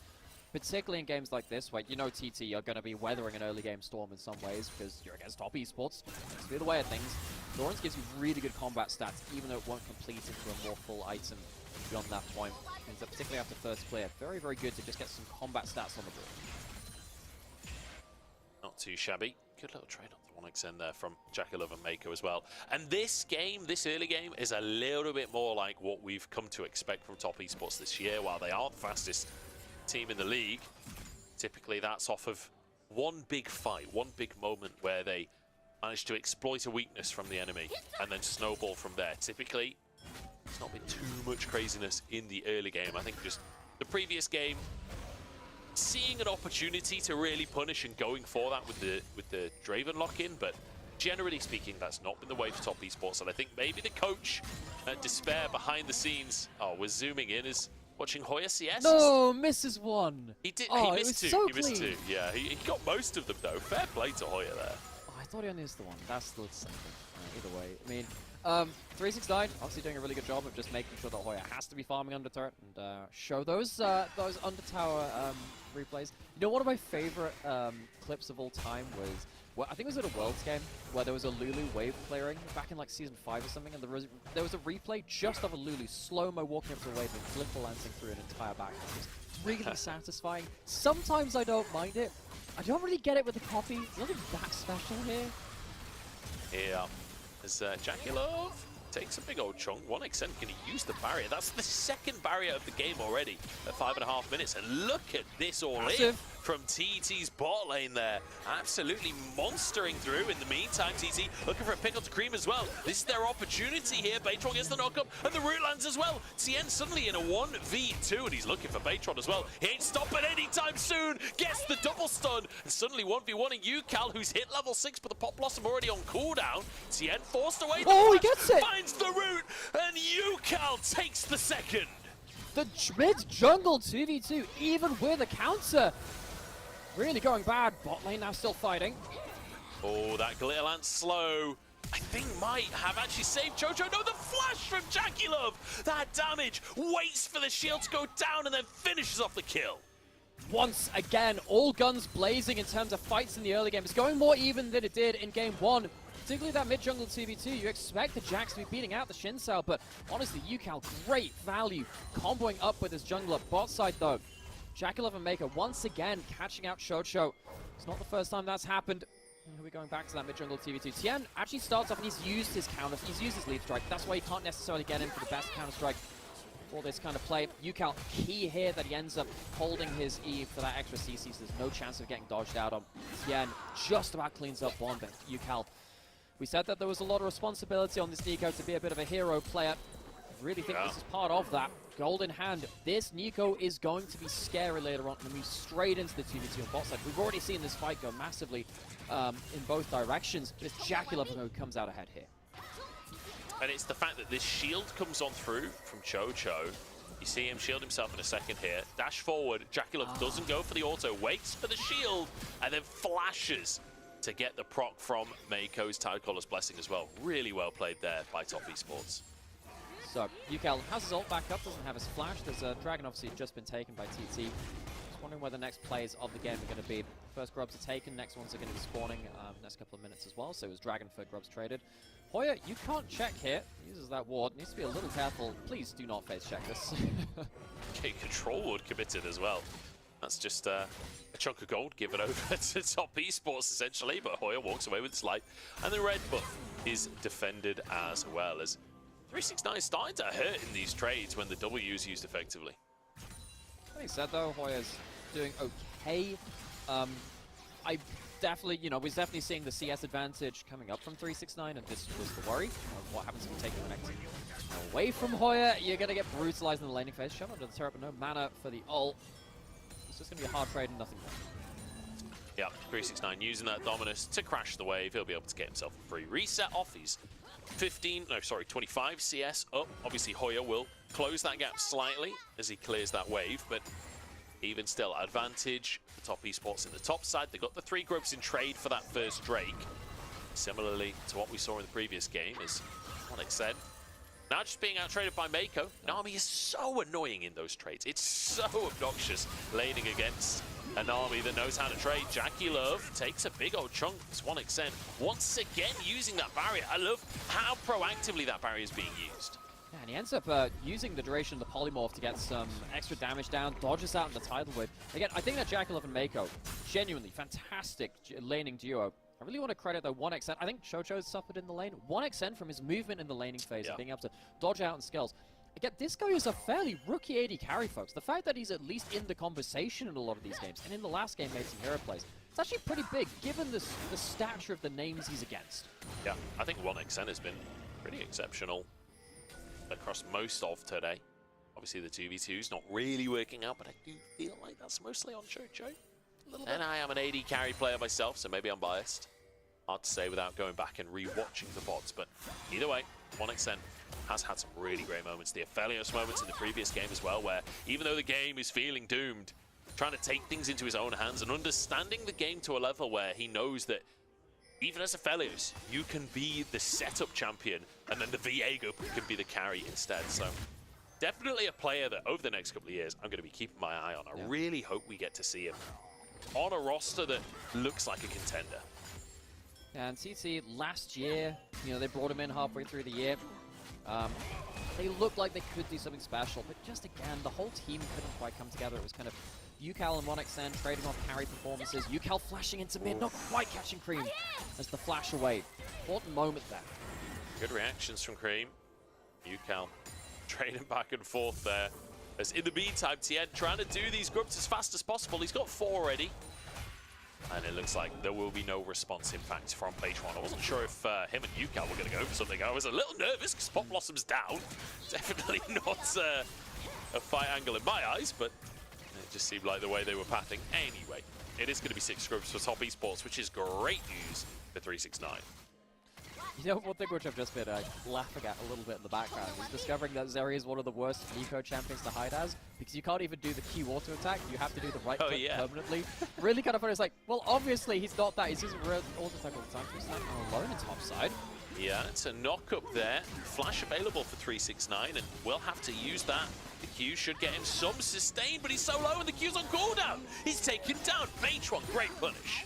And Hoya has 2 dash stops in a single fight. He's going to shut down 369 from being able to completely control topside. I was really worried, actually, as soon as the 6 grubs are taken, that he would just walk up to the turret continually and just keep shredding through turret plates. Already probably going to be a problem if Jackalov even can start hitting the turret as well, using that culling tip. Some value there as well. But yeah, 6 grubs over to Top Esports. It's going to make things a little harder if Top Esports continue to have strong laning performances, which of course they've been doing. See right here, we've got the HP tracker as well on the bottom left from 369. When you're dealing with a Renekton with high rage, every ability is so disgustingly powerful. It's going to get 2 empowered ones in here and just the empowered Q. It's just not enough. He doesn't have the Q up for the pack after this fight. He's got a couple of seconds left on his Q, half a second left. He is 0.2 or 0.1 second away from getting his Q healing back there. So close. Might have been able to survive. Close one. Tough one for 369, but a great punish from TT. Able to find that angle. Still a 1,000 gold lead for Top Esports, despite TT being up in kills. And now potential angle on the bottom side. Tien is here. Remember, those 6 grubs going to get so much work done when it comes to the plating. It's another plate taken as 1xN just going to be dived in the bottom side, but it's literally just a burst trade underneath the tower now. 1xN 200 HP. He's going to have to reset. Chose not to use the barrier that time. I think he says, look, I'm not sticking around anyway. I was looking to get as much of this wave as possible. Even though he's ignited, good discipline on him to hold on to that. Doesn't change the fact, though, that it's a losing trade. Doesn't change the fact that Top Esports are using 6 grubs. They've got a dragon anyway, so they're not trading objectives. They're getting loads of plates on bot side. Top Esports starting to get themselves gold, and they're even giving gold over to Tien because the bot lane wants to reset. Tien, the Jax hitting the tower, full gold towards him. Gold on a Jax jungle, very powerful. Top Esports spreading their resources. I mean, Tien already has Triforce, so then gets himself 2 plates there and the first tower of the game. Tien going to be a carry in this one, no doubt about it. And you've got the Karma in the jungle to make, the Karma in the mid lane, sorry, to make sure that can happen too. He is going to be huge at this point. Can head back to base, probably finish off his boots, maybe head towards the second item. I think with Tien at 2 items when he gets to it, is going to be a huge issue for TT. Because a lot of the team fight from TT is going to hinge on big burst damage coming out from UCal, which hopefully kills the carries. Now, if one of your carries is not a Lucian, which you can one-shot, and it's actually a Jax who has a Sunken Sky, and he survives around to a point where he can get some auto attacks off, get the healing from individual targets, that becomes an issue. Oh yeah, potentially looking for a wall stun here. Going to go towards it. Herald has spawned. TT gave up all of those grubs in terms of the other tower pushing objectives. They don't want to give over the Herald and start it up. I actually feel like there was a flash all-in angle onto Mako there, but I suppose Mako has flash up as well, so not wanting to go for it. Tien, the target, as UCal uses the Pop Blossom just onto 1. Tien is found over the world. The tidal wave is absolutely huge, and 369 is shredding them. Jackulov can dive forward onto 1xN. Barrier can't save you from that one. As TT forced away, they lose Tien, but they take the fight. Shakulov and Mako are at the fight, while 1xN is still fighting over mid-wave minions. He isn't there for the big damage. And TT, though they do manage to get themselves a kill on the jungler, importantly so, they don't get the Herald, they don't get a game-winning fight or a really big fight to get themselves the objective after. Hoya's now stuck alone under turret trying to wave clear. He'll surely be done. Ultimate used onto 369, holding the wave. It's not going to be quite enough as the Grubs tank the tower instead. Cream grabs the kill, and 369 there in time to get the assist. Oh! Well, click on the tower, click on it, observers, Please. come on, let me know. Oh, 1 come on. HP it's got to be. Well, it's 1 or 2 either way. Even just walking up to it and letting the little mites run at it, I'm probably going to do enough damage in its own way. TT, they really did want to give a... Shakulov finishes up. While it's happening, so bot lane turret fell first, then you take mid lane, and then top lane. Herald's going over. Top esports, despite the fact that they lost their jungler for the Herald, have shown once again their early game understanding and positioning has just been superior to TT's. We're looking like it's likely going to be another game where Thundertalk need to start to kind of hero play their way out of the game. They're going to be behind a lot of gold. They're going to be going into very tanky carries this time, because the Jax is going to be a problem. 369 is going to be a problem with Renekton as well. This is not an easy turnaround game. They don't even have the Viego for the resets. They're really looking to just see, okay, Yukal, what magic can you do? And I feel like the ult from Yukal setting up the pick onto TN, that's all well and good that you get that pick onto TN, but the problem is if you use your Pot Blossom onto just the singular player, it does mean the rest of the carries on top esports can take over the fight. The damage to start off this tidal wave is so huge. And the other thing is, 1xN's just not hit. You have a culling coming in from Shakulov, so he's putting in a lot of damage. 1xN does no damage until right here, and that's when Jakulov's basic abilities back up. He basically one-shots 1xN as well. So he flies in, he flies out, this area does nothing. TT not really respecting where the carries are. Yukal, minion on holiday. He has flash and he has ult again. South esports do need to be careful about their vision on the flanks. TT did get some good vision. We're just below the bot side of mid lane just there. That can be very important, just so TT have some advanced warning whether they have a good angle for a play. So 4-4. And a solid 3,000 gold lead for top esports. And it is always fun watching top esports play, isn't it? Even if you're a fan of TT today, like, the way that top esports kind of flex their muscles around the map is always pretty satisfying to watch, in my opinion. I mean, the way that Shakulov, the second anyone steps even remotely away from a tower, will dive forward and chunk someone. It's always pretty fun with the rapid fire cannon after that stack shiv. He's feeling incredibly strong. Yeah, so Dragon is up in 20 seconds. TT, even though they got some okay vision, looks like they're just trying to get some gold back on the board, saying, look, we just need to get some vision, some second item onto 1xN. It's a big fun moment for him if he can get towards that. Try and get some tower gold, but top esports, they're just going to keep pushing. They're not even going towards the Dragon on spawn. They're saying, well, if you want to start getting gold, we're not even going to go towards the Dragon and waste our time. We'll delay and see if we can get ourselves a stop of your play. 369, just gonna flash away. Doesn't even use the Dominus. Just like, okay, you're gonna overload the top side. I'm out of here. And in the meantime, Herald charges in the bottom lane. It survives the play as well, which means it can go for a second charge. I was a little bit nervous. Tien was gonna hit the stop for the previous tower, but this is gonna be 2 towers taken by top esports. One of them an inhibitor tower, and in the meantime, Hoya looking for a pickle to make up, but the bubble is perfect. And it means that there really is no counterplay for TT. That was a big mistake from TT. They wanted to say, okay, we'll put our people into top lane, just take that turret while you're taking the Dragon. Top esports, they haven't even taken the Dragon yet. They push in both other lanes and they say, well, if you're looking to trade gold for Dragon, we'll trade gold for even more gold instead. TT, as a result of this, actually gets to go towards the Dragon themselves and they get to start this up. But honestly, just the gold lead ballooning even more for top esports, getting through the second, third items, is going to put TT behind when they want to start fighting in their power spikes, and that's a big problem for them now. TT will grab that Dragon at very least off the back of, top esports, like you say. Trading towers instead means they have to reset. It's an opportunity for TT, who'd reset earlier. Hoya trading aggressively here. I mean, he's pretty tanky at this point. I don't know if this is really a dive angle for top esports, but they have the 6 mites. They're quite happy to just slowly but surely chip away. That's the last tier 2 standing for TT. Oh no, sorry, I tell him complete porky. There were icons over it on the minimap. But both in top and mid lane, these towers are so low that one more wave will be enough for them to finish the job. Big damage coming from Cream. Horizon Focus, Malignance, huge damage combo from Cream, who teleported up to the top side of the map to help that tower push come in. The reason they can play like this is because they have the 6 grubs. It is, once you get to this amount of the grubs, game changing. If you get to kill towers very, very quickly, it means that FTT are slow to respond to clear a wave. Towers fall. Huge amount of gold going over Top Esports, even though they gave up the dragon, do not care one bit about it. They are throwing TT onto the flames. Oh my god, UCal and 1xN both junked by JackieLove before the fight can even kick off. This feels very difficult for TT to contest, and I love the way that they're playing with the Karma and the Lucian as fundamentally a poke competition, right? Lucian, I say this all the time, loads of people say this all the time. Lucian is fundamentally a poke champion in a lot of compositions where you use that rapid fire cannon, dive forward, get a burst damage, and get back out again. And the Karma can set up for that as well.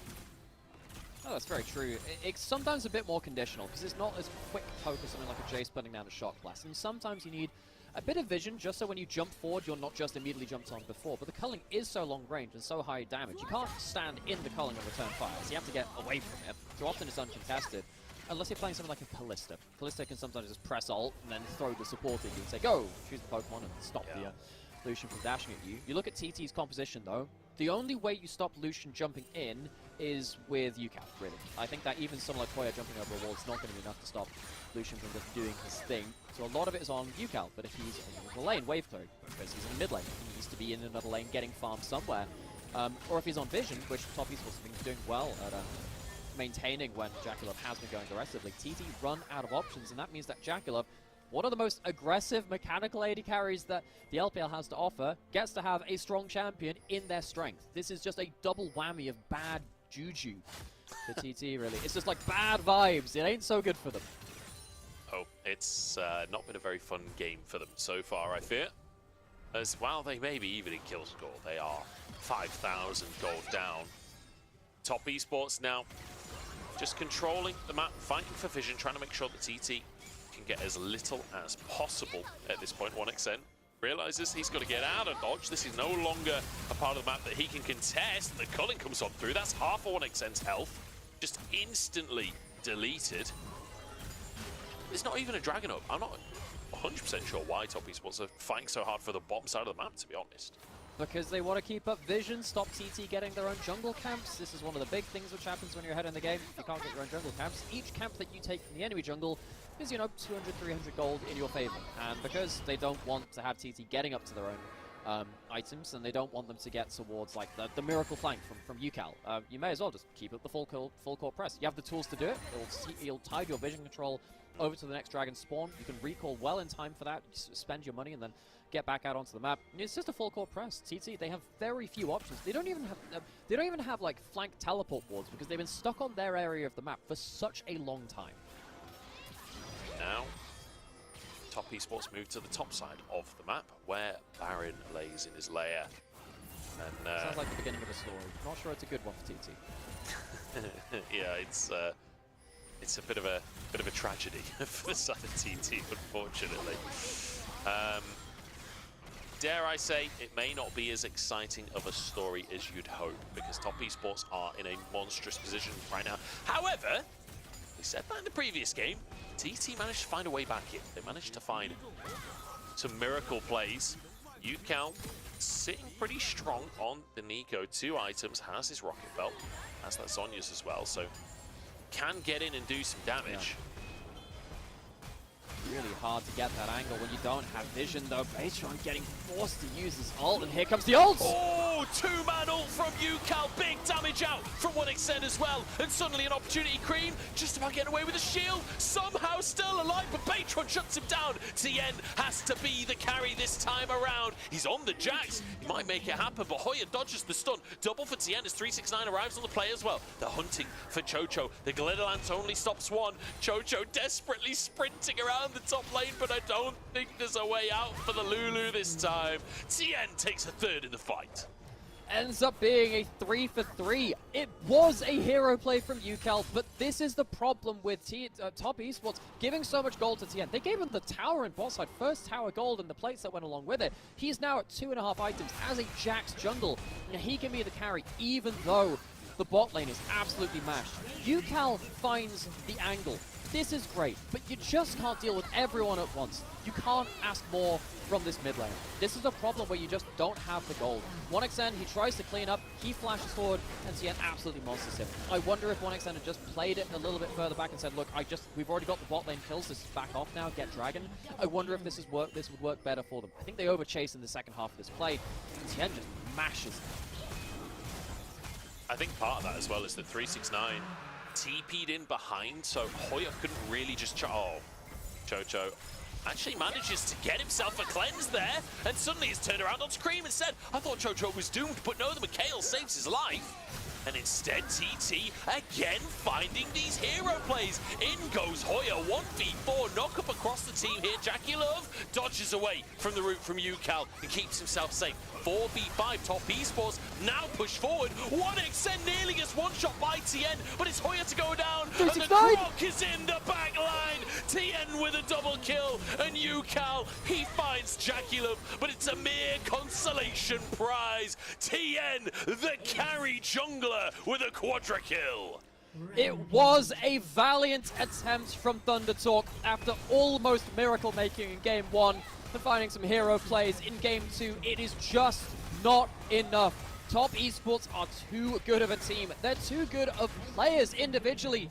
And ThunderTalk will have one last series to potentially make playoffs as Top Esports storm ahead. 11 wins on the board now for Top Esports. Couple of respawns, but it's too little, too late. Top Esports, I believe at this point, getting very close to locking in top 4. That's 11-3 on the standings now. And TT desperately close to finding those hero moments in both games. Top Esports perhaps showing some weaknesses in this series, but at the end of the day, the result is still a 2-0. It is, and you know, we started the day off with a monumental upset from RNG beating FunPlus Phoenix, who are one of our assumed top 4 teams that might now actually turn around. We'll see whether actually teams like IG can maybe get themselves up towards that team. We'll see if FPX can still finish things out. Of course, they have to face TT as their last series of the split as well. How important is that now going to be? FunPlus Phoenix looking to get themselves into a later round of seeding in the playoffs, and then of course TT looking to just get into playoffs as well. Yeah. Very, very tense as we close out this one. I mean, FPX, they've got one more series remaining against TT, like you say. You'd anticipate FPX being a favourite there, but TT have shown some good stuff today, so we'll have to wait and see. That could be their 11th win, which would overtake NIP, who are currently sat in 4th place. NIP have to face BLG and Top Esports. So for NIP, their remaining games, it's essentially like, okay, prove yourself. You can have top 4 if you beat one of the top 3 teams. That's the way that NIP would have to wrestle top 4. And at that point, I'm willing to say, okay, maybe NIP are a top 4 team if they're able to take one of those series. So we'll have to wait and see how that one pans out. But in the context of this series, TT now on 9 losses. It's a hard place to be. Top Esports, on the other hand, 11 wins. They are feeling very comfortable towards the top of the standings. So what this means now is that, so to get to playoffs, you need minimum 7 wins to get into just the contention. That can change. There is a situation where pretty much you can get locked out of playoffs on 8 wins because there's a whole mess of results and everyone's left on 8-8 in the kind of like the bracket of like 7th to 10th. It's going to be a real mess. That's why dropping a series like this means that you put yourself into the real line of fire now. Alongside Weibo, if they lose their series later as well, they're in a very similar position. Now they have to face up against JDG to see if they can also, again, show some upset potential and put their name and book that last kind of ticket towards playoffs.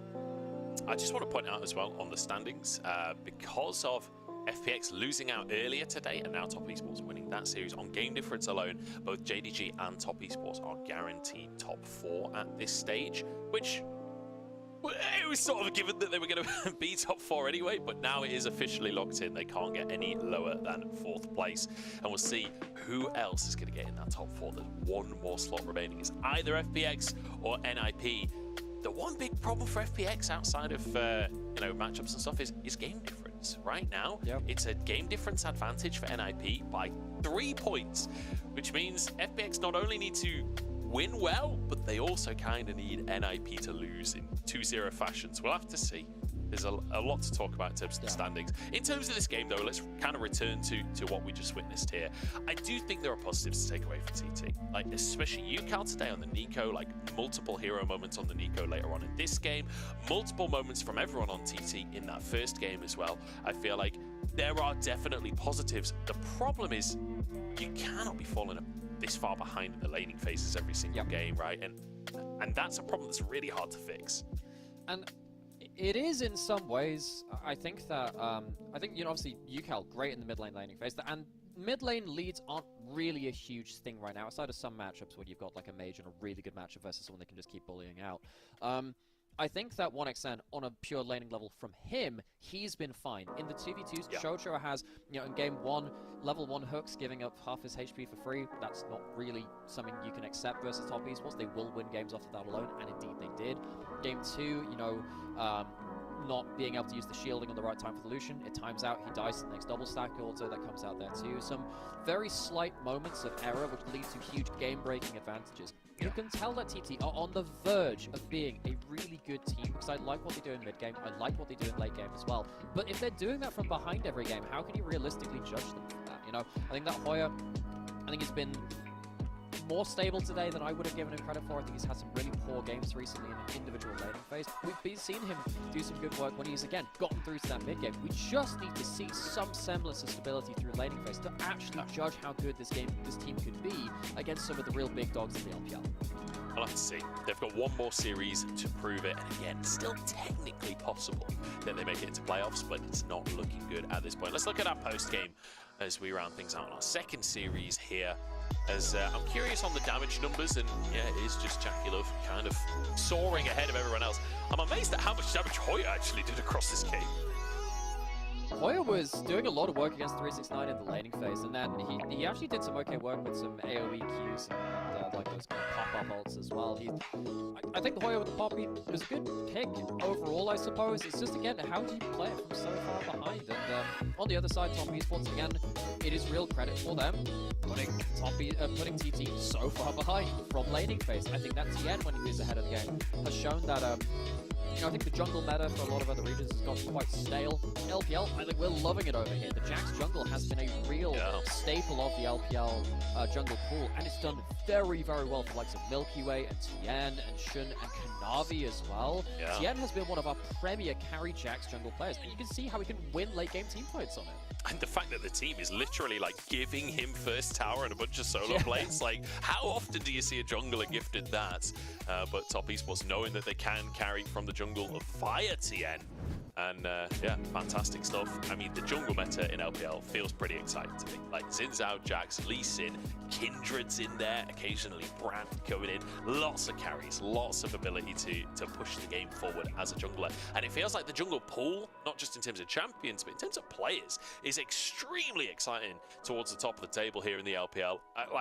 I'm loving watching jungle this year. It feels like such a fun set of players to watch. Mid lane as well, similarly. AD carry, we've got a lot of big names as well. So it feels like right now in LPL, we've got some serious contenders on the top side of the map, but also some of these bot lanes are getting really good too. Yeah, for sure. I think also that, there were some announced changes to support items coming through as well, which means that some of the range supports and the burstier supports are going to lose some damage, which means that maybe we get more melee supports. Typically, I think that LPL does better on melee supports than maybe some other regions of the world. But partly that's a case of we have a couple of limited range support players who are really good at it, which means that often just on the whole support champion, player pool does better on melees beyond that point. That could potentially help us for maybe something at MSI. I'm not going to put too much out there, because again, there's a lot working on that, but already we saw a shift in the LPL away from some of the ranged ones towards the melee ones, with the Nautilus now being obviously first pick priority for some teams as well. It does kind of feel like teams are starting to really settle into the meta now. I was worried from the early split that it really was only VLG that were playing around the bot lane meta well, they adapted to the map, and they were using grubs well. We're seeing more teams start to warm up to it. Is it perfect? No. A lot of our teams don't know how to do a dragon setup still. They don't know how to play through their early game through laning phase, but they're starting to warm up to it, and that's a good start, especially since playoffs always look so different from regular season. I'll take it for now. Yeah, I feel like we're starting to see an similar dichotomy to what we used to see with the two heralds, right? Where you'd have one team playing for the first herald while the other team plays for the first couple of drakes, and kind of almost splitting the map in terms of those objectives. And I feel like we're starting to see some teams doing that again, like Top Esports today, really focusing on the grubs, happy to give away early drakes in the name of snowballing through those grubs and getting side lane advantages off the back of that. Enough about meta though, let's talk about our MVP coming out from game number 2 there, from series number 2. I'm guessing it's Tien. Yeah, there we go. 8-2-1 on the Jacks. I don't think anyone's surprised by this MVP, but wow, what a monster performance. Gonna say, like, the pose he's got on his like thing, on his pictures is like, you have failed the vibe check. It goes in like quadra kills in a team fight. This guy was so good this game. We said, hey, isn't it going to be an issue once he reaches like 2.5 items? Isn't he going to be too tanky to one shot? Yes, he was. And he ended up killing the entire enemy team. Jack's jungle has been a really big power pick in the LPL. I'm going to love seeing this be a contested pick coming into the playoff series as well. I'm really excited to see, you know, Tien versus Kanavi versus Shern versus Milky Way. All of these players really starting to step up. They certainly have been. It's been an insane split so far, and it's only heating up. We're headed towards our third and final series now. After the break, it's going to be JDG versus Weibo, both top 4 at the World Championship. Weibo actually making it further than JDG, and I think JDG might have something to say about it after the break.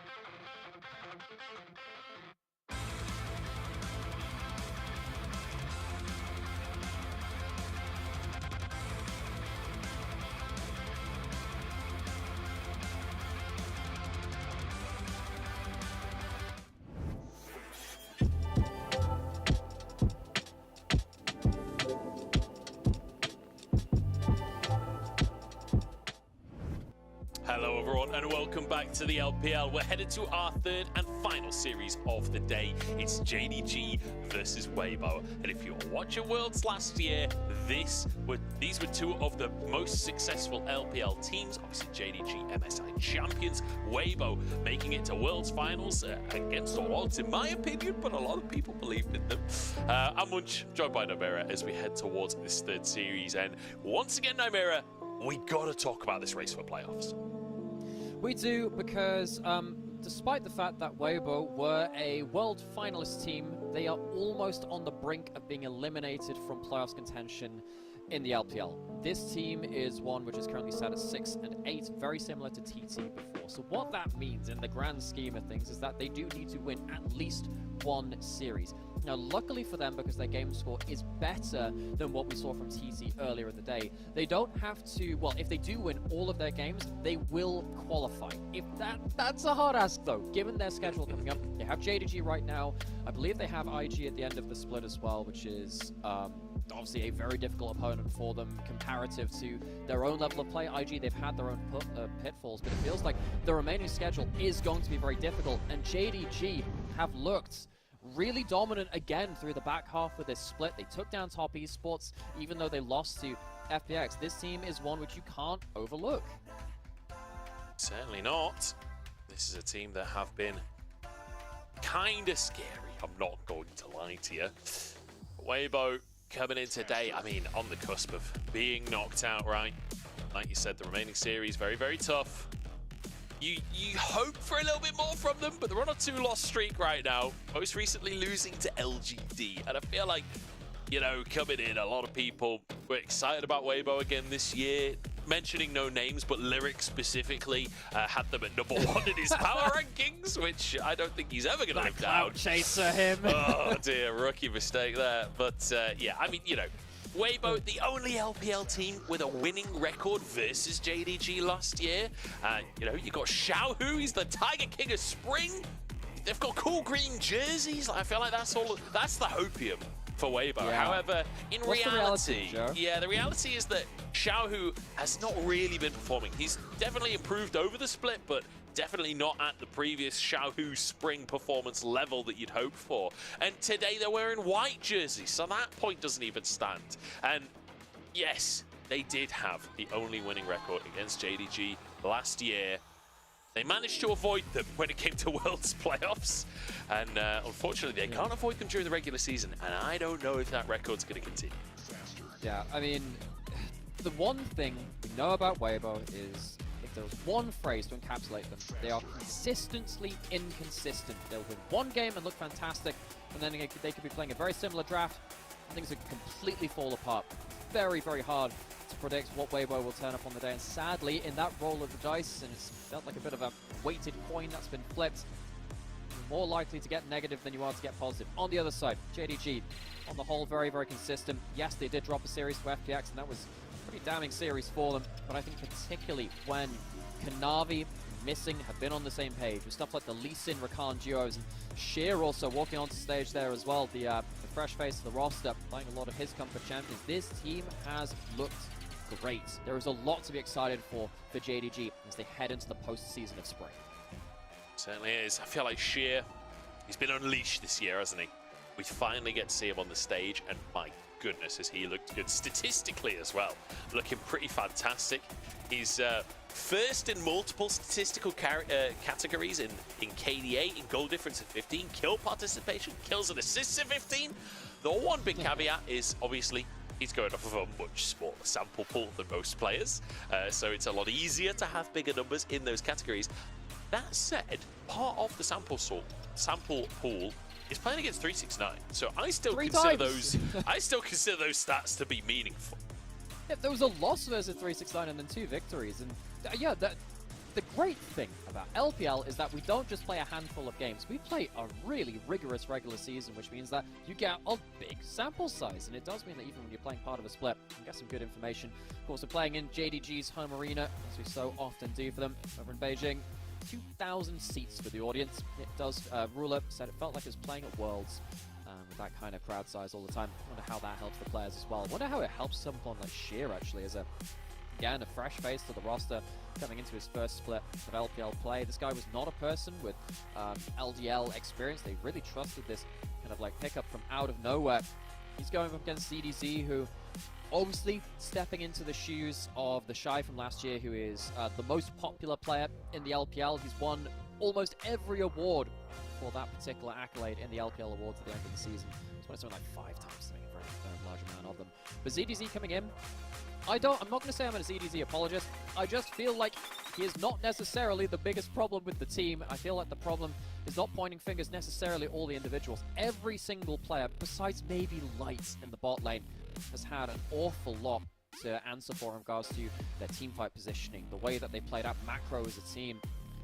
The thing is, though, Sheer going up against who is still a struggling player in ZDZ, that can be an opening for JDG. It certainly could be. Let's see if the opening comes through for them. I mean, let's be honest.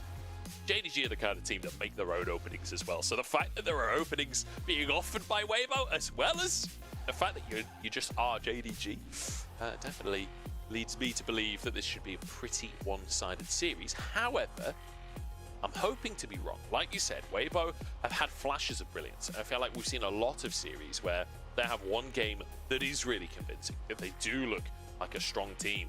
Unfortunately, it feels like a lot of the time as well, those bad games are just consistently there. Like their series against WE earlier on in the split, I feel like that was a series where, I mean, WE looked really good in that series, but Weibo also looked really lost throughout most of that. So it does seem to depend on the day, seems to depend on the drafts a lot as well, naturally, but I'm hoping we get some kind of show up here for Weibo, because, you know, I know it's not the same roster. I know that there's been changes compared to last year, but you've still got 3 big pieces of that puzzle from the previous year. You still hope that Weibo could show up in a big series like this. I think one similarity between this, because of these, you know, remaining members on the roster as well, is there is always the fallback for Weibo of give Light something that can impact the game and hope to God he carries. Because Light has been really putting on the backpack time and time again. Problem is, he's against Ruler, who can do exactly the same. And feels like if you just try and do an arms race, I feel like JDG win on that front. I think the problem is for Weibo is that last year, that was a fallback option. Now it feels like it is the only option for them.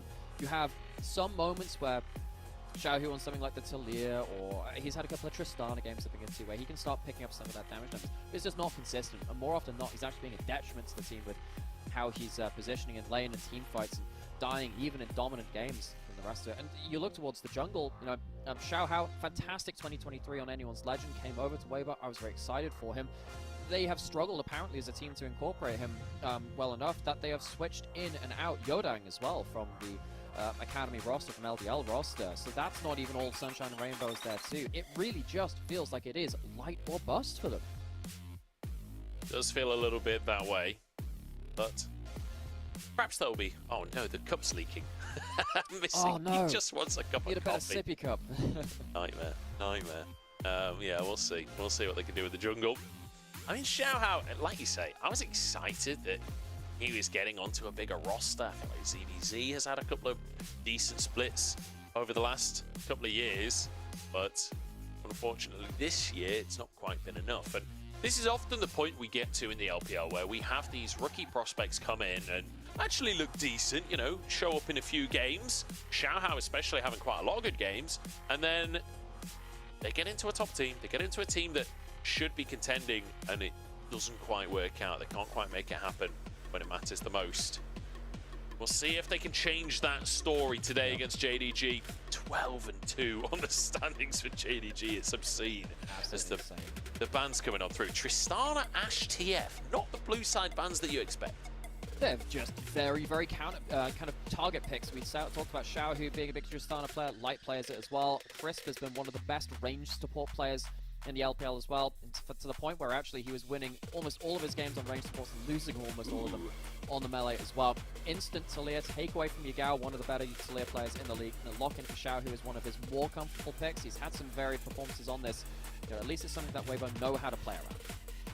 So, setting up for this Taliyah with the two mid bans into the lock-in, and it's Kalista versus Lucian bot, but the Kalista Renata has gone through. So a lot of bot lane power for JDG from Ruler and Missing. However, Light and Crisp will also have a lot of tools. I feel like JDG maybe need to lock in their mid lane here, so Yagao doesn't get pinched even further. I was wondering whether it should be the Shin Sao for the bot side 3v3s. I think if you're going to have a fist fight, Kalista versus Lucian lane, that's definitely impactful. But then the problem is, maybe you're right here, because the Taliyah will be roaming bot side. The Ahri can also roam. Yagao has been a very good snowball Ahri player. Of course, Xiaohu on the Taliyah, as we've already said, it's a comfort pick for him.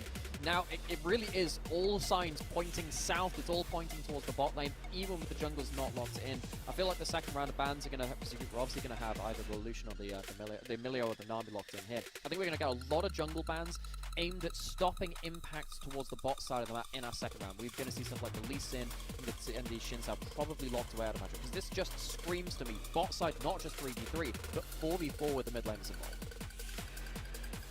Nami the decision in the end between those two. I think partly preference, partly down to what they're bringing to the table. A bit more hard CC coming from the Nami, as well as a little bit more burst. Let's look at these bans though. Like you mentioned, junglers and top laners are the options. That said, Taliyah jungle's a thing. Maybe it's a flex for Weibo. Yeah, maybe not. I'm not going to put any credence into that one just yet. We've got ourselves a lot of jungle bans as we thought were going to come through. The Vi actually being taken away from Kanabi, because I would imagine that Weibo, with all of the jungle bans, will want a jungle on 4, but maybe they want Xiaohu with jungle counterpick. That doesn't sound fantastic to me. I think I'd much rather have, you know, top lane counterpick, unless you want to just blind lock in the Cassante for ZDZ, take it away from Sheer and just say, look, we'll have something valuable for him. He's a pretty good Cassante player as far as it goes. JDG, what do they think will be the 4th lock-in? They might want to ban away something like that Shin Sao, or they could ban away the Cassante themselves, take it away from ZDZ as a volume pick. Cassante could be the option, like you say. Xin Zhao as well. I mean, who knows? Who knows at this point? I'm excited to see it, though.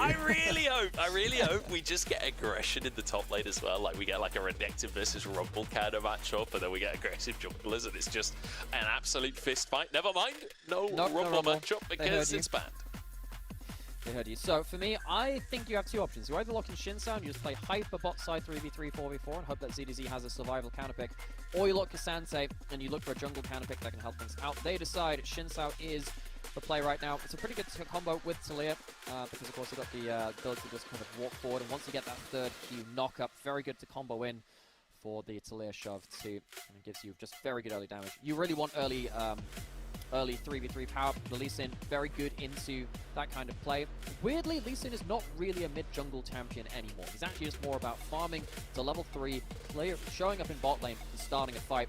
And I think Sheer, he's been very, very prominent laning phase player on this Cassante, beating out the Renekton matchup in multiple times too, despite it being a hard matchup for that Cassante. JDG, a lot of comfort for them. A little surprised to see the Cassante over the Renekton, to be honest, but that said, does give a little bit of playmaking and a little bit of potential engage, although it sounds weird to say engage for the Cassante off the back of a flank. You can sort of force fights with your ultimate, and you can also, I mean, we've seen hard engage from Cassante where they just double you in and get a stun, then all out someone back. Yeah, it's not exactly a consistent play, but hey, Sheer preferring this side of the matchup anyway.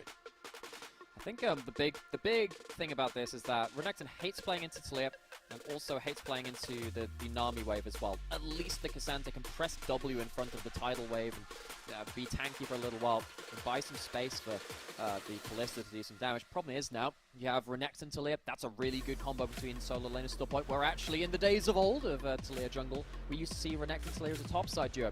Really, really big fist fight value from both teams early. JDG haven't always done that themselves, but against top esports, actually their early games were very, very destructive in their 2 wins.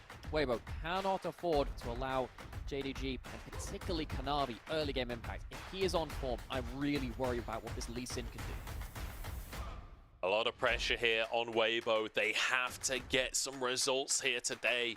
They need to try and make it to playoffs. If they lose today, they could be looking down the barrel of 9 losses. If it's a 2-0, there'd be -3 game difference as well. And that might just seal them out of playoffs, depending on how the results go over the next couple of days. Weibo, not only do they need to do well here today, they need other teams to do badly. That's the problem that Weibo have right now. So every single game counts for this roster. There's JDG on the other side. They are looking to finish off the split in style and buy themselves the Guardian Angel. That top 2 finish to get yourself into double elimination. Give yourself an extra life.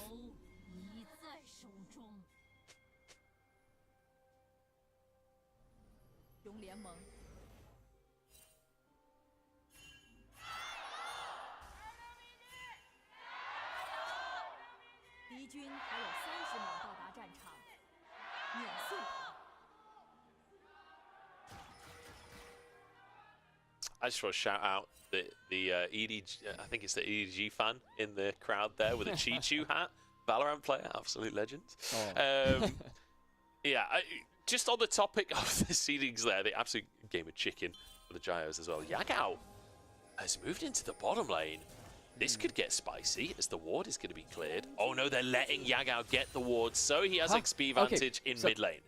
Exactly. So now what this means is that you can hit level 2 after killing all minions in the first wave, instead of just the second one as well. Now, Xiaohu, we'll see if he gets a good trade on the way back to lane. This is kind of annoying because typically Ori wins level 1 trades against a lot of mage clones. You run at them with like auto, W auto, you get yourself an electrocute trade for free. See the Yagao is going to see Xiaohu running around this corner. He's going to just tank the Q damage. I mean, I feel like you should just walk forward and use your electrocute at this point. It's a free trade. Not great from Yagao. At least he's going to get back to it. But this is 3 Qs in a row with Xiaohu's gotten at level 1. This flips the matchup now. There's 2 Scorches as well. This Ari's not going to be playing with the same amount of HP. Really well played by Xiaohu. I'm not sure if you can win the trade even if you W and go forwards, right? Because Talia just keeps on queuing you. Like the cooldown is so low for Xiaohu. It's just because electrocute and the W base damage is so nasty. Yeah, the problem I get the initial trade, but then after that, right? Xiaohu's not going to die from the electrocute, so he just keeps queuing you as you walk back to lane, and then you just lose, right?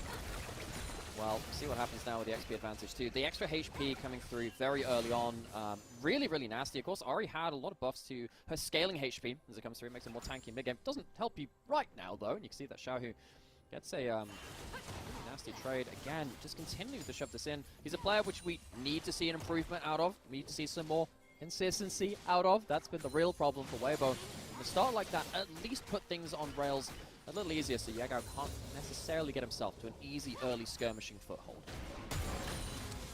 You see Xiaohao hovering in the mid lane as well. I maybe thinking Yagao might look for an angle or Kanavi might try and get into that lane. I feel like that jungle matchup is one we're going to have to be keeping our eyes on today because Kanavi has been an absolute monster so far this year. He's had such a good year for himself. Xiaohao, like we said, kind of hoping to join the big leagues on this roster. It's been tough on Weibo so far this year. Now, one of the biggest tests he's going to have all year long is this matchup with Kanavi. Absolutely. Kanavi definitely up there as one of the best junglers in the LPL. I wish I could comprehensively say best jungler in the LPL right now, but every so often he has a game which makes me wonder if he's connected to his team. When he's on his game, I don't think there's a doubt. Kanavi has been absolutely insane, even with the likes of Shern and Milky Way playing around as well. It's very tight competition, and I think that's fantastic from a viewer perspective and from us as fans of and casters of the region as well. Really need to see him get onto the board though. Can be quite hard playing into stuff like the Talia and the Xin Zhao a little later on. See how he does in the later stages of the game. So far, fairly even stuff, fairly quiet stuff. As Yagao moves up to the top side to see if that crab has gone down. You saw Kanavi taking the bottom crab. Might be able to move up and go for a top crab as well because Sheer currently stacking a huge wave up against CDZ. And Yagao might be able to just brute force, spend all of his mana to get prior mid.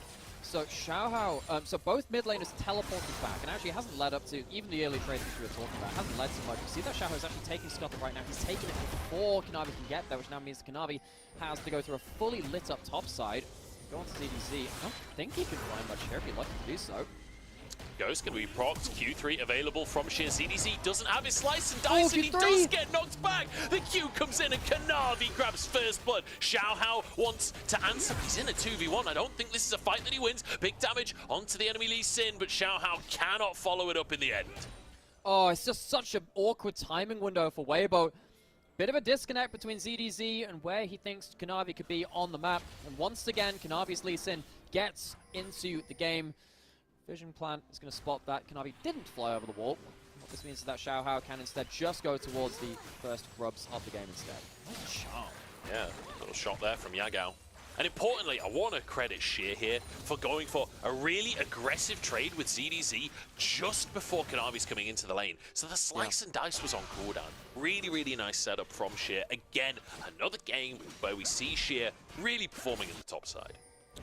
We don't see here. We don't really get to see that setup in this one. It's just the meat and potatoes of what happened here, which is pop and goes, running a ZDZ. Flash comes out early. It's not a reactive flash. It's a just a predictive one to maybe think that the Q is coming through. Sadly, it doesn't work out from a ZDZ.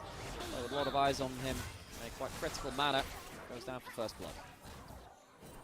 Just aggressive trading in this bottom side. We are going to see the lethality Callista as well. A lot of damage available there. Was just about to point that out. It's the Halo Blades, it's the Dirk first. It means that you don't have to play in the range of Talia's minefield. We saw this first, as far as I'm aware, from Hayes on Gen G.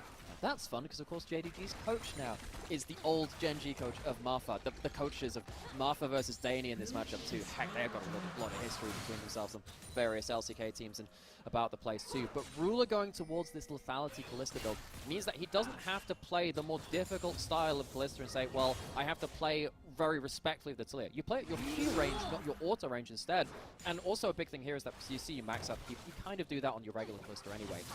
It means that when you clear when you throw the Q through a line of minions, if it kills each of the minions, you get a Ren stack for each minion that you kill, and then if it then hits a champion and you pull it back, you get a Ren stack for each minion you've killed. It's a huge amount of burst, and it can unexpectedly kill someone like a Nami or a Lucian, who are not that tanky. Yeah, you really can one-shot with this build, honestly. And also, even outside of just the Talia matchup, against something like a Lucian Army that can trade so aggressively, it does give you a little bit more, like, upfront damage in a trade if you do end up in these short burst trades that Lucian Army always want to try and take. So, very, very powerful, potentially. We've not seen it really succeed in the LPL. I think we've seen it like 2 or 3 times, maybe. I only particularly remember one, but it did not look that fantastic.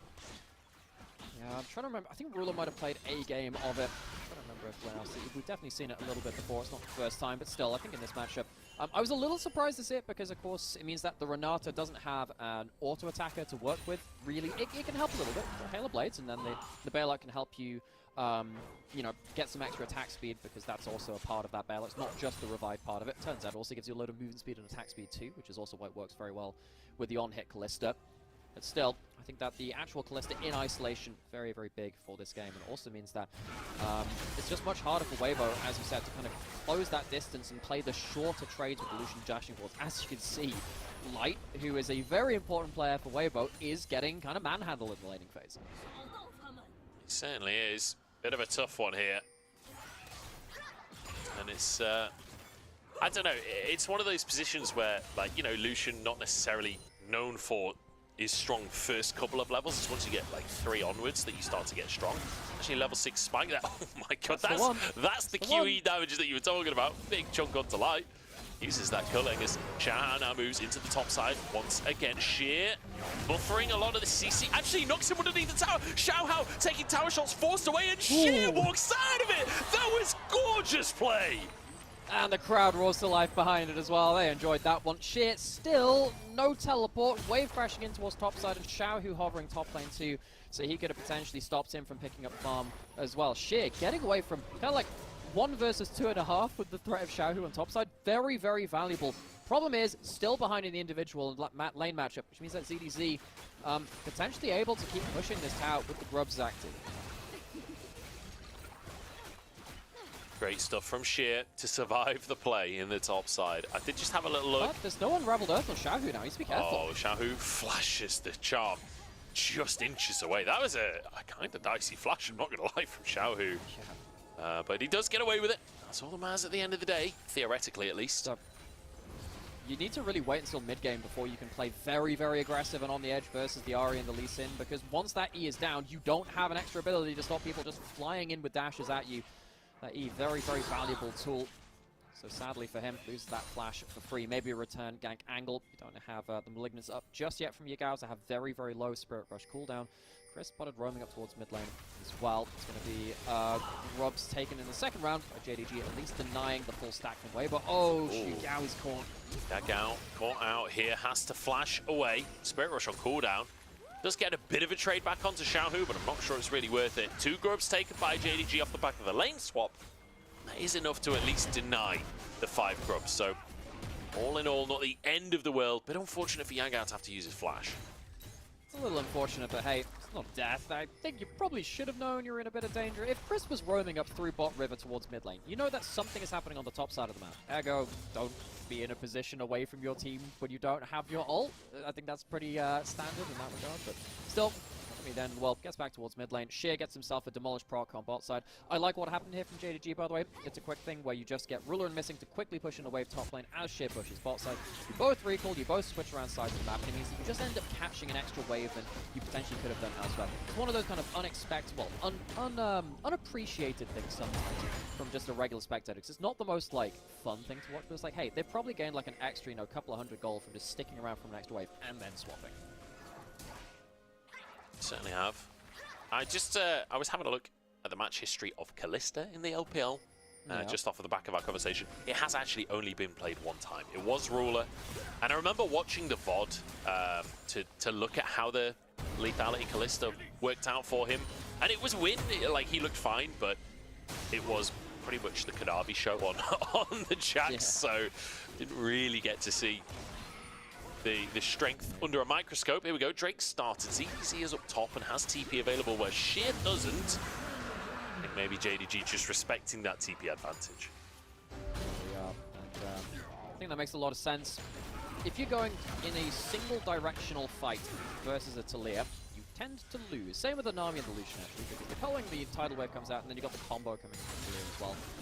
And you don't want to be stuck in that kind of corridor as all those ultimates come out. JDG, they'd really like to force Weibo into multi-directional fights where Lee Sin and the Ahri can come in from a flank, and then you have like the Renato going down the middle to corral the enemy team into it. They just didn't have that setup just there, so JDG, they take the early Dragon loss. That's fine. They get themselves a bit more time in their lanes, which is fine for them. And they keep themselves even in gold. Feels like Weibo, considering the fact that we're kind of getting a bit bossed around in bot lane, I think they're fairly happy with that. I guess a lot of it's coming from the top lane CS advantage, and that's one of the reasons we're seeing so much Renekton. Renekton is just very dominant in the Bruiser v Bruiser matchups. He certainly is. Big old CS lead there, but it's kind of matched on the bottom side, right? So fairly even in this one. It's a good start for Weibo. When you got to remember the matchup that we're looking at here. JDG are a heavy favorite coming into this one. JDG generally, though, haven't exactly been the most aggressive early game team. A little bit slower than some of our other top teams in the LPL. Quite happy to play things out and force things a little bit later on. It's almost surprising to see the fact that JDG are running this Kalista composition, though, and not trying to stack Drake. So often when we see a Kalista, you see teams play really aggressively for that bottom side of 4 Drakes, but instead, JDG roaming that Kalista up to fight for the Grubs, make sure they didn't fall down 6 Grubs. So, fairly passive start to this one, honestly, from JDG. What they have done, though, despite the fact that they haven't been stacking the Dragons, is actually getting some decent value onto Ruler, and then also getting some plates in bot side as well. I think it can be dangerous playing against the Lucianoi, plus the Shinsei, which is so destructive in the bot side 3v3. It's often how we talk about kill lanes have such a target painted on them that you often just always have a jungler in your lane too. So if you can find a way to just neutralize that lane, and in this case as well, build up a bit of a CS lead and a bit of pressure, that's kind of a win in its own way. Ruler picking up the blue buff, particularly because you're spamming out so many more Qs, you can be a bit more mana hungry. That can help you as well. And now you get to contest against mid lane, against the Lucian. This is one of the other big victories. You can do that on the mid wave. Normally Lucian is uncontested fighting over this part of the map at this kind of a high break point, but Ruler, if he hits enough good Qs, it's not nearly that easy. Yeah, honestly, lethality Kalista is kind of scary. Anyone who's played a lot of Earth will know about the damage this champion can do.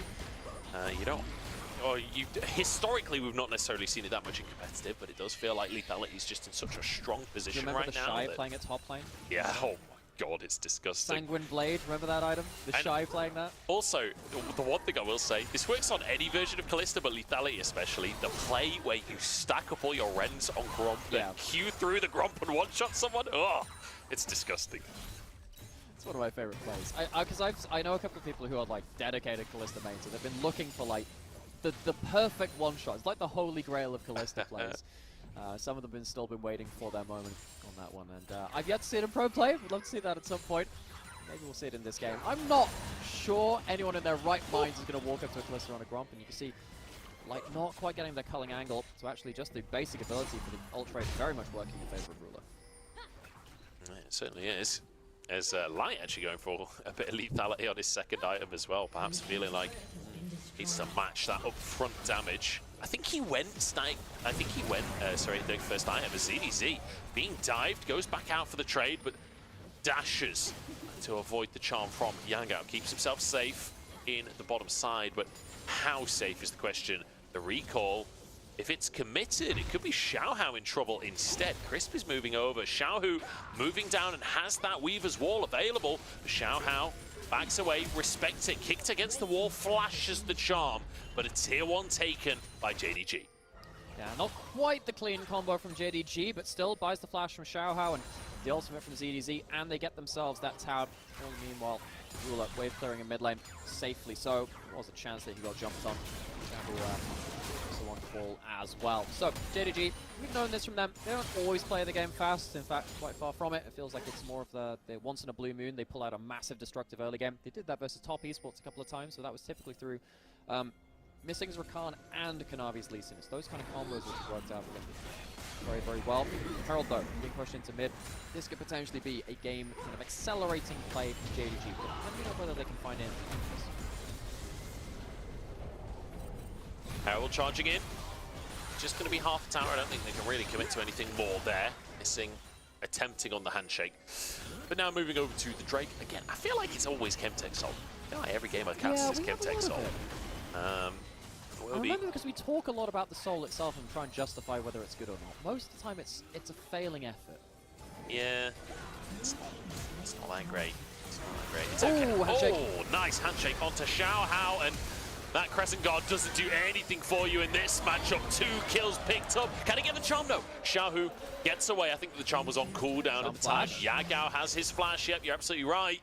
The Light gets out on a blast cone. That's one thing that Chemdrake does bring, is big old blast cones and ZDZ. He's trying to push the wave. He's in the wrong part of town right now. Took a tier 2 in this top side, but I don't think he's going to get away with the play. Sheer pushes him against the wall. Everybody flies in for a bit of action, and it's Yagao to pick up the kill. So he picks up a kill, 2 assists. That is 4 stacks in the Dark Seal, which means an extra, basically an extra amp tone worth of value. Alongside the kills, pretty much an extra 400 gold on the board from that as well. So snowball potential from JDG picking up a little bit of extra damage. Missing though, opportunistic as ever. We've spoken a lot this year about how Missing from last year, he was actually quite undervalued because there were so many star players on his roster. This guy, when you show him an opening, he might not always be the person doing the psychotic kind of engaged plays. He's very good at punishing mistakes though. Like that when Xiaohao had no flash, couldn't get away from the handshake. Great handshake from Missing. Great opportunity found. 4-0 now for JDG. And what JDG lack in sheer acceleration, a lot of the time they make up for sort of cleanliness in a lot of their games. I feel like cleanliness is a weird word in League of Legends, but it does get used somewhere. Yeah, I guess discipline, yeah. They very rarely get caught out. They very rarely throw away a lead that they get for themselves. And it feels like they've set themselves up in a good position. It's not a huge lead, but it is a lead. And it's a lead while, being down turrets, which means that effectively, if they can get to those turrets, money in the bank, nice for them. It means that they can kind of get that standing gold. Weibo, they don't have that same ability to kind of trade tower for tower in this same kind of ease, which can sometimes be one of those bigger late game kind of concerns between a number of these teams. Second item starting to come through. Importantly, Edge of Night onto Ruler. That's kind of just nice in being able to stop some of the bursty stuff come through. It means that maybe you can even jump through something like a tidal wave in a big fight should you want to position yourself more aggressively like that as well. Edge of Night, I think it's one of these items which is actually very game-changing. It's a very efficient item in terms of the lethality stats you want, plus also just having that game-changing spell shield early into the game. Light trying to contest in the mid lane here, but he's got to be cautious with Kanavi and Yagao on the top side of the play. Threatening moving in. It's 4v4 just to fight for mid prio here. Top lane has been forgotten, and Yagao, I was going to say remembers that it's there, but no, he's moving back towards the team. Fighting for this prio with Baron spawning up onto the map. I don't think either team can really rush the Baron. This is the problem with the Kalista. Really good at securing it if you get those stacks, but not as good as killing it. And here comes the fight. Oh, missing save by the Fate's Call here. Nice try from Weibo, but unfortunately the Renata is so safe with a Kalista. And one of the other things too is that Xiaohu actually has maxed out E now. The cooldown is much lower, which means that even though Xiaohu lands the combo, much harder to follow up from JDG. Like they did in laning phase onto him a little while ago. So JDG, they lose themselves an ultimate, they lose themselves some priority over mid lane. Weibo get themselves a brief opening on the map. Xiaohu looking around back, he has flashed and potentially look for a play, but it's Shears catch. Yeah, Shears found him. Shouldn't matter too much though. I think this will be the tower going down. Kanavi tries onto Chris, but denied. The wave is huge, and Xiaohu stopped from jumping in by the handshake. Yagao on the top side of the play, but he's on a ward right now, so doesn't have to back away. Tier 1 secured. Kind of awkward there from JDG. Felt like they were sitting around looking for a big opening. They missed their one shot, and Chris does a great job of disengaging that play. Worth noting for Chris began that I really feel like he's been at home on the range supports in a way that other LPL supports haven't been. I feel like though we've had a lot of different issues with themselves as a team, Crisp on range supports has actually been a really good point. The Nami is one of his stronger champions as well. Hell, even had the Ash banned away from him in this first game coming through to it. So Weibo managed to hold their battle lines, get themselves now all outer turrets, and then of course an inner turret as well. And that top lane down in their favor, which means that JDG, they're going to have to work harder to push up on the map. They're going to have to work harder to keep themselves good vision around these objectives, including this dragon spawning in 30 seconds. One of the big item breakpoints. Already talked about the Edge of Night. 2 items for Ari, big point too. On the other side though, Xiaohu really got a good DPS core build going on. Yeah, he certainly does. Xiaohu's going to be a monster later on into the game. Lucian, you know, ultimately a crit AD carry may not be one of those, you know, hyper-scaling AD carries or anything like that, but compared to lethality Kalista, he's very much a late-game AD carry. So if this game goes for a very, very long time, could be advantages for Weibo, but I don't think JDG want this to go a very long time as they start up potentially their third Drake. Weibo want to contest. So ZDZ actually kind of important there that he can hit that ward. It resets his kind of cooldown on the rage going down. He can hit the blast cone for it as well if he wants to go into the play or pop his ult. Here comes the fight over the dragon. Posturing for the 50-50 here, but the Kalista does so much damage with that rend. It's taken by JDG, and now the fight ZDZ into the backline, kiting backwards to ZDZ. Can't quite get it. Sheer tanking up the enemy team. Both top laners dash out, but Yagao finishes ZDZ off. Oh, the flash charm is wide, but JDG, they still get the Drake, and they still get a kill. ZDZ managed to get into the backline, surrounded by 3 people in melee range. You normally think, heck, that's how Renekton wins fights, but he just can't close down the targets. Ruler, with that Edge of Night, so hard to get through to him and get that point-and-click stun. Of course, Yagao, great damage too on the item breakpoint. Weibo, now they're trying to find a secondary play. Ruler might have gone too far forward on this one. Bailout available for him as Xiaohu tries to close the gap, but he's just being chased down himself now. And in the meantime, Sheer and Kanavi are fighting the rest. Yagao arrives, but Light dodges the charm, and now all-ins onto the enemy mid laner. Trying to finish this kill as Xiaohu desperately trying to escape, and there we go. Trade of kills across the map, but JDG still with man advantage. They have the man advantage, but no smites. They can't use it to look for kind of like a Baron attempt in its own way, despite the fact that one of the big threats of JDG just got sent to the death realm very briefly. I love how Ruler had a huge big brain play against the Talir in that fight. You can't get stunned if you don't dash. He just stands still and auto attacks. The proper XPK kiting experience. It just sits there. Well, Xiaohu can't get big enough value. Where are we going to start with this? Right, back down to the dragon fight. ZDZ, full rage, gets into the backline. Surely this should be so much. As the fight starts, yes, the dragon goes over to the Ren. We kind of expect that, but like ZDZ, he should be doing so much work, but he just can't get the damage done. He gets completely separated out. Xiaohu on the other side can't join him in the front line for that. Feels like there's the follow-up from Weibo was just not quite there, and you lose that kill. Pretty unfortunate as well that the charm literally goes through Xiaohu. It looked like a hit to me, but yeah. And then at this point, right, Yagao tries to follow up on his teammates and kind of ends up overcommitting as the rest of the team kites up and follows Xiaohu. Just look at this. Ruler looks, I'm in a minefield. I'm going to stands still. He doesn't pop it once at all, knows he would have taken the damage. Instead turns it all the way around on Xiaohao. Just a bit of a shame from Yagao that he just missed another charm. Skill shot accuracy, not quite the best on this one, but still.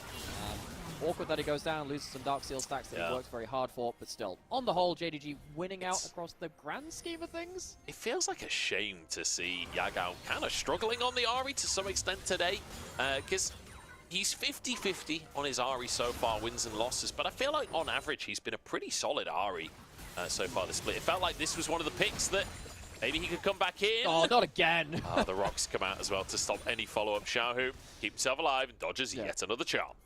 So, the thing when it comes to like Ahri play from a player like Yagao, I guess it has even applied to players like Faker and even Knight at points as well, is that I care more about how the positions which Ahri players put themselves into rather than trying to land like the 50-50 charms and stuff like that. Now, there are egregious points like this where it's like, okay, you dashed into melee and you missed your charm anyway, but Yagao, yeah, I think it's good decision making. Let's see if he goes it again. Light in trouble, flashed over the wall though as Kanavi's gone too deep on this one, needs to get to his team. That's 1-for-1 so far. Hostile takeover denies the follow-up from Weibo. And we end up in a 4v4 stalemate. Both teams walk away. Both teams lose a player. But it's jungle for support. Both of these teams so quick on the teleports. W coming out from Sheer. His frontline potential is severely diminished after that thing goes down. But it does make it pretty much unkillable for a little while. So JDG, they walk away, trying to control this mid-wave. Again, very even on gold. They have themselves that soul point. That's important for them. It looks like they're going to be able to walk into the river as opposed to Weibo after this point. They are going to have teleport advantage also coming up, as Sheer will be able to hold that one over them just a little bit. And, yeah, Weibo. Bit of a strange moment for them. They forced to play pretty hard after JDG. Well, they respond to the play very hard, but they can't quite, once again, find themselves a winning fight. I will say, though, like, this feels like a bit of a level up from Weibo for me. Like, after their recent series, looking like this in the fights against JDG, being able to kind of match a lot of the pressure that JDG have been putting on, it does feel like a good showing from Weibo so far.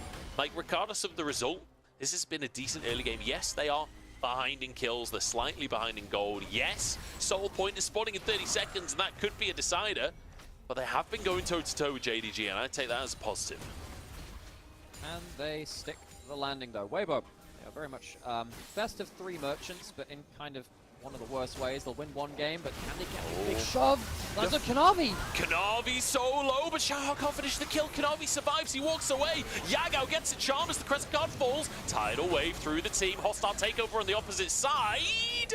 And we all back away again. It's just both of these big blanket ultimates cancelling each other out for the entirety of this game so far. Crisp and missing, firing them along exactly the same avenues. They know where the space they want to control is. JDG, they do keep their jungler. They also get to heal him up, and they go towards the Baron. Weibo, they have the Taliyah ult. They're going towards the Dragon, though, but and that means they're not going to have Smite for the Baron. Yeah, Xiaohao's still on the bottom side. JDG kind of needed to burst this, but enough threat from Weibo forces them away from the Baron. Drake taken by Weibo, and they don't lose anything for it. Okay, so the big thing there is that you have the Lethality Callista, not the on-hit. You can't burst down the Baron with Blade of the Ruined King and continual auto-attacks from Ruler. Xiaohu using that kind of just ability to hide around the corner as the Taliyah. Look for that shove out of Fog of War, try and get something good, and Weibo will get themselves a turret from here as well. Despite the fact that they only have 2 kills in this game so far, they're very much competing in terms of gold, and they're competing very much in terms of map pressure. Those towers they took earlier really helping them in terms of hitting JDG into areas of the map and allowing themselves a bit more breathing room on the map. Feels like Kanavi is really struggling to impact these later fights. They seem so hard to play against things like the Taliyah, the Nami. As you said before, that wave coming out, the rocks coming out from Taliyah as well, does such a good job of diminishing what's available for the JDG dashing carries, which turns out is all of them. Tough fights for JDG, and it does feel like Weibo's composition. We talked about the scaling aspect of it. Xiaohu's almost on 3 items. You've got 3 items for Light there. Yeah. They are starting to get to the point where their carries are just going to get to a point where they out-damage everyone on JDG. The question is, can that be managed by Sheer being the tankiest person on the team and there also being a bailout to buy some extra time should things get close?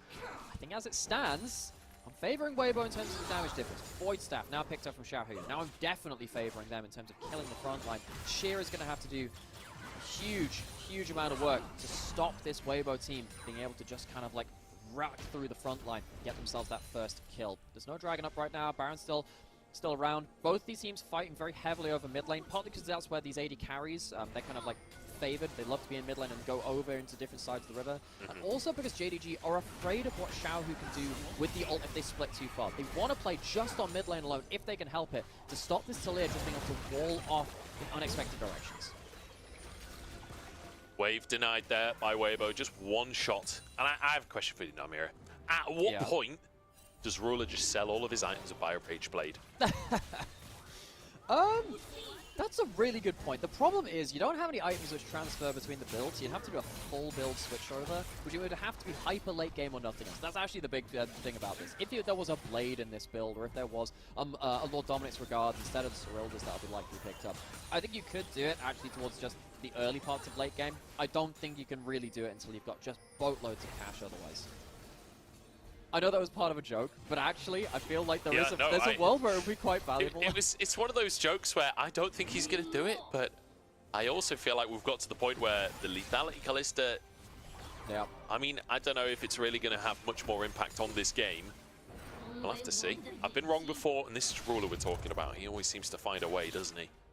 Yeah, he does. Get ourselves to a point now where... What's that 500 stack? Oh, it's 500 first strike gold from Light. It's like, what's the 500? He's getting an extra 500 gold from first strike. That will be what it is. Do you know, I see a lot of those pop-ups on the side, and when it's like Smolder or Senna, I'm like, okay, I know what this is. It's quite obvious what they are. Sometimes it's like Cassante pops up with something, 200, and I'm like, what? What? Is it like the player has done? Is it a milestone for the player? I have no idea. It might be Grasp. It might be good. I think it's Grasp and first right. They track the maybe at that point. That's the only thing I can think of. Unless you got something like a Heartsteel, and then it obviously shows you on the tab, so it's a little bit different in that regards. Yeah. The game is really slowed down now, though. I think, again, JDG so afraid to play the game wide because there's a Talia in the game who is really strong, can one-shot people, and then can also teleport back to the other side of the map, so you can't even cross-map against it. You kind of just have to play very safe. They now finally, after this last phase, got a bit of vision into the enemy jungle. Actually, it's just died, the Warfare Raptors, but that was, that was allowing JDG a structure to play around the wider map. I wonder now that the vision's starting to die, whether we just go back towards mid lane again. Because they're just afraid of the Talia. Level 16 now as well, very long range ult. Xiaohu, a player that's known for his prowess in side laning, understanding how to play that side lane out, proving that when he went top lane for a split, was basically the best player in the league as a top laner. Very impressive player. As we're going in, Sheer on the front line, looking for Xiaohu here. The TP forced out. As Kanavi did take a huge chunk right as Dragon is about to spawn. Yeah, this is, again, one of the big problems with the Talia, who's got the Void Staff as well. Really uncontested damage to front line right now. He's managing to get a lot of these important shoves. So, Kanavi looking for a Q-Smite steal. Let's see if he can find it. Let's see whether or not Xiaohu can get those rocks underneath the Drake as well to potentially deny things. Xiaohu flies across Xiaohu on the Drake, and it's Xiaohu that grabs it! That's 3 for 3 now as Weibo, can they escape from the fight? Konami is so low at this point as Sheer goes forward, knocks Light back, and a huge chunk taken from Ruler as well. But Sheer has gone too far for this one, and he goes down. Fate's called forward, flashed away though, as ZDZ gets onto the backline. Ruler shielded by his Lee Sin. It's 4v5, and Weibo slowly winning it out. Weibo are winning the battle of both skill shots, and in this case, the smite as well. They go against the Rend. Yes, it's the lethality. You don't get as much attack speed to stack up the Rend as much, but it's still a Rend. And it means that with 3 dragons apiece, it hasn't led to a Baron, so Weibo are not going to be able to start really controlling the map and forcing JDG into an untenable position. But it's a... Oh god, it's going to be another slow game here, Joe, because I don't see this as being a game-breaking fight. It's just one which stops JDG from getting soul and trying to grind out the game in their own way. Oh, it's so tense in this game. It's so incredibly tense, but Weibo holding their nerve. Light able to dash forward and do so much damage without much punishment in return. Let's take another look. I want to see, because Xiaohu was the one that got this Drake in the end.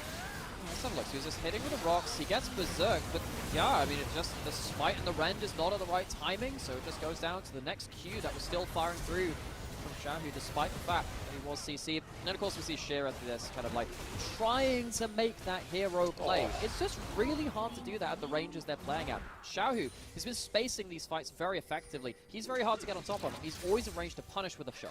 That was a huge MVP fight for Xiaohu. Gets the dragon, gets the knockback onto Sheer as well, and then flashes away. Yagao gets the charm. It's only onto ZDZ though. And unfortunately, the flank leads to naught. Sheer on the bottom side of the play, potentially trying to deny Xiaohu, who's looking for a wall angle, but instead we'll find chickens. It's a bit different what he was looking for. Turns out there's signs of wildlife. Things have lived here. Fuck it, you as well. Yeah, have lived until rocks were thrown at them. Xiaohu. Make nice snacks, I guess. One bird, two stones, very literally, or other way around. Two birds, one stone. Yeah, there we go. 8 chickens, 4 rocks. There we go. Yeah, that's so the you know edition. that is the new LPL saying 8 chickens, 4 rocks. Incredible. The one. Kanavi once again looking forward. Very hard for Kanavi to play out these late game fights. JDG, they really need to get themselves the flank. They're going towards this now. They do have themselves a decent amount of burn damage again. Going through this is not the quickest. Lucky Yagao. Rely on the flip. Okay, spotted by Light, but Light just goes straight into the charm, trades half of his health for this. We're just going to flip Baron at this point. Kanavi still in the pit. ZDC forced away. Oh, Yagao dives onto the rocks! What a mistake from Yagao. What a flop in the most important fight of the game. And now 5v4. Weibo can chase this down. The wall goes in. Xiaohu's in melee range as the Talia MVP performance on this mid lane. And that is Weibo taking down JDG in the first game. They might just end the game. I think with the waves that they have and the, well, I mean, even with the waves on their own side of the map, with 30-second death timers, it's at least an inhib. I don't think it's the game. They have to go back and finish the barracks and say, look, if we go towards the inhib, we don't get the Baron, and the Baron allows us to finally split the map in the way that we want to. Xiaohu, massive MVP of that fight. Kind of with some help thrown into him as well as Yagao misjudges the edge of the hitbox for E. All the same though, this Talia has ruled the late game. Starts with Yagao, sat in a brush. Yes, he gets a good chunk onto Light, but he's on such low HP now that he's basically out of the fight as well. So 80 carry for mid, and then this play is what breaks things apart. You don't get to survive around to a second charm cooldown at this point, and it's just a mechanical misplay. Dodges into the minefield, his fight is over. He might have cost his team the game with that. And then the flick back onto Ruler as well. Xiaohu, I mean, to be honest, I'm not really going to credit him with the Yagao kill. I feel like that was Yagao that got Yagao killed there. But the rest of the fight, fantastic. Able to follow up on the 1v3, essentially, in the final parts of the fight. In the previous Dragon fight as well, the flick back onto Sheer actually took that Dragon in that last one. But we're going to have another Dragon fight coming up in 35 seconds here. We are very much into that late game that we talked about Weibo having an advantage in. Okay, so JDG, will they be able to find themselves an angle onto one of these carries? Zhonya's on Xiaohu, Seraph's on Xiaohu, nasty stuff. And the problem is, Ruler is not doing consistent damage. He's got to wait for his Q cooldowns. It's not really a late game Kalista build. At this point, yeah, maybe you are just wondering if you can survive to the point where you can switch over builds. At least he's still got the Halo Blades, not the worst rune set ever. It's going to be a Soul Dragon on the table, but JDG are in a single direction fight again. Yagao hanging off to the side, but it's not a clean flank angle. Weibo are going to have themselves another front-to-back fight. Whoever gets this straight gets the soul. It's 3 apiece right now. Ren's stacking up. JDG desperate for this. Xiaohu wants to find that wall angle. Yagao's found him though! This is huge from Yagao. Redemption after the previous fight. And it's JDG to get the Drake. Sonya's not available for Yagao. And the bailout doesn't go through. Xiaohu survives. He has the Seraphs and the Zhonyas. Both defensive items bail him out of what could have been a turnaround play from JDG. It's sold to JDG, but it is not enough, I don't think, to save this game. There's no Kanavi, no Yagao, a full cohort of Weibo going towards the Nexus. And no AD carry either, because it's 40 minutes in the game and you're playing lethality. Kalista, he's a large cannon. I don't think he can defend this one as Weibo try and push it forward. 25 seconds on the respawns, but the Baron Dub minions will do the work by themselves. Xiaohao underneath the tower here, using the Crescent Guard. Sheer buying space for the team as ZDZ dives underneath the tower himself. Oh, goes into the GA, desperate to finish the game. Weibo push forwards with everyone falling. They'll take game one in an upset against JDG. An important game and an important series for the world finalists of 2023 at Weibo. They need a series win versus some very tough opponents in their last two series of the split to get themselves into the playoffs race well and truly. They're at 6 series wins right now. They need at least 7, and there's even a likelihood, well, there's a chance that there's an 8-win threshold needed as well. This game here sets us up for what could be another really crazy upset that's happened today. Yeah, I mean, honestly, Weibo, they're on half of the wins of JDG. JDG are 12-2, Weibo are 6-8. There is no universe this should be happening, and yet Weibo have shown up at the very end of the split, and they take game one against JDG. We're going to go into our break, and God only knows what's going to happen after.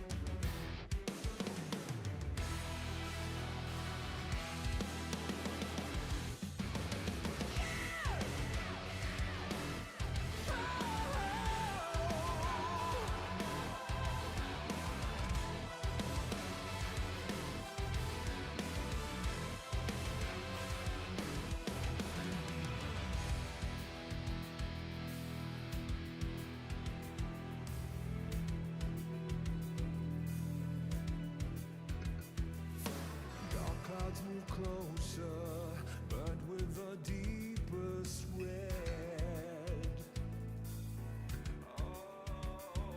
Beneath them we look on. When they part comes the hatred they bring.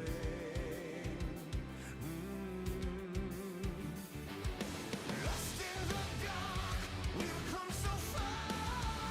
Another step to rid the pain. Go and be counted till your last day. 'Cause only nightmares break their face. So stand upon these fallen lands.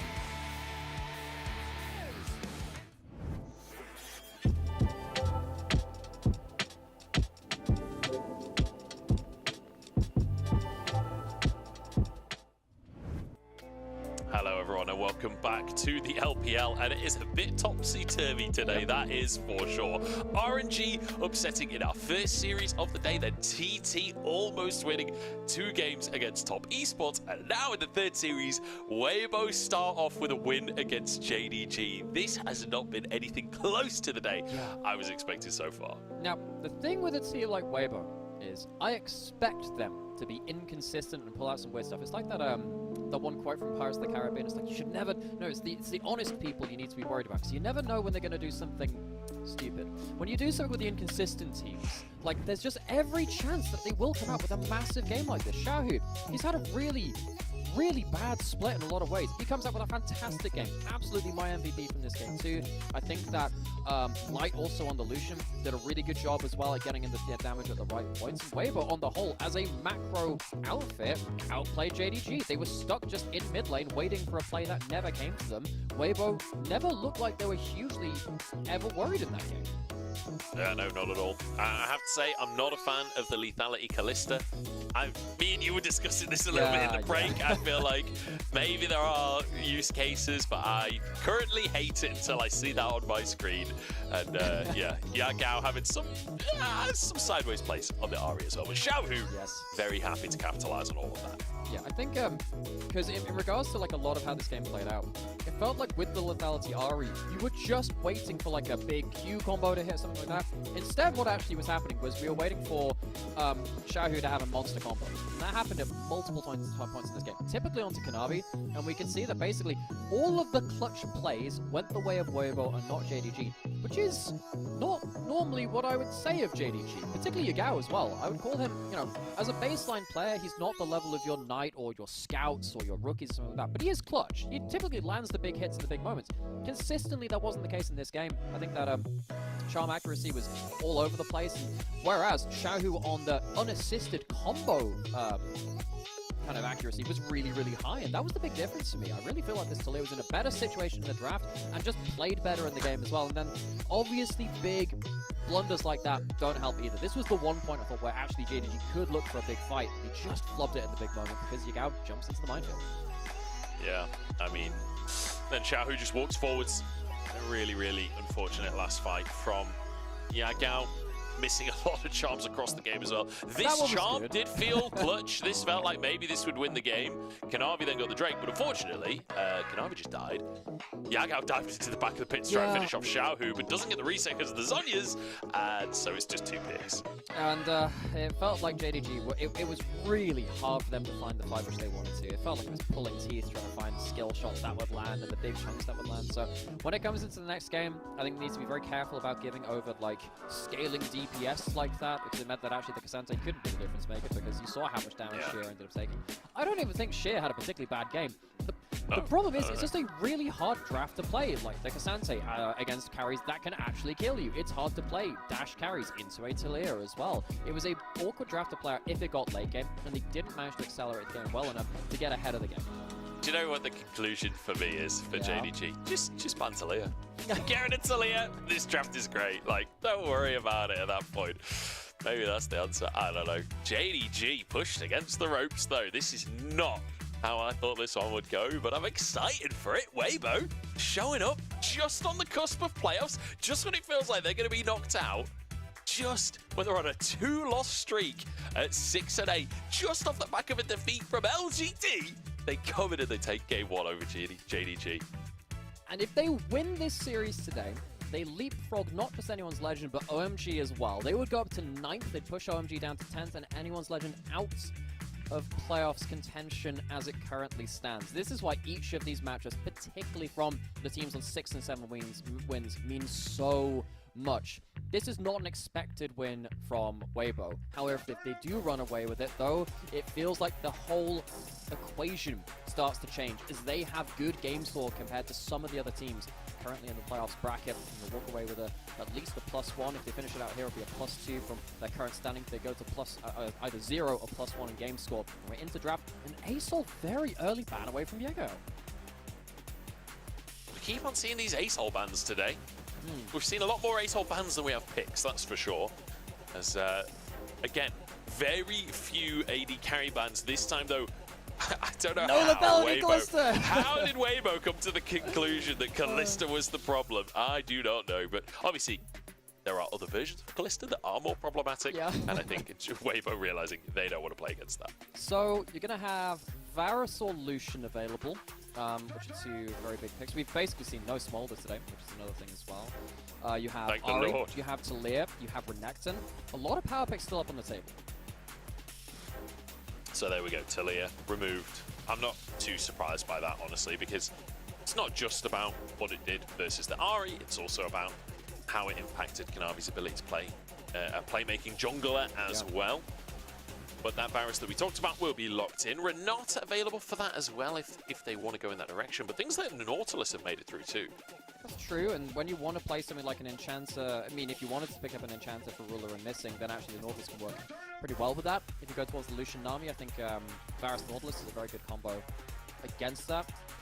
It was really interesting seeing kind of the range versus range support matchup between Missing and Crisp. I think both of them were playing out team fights in a very similar mindset, kind of throwing the Renata and the Nami ults against each other in the same way. There is every chance that the Renata is also locked in for Crisp as well. I wonder whether we get ourselves something like an early Lee Sin pick or a Xin Zhao pick for Kanavi this time as well. And of course, this is also one of the better champions as well into the mid lane pool, especially with Karma, Nico, and Talia all banned out. Ari has like what, Annie is one last answer. Yeah, Annie could be an option for Xiaohu. It's something that he's played a ton of over the years as well. I mean, I feel like most mid laners that have played for a long time probably have the capability of playing Annie. Would certainly hope so.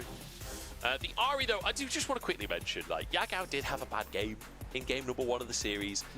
He is a good Ari. I swear he's a good Ari. He's 30 and 17 over the course of his career. I've seen it before, guys. I promise. I know that Yagao can play this champion. I swear.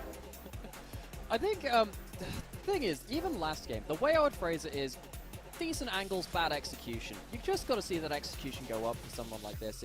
The angles weren't good enough to justify whatever happened with those charms at point-blank range. And you're into the Tristana now from Xiaohu. Tristana is actually a pretty good matchup into Ari, particularly because at level 1, if you're trading with like the explosive charge compared to your double electrocute trade, Tristana can win that. Then at level 2, if Tristana hits level 2 first, you can lose that lane if she ever manages to actually land on you with that explosive charge as well. So Yago going to have to be quite respectful of Shadow and the Tristana, which has also been one of his best picks as well.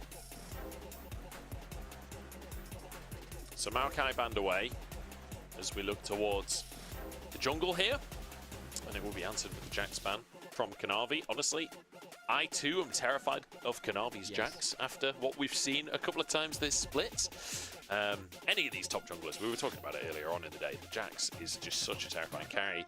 Xin Zhao still available. I wouldn't be too surprised to see Weibo banning that one out, or maybe the Lee Sin. Lee Sin, something that JDG have shown they're very happy to play alongside that Ari. What else have we got in the tank now? Both of the kind of like both of the Fangorn Forest champions, the Maokai and the Ivan, they're gone. You got Tristana mid, right? Makes sense. Yeah. It's something that, so funnily enough, it was a big conversation that EDG played last year. They played like double AD carry with Ivan and Maokai in the jungle for like their big compositions. And actually Weibo were the team that beat them on their journey to Worlds doing that. Now they've finally taken the tools of one of their enemies and started playing the double AD carries a bit more themselves. So it really makes you wonder what they're going to lock in. I think Xin Zhao, again, just really high value when you have lots of long-range AD carries in the game. You can just deny a lot of the big range damage.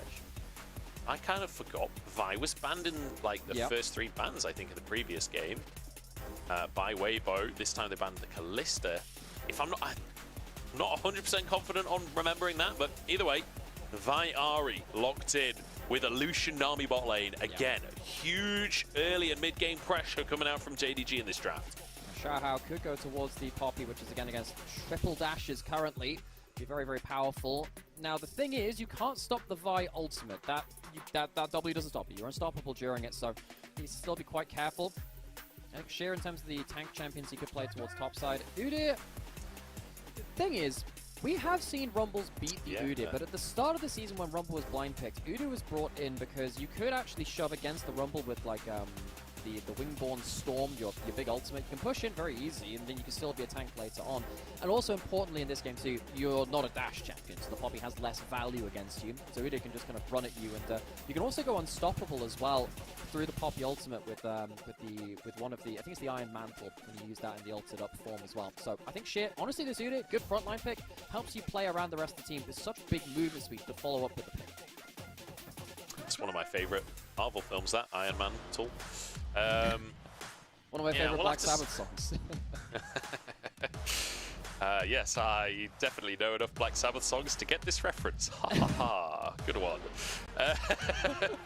I don't listen to as much dad rock as you do, unfortunately. Oh, come on. I feel like you and Lyric would have a It great is like conversation the about most that. famous song. Okay, you know, whatever.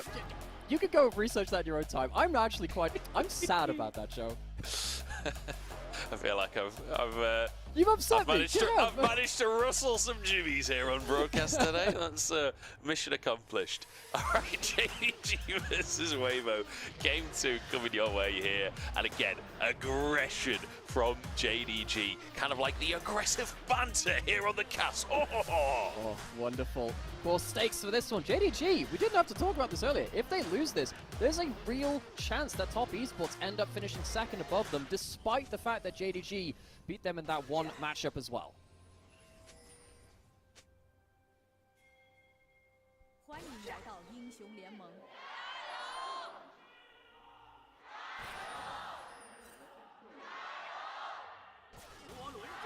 敌军还有30秒到达战场，碾碎。 all right, game 2, Weibo.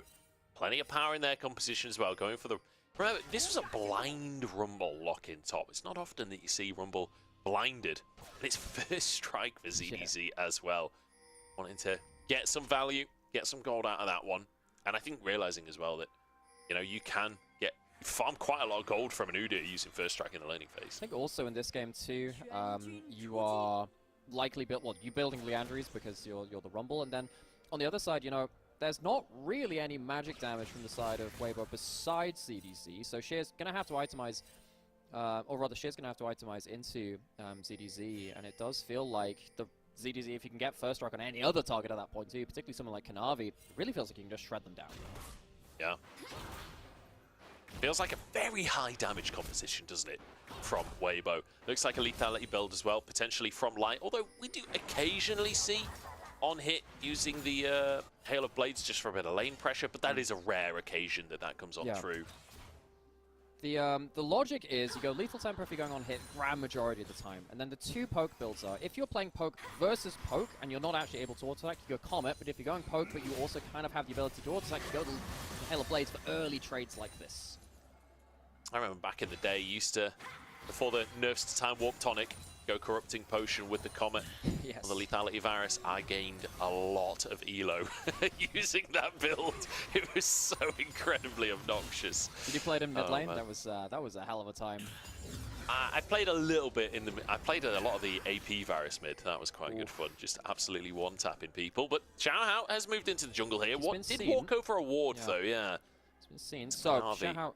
He does have himself level 2, not level 3. That's one of the big moments, right, where you can get the wall stun and you can get the anti-dash. The thing about Vi is that Vi is a very weak champion until she is level 3 as well, because you need the Q, W, and the E to really be an early game champion. Xiaohao is somehow going to Metal Gear his way into a camp, while Kanavi is actually not as deep into his jungle as Xiaohao is. We might get down to a smite fight. Kanavi walked around the Gromp, but then comes back in to get onto the Wolves, denies the small ones. Xiaohao still takes the big wolf, so overall, I'd say a win for Xiaohao in the grand scheme. He doesn't hit level 3 off that, it's a little annoying for him. But yeah, he's still taking away something from the enemy jungle. If Kanavi can get over and contest some of the camps on the other side, that'd be a big moment. I mean, Sheer will be able to get some priority on the top side because, surprise, he's Udyr. Then in the mid lane, Xiao Hu has the push from that. Not going to quite get himself... Wait a second. Yeah. Yagao hit a charm! Oh, This is it's happened! already such a better game for JDG than what we saw in game number 1. Oh, God. I thought you'd actually notice something important, and you had. Congratulations. It's the most important thing that just happened in this early game. Yeah, game 1 was a warm-up, guys. It was a warm-up, trust. Yeah, Xiao moves over to this top side. Here we able to grab the crab. As Kanavi maybe looks for an invade here. Xiao will finish that crab off, and Kanavi instead moves up towards this top lane. I don't know if there's much of an angle here, to be honest, unless CDC walks straight into Kanavi. Doesn't seem likely to me. Yeah, so Kanavi is going to get double scuttled, which is a little annoying for him. I think it's just really hard to invade when you've also got Xiao who's just pushing up like an absolute storm because, you know, the Tristana, just great push in the early lane. Chris managed to get behind Missing, who's alone in lane. It's a bit awkward for him now. Oh, Light nearly dodged that bubble. He stepped back, but stepped forward just ever so slightly too early. Did get caught, so Missing kind of getting away with that one, to be fair. It's half his health got a Xiao. Behind them. This is dangerous. There's no vision of this whatsoever. Ruler uses Cleanse and Flash, but then still has Dash to get away from the play. Missing, low on HP, pulled in by Chris, but flashes out to safety, and JDG's bot lane survives. So what's happening with Kanavi now? There was a lot of time invested from Xiao to the bottom side of the map. I think Kanavi can now get towards blue buff still. I don't think he can get both camps. I think that Xiao will be able to get something there. You can see, though, that both solo laners now roaming towards Kanavi. They saw him going into the jungle, and they have the push. Did you see how many assist pings were spammed on that blue buff? As Kanavi went for the invade, Xiao Hu and ZDZ both move over, but Kanavi gets away with it. Blue buff secured. An advantage for him in the jungle, even if it's only slight. What that will mean, we've got a level advantage right now. If we get Vi getting to a really good level point and being able to force level 6 plays, big moment, and not able to charm the Tristana out of the jump, misses another one. Key part of this matchup is if ever Tristana jumps at you while you have charm, you have to cancel that jump with the charm. It will cancel that dash, because if Tristana lands on you, the bomb does more damage as well, a percentage increase on that. So Xiao Hu winning that kind of reaction trade, I suppose. Xiao Hu so far so good. Bit of a CS lead in that mid lane. He'll be able to crash another wave here as Missing does find a bit of damage. Crisp threatening the hook as Xiao, I swear he spent more of the game in this bottom tri-brush than anywhere else on the map so far. And that's including the 15 seconds in Fountain at the start. Drake is up as the charm does land this time, but unfortunately it's after the combo. Yep. Yagao is just chunked. It's at level 6 now as well, so one of the reasons why Tristana really is an assassin in the mid lanes as well, like in the solo lanes, is that if you then land the jump and then you hit the buster shot afterwards, both of them give like a percentage increase to the bomb damage, and if you get the full stack on it, it is such a high amount of damage, so you need to be very careful with that one. Yagao is definitely getting himself towards the point where, again, wasting charms like that, you're giving a chance for Xiao Hu to actually blow your ultimate or a flash.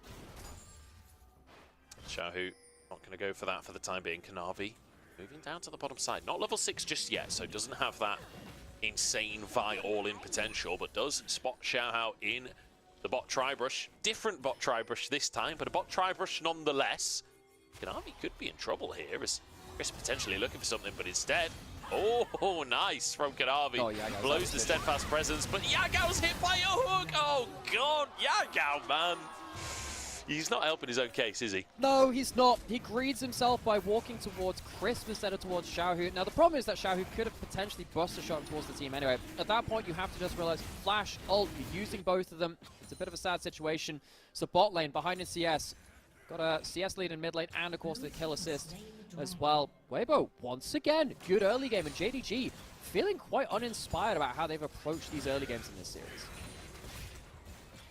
I gotta say, JDG are not filling me with confidence towards playoffs right now. Luckily for them, they are pretty much guaranteed top 4 at this point. I think they actually are guaranteed top 4 at this point.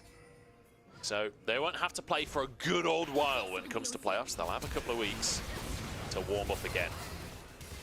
But they're going to have to show more than this when we get there. Well, the thing is, by losing this series, you're allowing Top Esports to close the series score between JDG and Top, because Top obviously just won earlier today. Top have a better game score than JDG, so despite the fact that JDG owned the head-to-head, they lose on game score. They won't get top 2. They won't get themselves the instant Guardian Angel, which is really important. Sometimes coming into playoffs after you haven't played for a little while, you can slip up. There can be a bit of a banana peel there. Having it just an extra life in hand can be so important, regardless of how you've done in regular season. This would be a heck of a slip up against a team which has just lost some pretty bad series themselves. This is absolutely unexpected, and it's just like the LPL to give us one last twist in the split. Certainly would be, wouldn't it? And to be fair, for most of the split, I expected Top to be in the top 2. But in this you know, fashion... alongside Billy. But then JDG beat them, so I expected JDG to overtake. All in onto Sheer on the top side. ZDZ gets his overheat, gets a lot of damage down. Sheer, maybe just trying to deny that next wave. Bit of damage onto ZDZ, but it won't matter. Nice pickup here. And Xiaohao finally gets one of these ganks to work. Well, suddenly, Weibo ahead in all lanes. That's another big hit in bot lane. Nice all in, on to Missing, and the flash from Light as well to finish the job. Huge damage out from Light, despite getting caught by the CC. It doesn't matter. How are Weibo playing like this after this split? ZDZ, player which you've had a lot of questions about himself, gets a great kill up towards top side against Sheer, who's actually had been a very good individual level in the games that he's shown in the LPL. Bot lane, Light and Chris. Yes, they are a bot lane which contended with Ruler and Missing last year, and need we remind you, kind of memed about it, Weibo had a winning record versus JDG because they beat them in both regular splits last year. But we still didn't expect, like, simple positioning mistakes like this. Missing just lining himself up for a hook. You're against the level 6. Lethality Varus at level 6 does an absurd amount of burst damage when you get those W stacks, the Blighted Quiver stacked up as well. JDG, simple mistakes across the board are plaguing their gameplay today. Weibo looking good as well. Punishing so effectively, and honestly playing in a decisive manner that I really don't feel we've seen really at all from Weibo this year. But Light now on the Lethality Varus with a Ghost Blade already picked up. The Tristana's doing pretty well with that assist, headed towards first time. Looks like a Blade of the Rune King. Hope comes out from Crisp, and ultimate to follow it up. But here's the thing, Kanavi's suddenly alone, and Chris even gets a hook onto Yagao, trying to find more. Xiaohu can't close the gap, so 1-for-1 in the end. 1-for-1, some stacks on the Dark Seal as well, so that's nice from Yagao. But the fact is that you're losing a kill at your point in power on the Vi, who got farm in place of gank pressure in the early game to get the early level 6 and to get these early plays. Can't make it work, really. So, sadly for him, it's an even play on what should have been a seriously winning one. So, Weibo, walking away, good gold lead in this early game. And JDG, what are you now realistically looking for? You're waiting for your next round of ultimates, realistically. You gotta remember, Sheer picked the Udyr into this matchup. Just want to throw that out there, as he is really struggling in the 1v1. It's a tough matchup to play in the laning phase. Obviously, Udyr can bring a lot elsewhere. Can, you know, be that massive front line that perhaps you need, but I don't know, it's not working out so far in the top lane. Crisp caught out to start with, but there's just no damage here. He gets a really good buffer out of the Nami bubble. Bubble lands, look, it's the wall he drags into safety. Yagao does get one back, but the fact that it leaves Kanavi in the lurch, really not what JDG wanted with what should be a guaranteed winning fight. If you're playing Vi Ahri and you're pressing both your ults on someone, you are expecting to win that fight. To go even is not what you expect from these champions. It's another kind of awkward question mark now for a team which has had a whole field of missing pings put against them, really, in this series. It's a tough one right now for JDG. And honestly, I just wonder what happened. I feel like I'm watching a different team than who we've been watching these last couple of weeks. Charm, not going to land again. Xiaohu just continues to win out these trades. Farm is remarkably even in that mid lane, considering every time we go mid, we see Yagao get chunked and forced back. Farm is still pretty much even, but this time now, Xiaohu will be able to increase that gap ever so slightly. Will be able to get on to get a turret play or two, demolish proc too, as well as those 3 grubs working away. Kanavi commits onto this play here. Missing's moving over, but Xiaohu's still here too. The plate does go over to Xiaohu in the end. Double plate play. But he doesn't have... So, I was about to say he doesn't have teleport, but the Honey Fruit are going to mean that he can be full HP for a potential Dragon start from Weibo. They'd love to stack both these up. Landing some poke from Light, that's big. JDG, they have ults again, but they don't really have the lane push and the vision control to have a great entrance into River. See that Weibo, they're just pushing up mid lane instead, allowing JDG onto the Dragon because they can get themselves plates in mid. It's a bit of a free win for Xiaohu, who on the Demolitionist in the mid lane will have himself another bomb coming up in just another second or so. There it is just now. Use it. Actually, just leave it there. There we go. Okay, cool. So Weibo, looks like they're just going to get something for free. They're going to go towards the Dragon contest. I'm not sure about that one. Yeah, I think Xiaohu just waiting until he's got his Q, until the minion wave is there for the bomb. And that's there goes back Ruler. onto Ruler. That should be a fight win, surely, as the knockups come on through. And there's a kill, there's a Drake, there's a stun onto the target, as well as Yagao has to dip into the other side of the map. Oh, the equalizer! It's burning, and there's the last tick of the Leandries! Weibo get a Drake, they get everything! Oh, this team, we keep calling them consistently inconsistent because they are just the most confusing team in the LPL. Lose to a bottom team, win against a top team, really doesn't make a difference to them. As Crisp is now potentially going to catch Ruler, gets the passive auto attack to get that cleanse for free, not even chancing it with the hook. Ruler also punished. Mid lane turret down for free. While all this is happening, ZDZ bullying out again. This picked counter matchup from Sheer. Weibo winning across the map. Oh, I mean, we commented on it on the draft, how we've seen Rumble as an answer to the Udyr earlier on in the split. We saw a Lilia come on through as an answer to the Udyr as well, which it didn't look that bad at the game, to be fair. It never got seen again. And again, just pop the ultimate. So powerful in these kind of neutral objective fights, but then just an easy CC chain. But it's also just the coordination, right? The hook forces the dash out, which means there's no dash to get out of the Poppy ult, which means that you don't have an AD carry, which means you lose the DPS race. Now, Xiaohu almost saved Yagao. That was less good, but don't worry. ZDZ's here. Savior from the top lane. Gets himself a kill with that kind of the fadeaway red carpet. Yeah. Hell of a shot there from ZDZ. And importantly, he doesn't get that kill without the first strike. Fantastic stuff coming out from ZDZ. He'll be very happy with that influx of gold. This Rumble is going to be a problem for the side of JDG, especially if we have fights in the jungle, because you've also got the lethality Varus, who loves the jungle fight. If anyone is in channels at any point in this game, Varus ult, Nautilus depth charge, equalizer down, plus a Poppy to stop you escaping. Man, I don't like the odds there for JDG. It's Yagao, once again, that's his all forced out. It's still it's the flash from Xiaohu, so flash, you can okay, actually say this one works out for Yagao, but it also means that Xiaohu gets a bomb on tower. No, he can't really with the bot lane presence from JDG. If he gets a buster shot there before the flash comes, well, before Yagao gets to dash away, real chance of a big chunk of damage. I don't think it kills even then, but still just flexing the muscles. Weibo pushing in a bot side, pushing in a top side. They're getting themselves good presence around this Herald as well, which will be taken for free. JDG, what's their answer, right? They get to push in a wave in bot side, which will be wave cleared by Xiaohu. They're pushing a wave into mid lane, which is going to be collected by Lao. There is no good cross map coming in from JDG. You're getting a picture-in-picture here too. Xiaohu, yeah, actually with another auto attack and a buster shot probably does kill. Teleport in, here's the answer from JDG, but Crisp is here. They get nothing out of it. Crisp arrives, saves the play for Weibo. Nice little bubble here, Kanavi. Can't really follow up because it's Poppy, so Vi's somewhat answered just by the steadfast presence alone. And it feels like Weibo not only winning these cross-map plays, but just look at the gold difference. We've not really talked about gold so far this game. It's like 6,000 in favor of Weibo. That is an absurd lead at 16 minutes. So that's what Joe would say if you're a Weibo fan. Or if you're a JDG fan, what we'd say is don't look at the gold difference. And close your eyes, go to a happy place, perhaps work with something with the therapist, and book yourself a trip to the top lane, maybe. CDC! No, don't do that! Oh my god, he still gets one anyway. A two-man play on the top side, turn around. Weibo aren't stopping anytime soon. Xiaohu gets caught by the charm this time. There's a good CC chain, but there's just no damage from Yagao.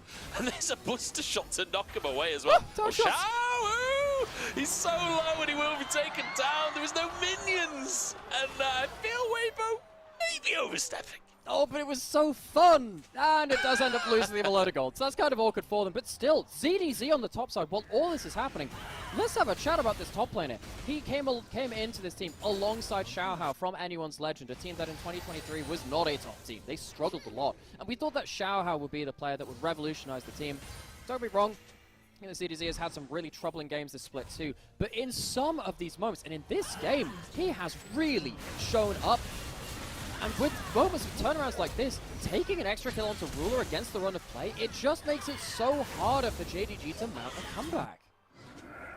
Kanavi getting that shutdown gold. It's nice for Kanavi, but realistically, you want that to go into the pocket of Ruler. But like you say, the turnaround for ZDZ, so crucial. Great equalizer, great all-in with the overheat as well, and finds the kill. The Leandri's been, that's 2 kills now. The last second tick from the Leandris has finished the kill off. Once Yagao, once onto Ruler. And Waver, I mean, as far as I'm concerned, they're actually on the cusp at this point because they're stacking the Drakes as well. This will be their 3rd Drake. And, you know, it's a Cloud Soul, but even then, you know, I think that Rumble with a Cloud Soul is really annoying in this game, because if you're someone like Lucian trying to run away from a Rumble that's opened up the fight with Equalizer, how do you escape him when he's got the W running and the Cloud Soul at that point? That's actually one of the niche applications which I can see winning this team fight for Weibo. It's worth pointing out as well that Cloud Soul did get buffed. You have the passive movement speed as well. Like, it's not just in combat movement speed. So a huge movement speed buff across your entire team off of the back of that Soul is still really, really valuable. I think it's something that's kind of underrated in the game right now, to be honest, as Xiao Hao grabs the Herald. Oh, caught on the corner. He wanted to go to the bottom lane, but alas. It doesn't matter. We've still got Tristana down here as nice ult onto Sheer. He'll walk away with his life, but it guarantees the tower. Takes the heal out of missing to get him out alive, though, and this top lane counter pick for a player who's looked pretty okay on the Udyr. I feel like Sheer, as a player, his biggest skill has been just brute laning phase, brute forcing laning phase, getting advantages. He's been fantastic on the Cassante, even in difficult matchups, and the Udyr's been fine with that too, but he's not managed to get that much out of it this time. ZDZ's definitely got the better out of him, despite the counter pick. And now as we get later into the game, you have to play an Udyr that will just run at the Tristana and the Varus, and they have so much damage at this point, it is going to be an issue, a big issue. I feel like there are a lot of issues for JDG. And I don't have any answers right now on how to fix them because, I mean, they seem to have just come out of the blue. Like, because Weibo are playing very well today, but it does feel like JDG are off as well. It feels like something's gone on. Okay, either way, Weibo, they can start the Baron. Kanavi is not even in mid lane just yet. 7,000, look how fast they're burning through this. That's Baron taken pretty much for free. Knock up onto Kanavi there from the depth charge. He's lost half his health to the equalizer. And now Crisp, oh, ever so slightly shy in the engage there. That would have been a fight win for Weibo if the hook lands. Yeah, and I think we have to keep going back to what you just said there. JDG feel off. They are not anywhere close to that Baron as it started up. Yugao's going in, hits the charm, but is this a winning play? I don't think it is. Yagao just trying to find something, trying to find anything at this point. But unfortunately, I don't think they're going to find it. Look at that win percentage, that projection. How rarely do we see that at 80% at 20 minutes? I mean, it just doesn't happen. This isn't just an upset win for Weibo if they take this. This is a massacre. This is brutal. This is the kind of turnaround that's playoffs worthy for Weibo. Because, you know, with how they've been playing recently, I was thinking to myself, even if they make it to playoffs, I don't think there's any chance of them going further. But right now, in this game, in this series, the way that they're playing today, maybe there's something magic happening. And you know, I always hesitate to say that in a game 1 of a series for Weibo, because they so often throw a game 2 and make the series much harder than it needs to be. This is the first time it's felt like they've really managed to stick it in both games. Oh, Kanavi. Caught by Crisp there. Xiao Hao moves down, forces the flash. Shield comes up through the equalizer again! Look at ZDZ! Roasted him alive! It's time for a barbecue! And Ruler ain't getting out of this one. Oh, he is actually. I'm wrong on that one, but it doesn't matter. Weibo just demolishing JDG. This is not close. Weibo have done it by the book, by the alphabet. They've gone all the way from A down to Z, D, Z. This Rumble has cooked JDG. It has not looked close.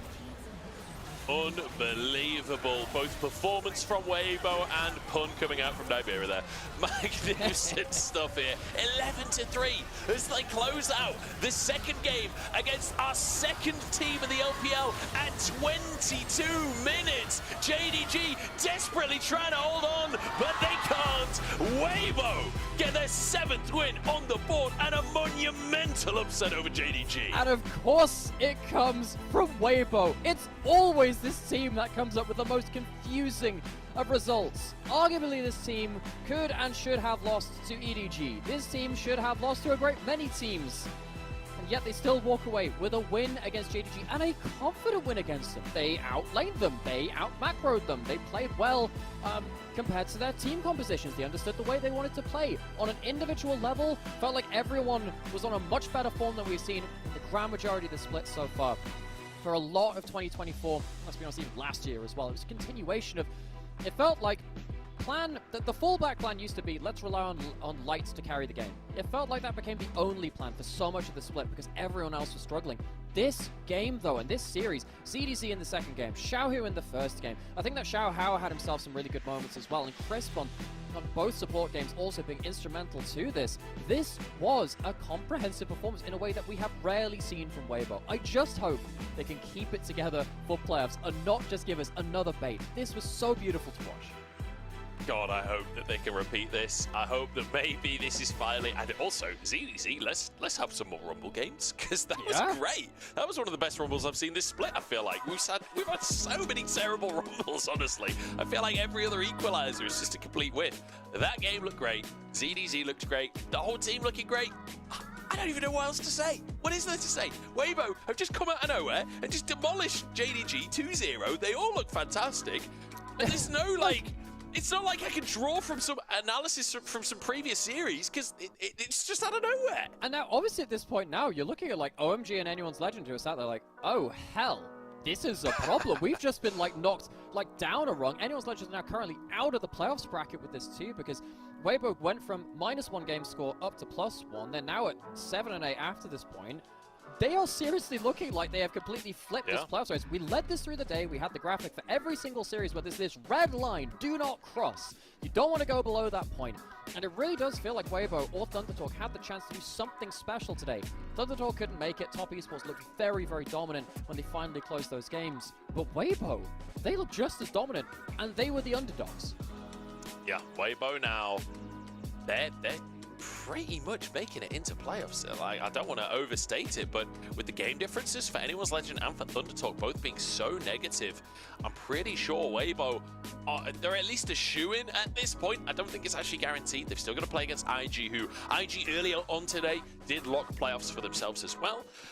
I mean, the playoffs race is very much heating up at Weibo. I mean, they're using the overheat just like ZDZ was in the game.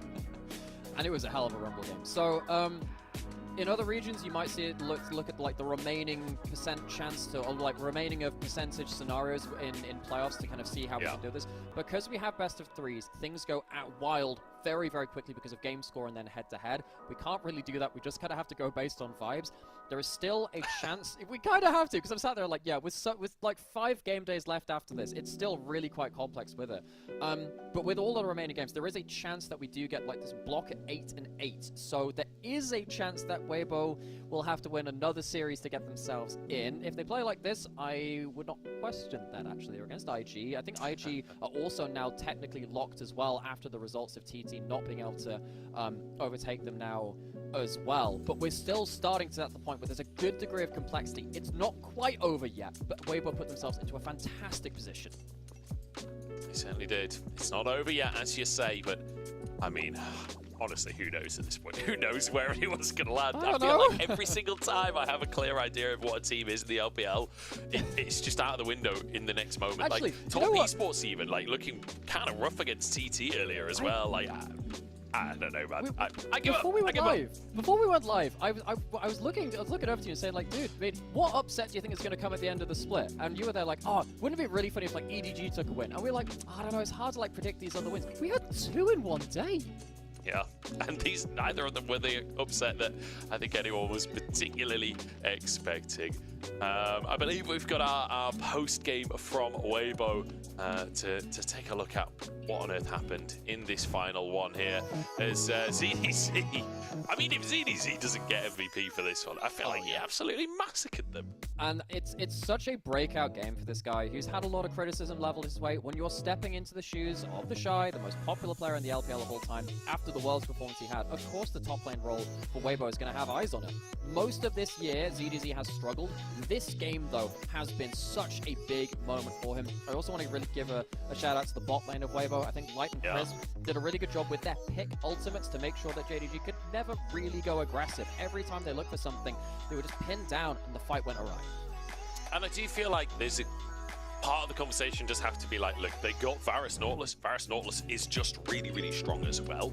However, they knew how to use that strength, and they were up against Lucian Nami, which is not exactly a slouch of a lane, you know, like Lucian Nami. Exactly, like this is still a fantastic performance, even in the context of them getting Varus Nautilus. It's still an absolutely amazing game from them, and it's great to see them and Xiaohao linking up so well in the early game as well. Like Xiaohao doing a lot to influence this bottom side of the map, and it felt like JDG were reading it to start with, but they still managed to kind of felt almost like a brute force towards the bottom side a lot of it.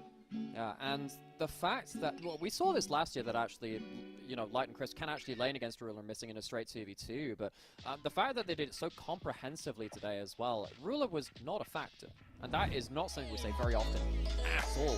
The fact that, you know, JDG, they did look for some early game plays, but their disrespect was punished, that's a huge factor. Disrespect here, punished again. It's a number of factors. I actually think that, you know, this wasn't just an entire game of Weibo punishing JDG from going aggressive and then turning it around. Actually, a lot of this was them making their own plays, but they could do both. This wasn't just like a...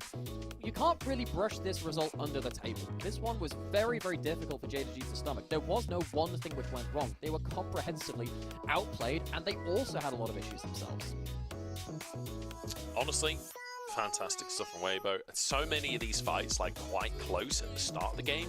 The longer it went on, the more it felt like Weibo just increased in confidence. Xiaohu having a really, really good day for himself today, which, you know, considering the greater split, like, Yagao has had a much better split than Xiaohu has on average. But today, the Talia in game number 1, the Tristana in game number 2, feels like he's back. I'm not quite ready to say it. Weibo have hurt me too much already. Look, I would love this team to do so well, because at the end of the day, the thing which I am most interested in as an LPL caster, as a fan of the region, a fan of these players and teams, is I want to see the best League of Legends possible, and I want to see it consistently. If Weibo can play like this, then yes. I was worried about particularly the 7th to 10th bracket, saying like, okay, you know, who is really going to go beyond this level and feel like a good team? I'm not really sure about that. If this team play well, with Xiaohao walking away with an MVP, this Poppy performance was really good in terms of shutting down the enemy team's aggressive angles. I really think that Weibo can go beyond it. I do feel like ZDZ was robbed here, though. That Rumble was so good! Yeah, I agree. I think Xiaohao had a good game, and I think he was kind of the conductor of the early game to some extent. However, ZDZ had a great game on the Rumble. I know he had a good matchup, but those ultimates were fantastic. I don't think he had a single bad equalizer the whole time. Like, he was counterpicked! Well, bad matchup. He had a counterpick against him, but he still came up with that kind of damage. Justice for top players. Justice for ZDZ. Yeah, I mean, I agree. Anyway, let's take a look at our results as we round out today. Nymera, congratulations on your first ever 6-game day. Curse is broken. RNG 2-0 to start us off, upsetting FPX, and then Top Esports 2-0, but not as clean as it looked. TT really contending with Top Esports in a way that you wouldn't have expected. And then Weibo 2-0 JDG.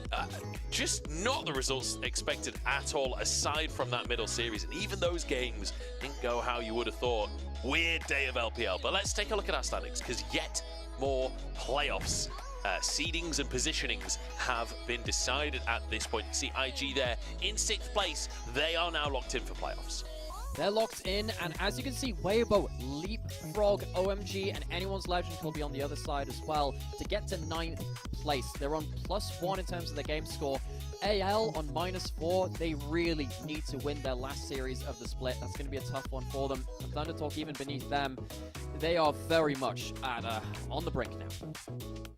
They certainly are. Let's take a look at what's coming up tomorrow, as we've got plenty more games coming your way, as always. Although I say that, we are starting to run out of days. This will be the 5th to last day of LPL for the year. OMG versus IG to start off. That's a classic matchup right there. WE versus LNG, and then NIP versus BLG. That last one especially could be a doozy. Well, I mean, OMG, IG, WE, LNG, direct playoffs implications for so many of these teams. WE, LNG, they're both currently up at the 7th and and 8th mark. They're on very similar kind of game score as well. +2 for LNG, 0 for WE. Even the game score coming out of that one could massively implicate things.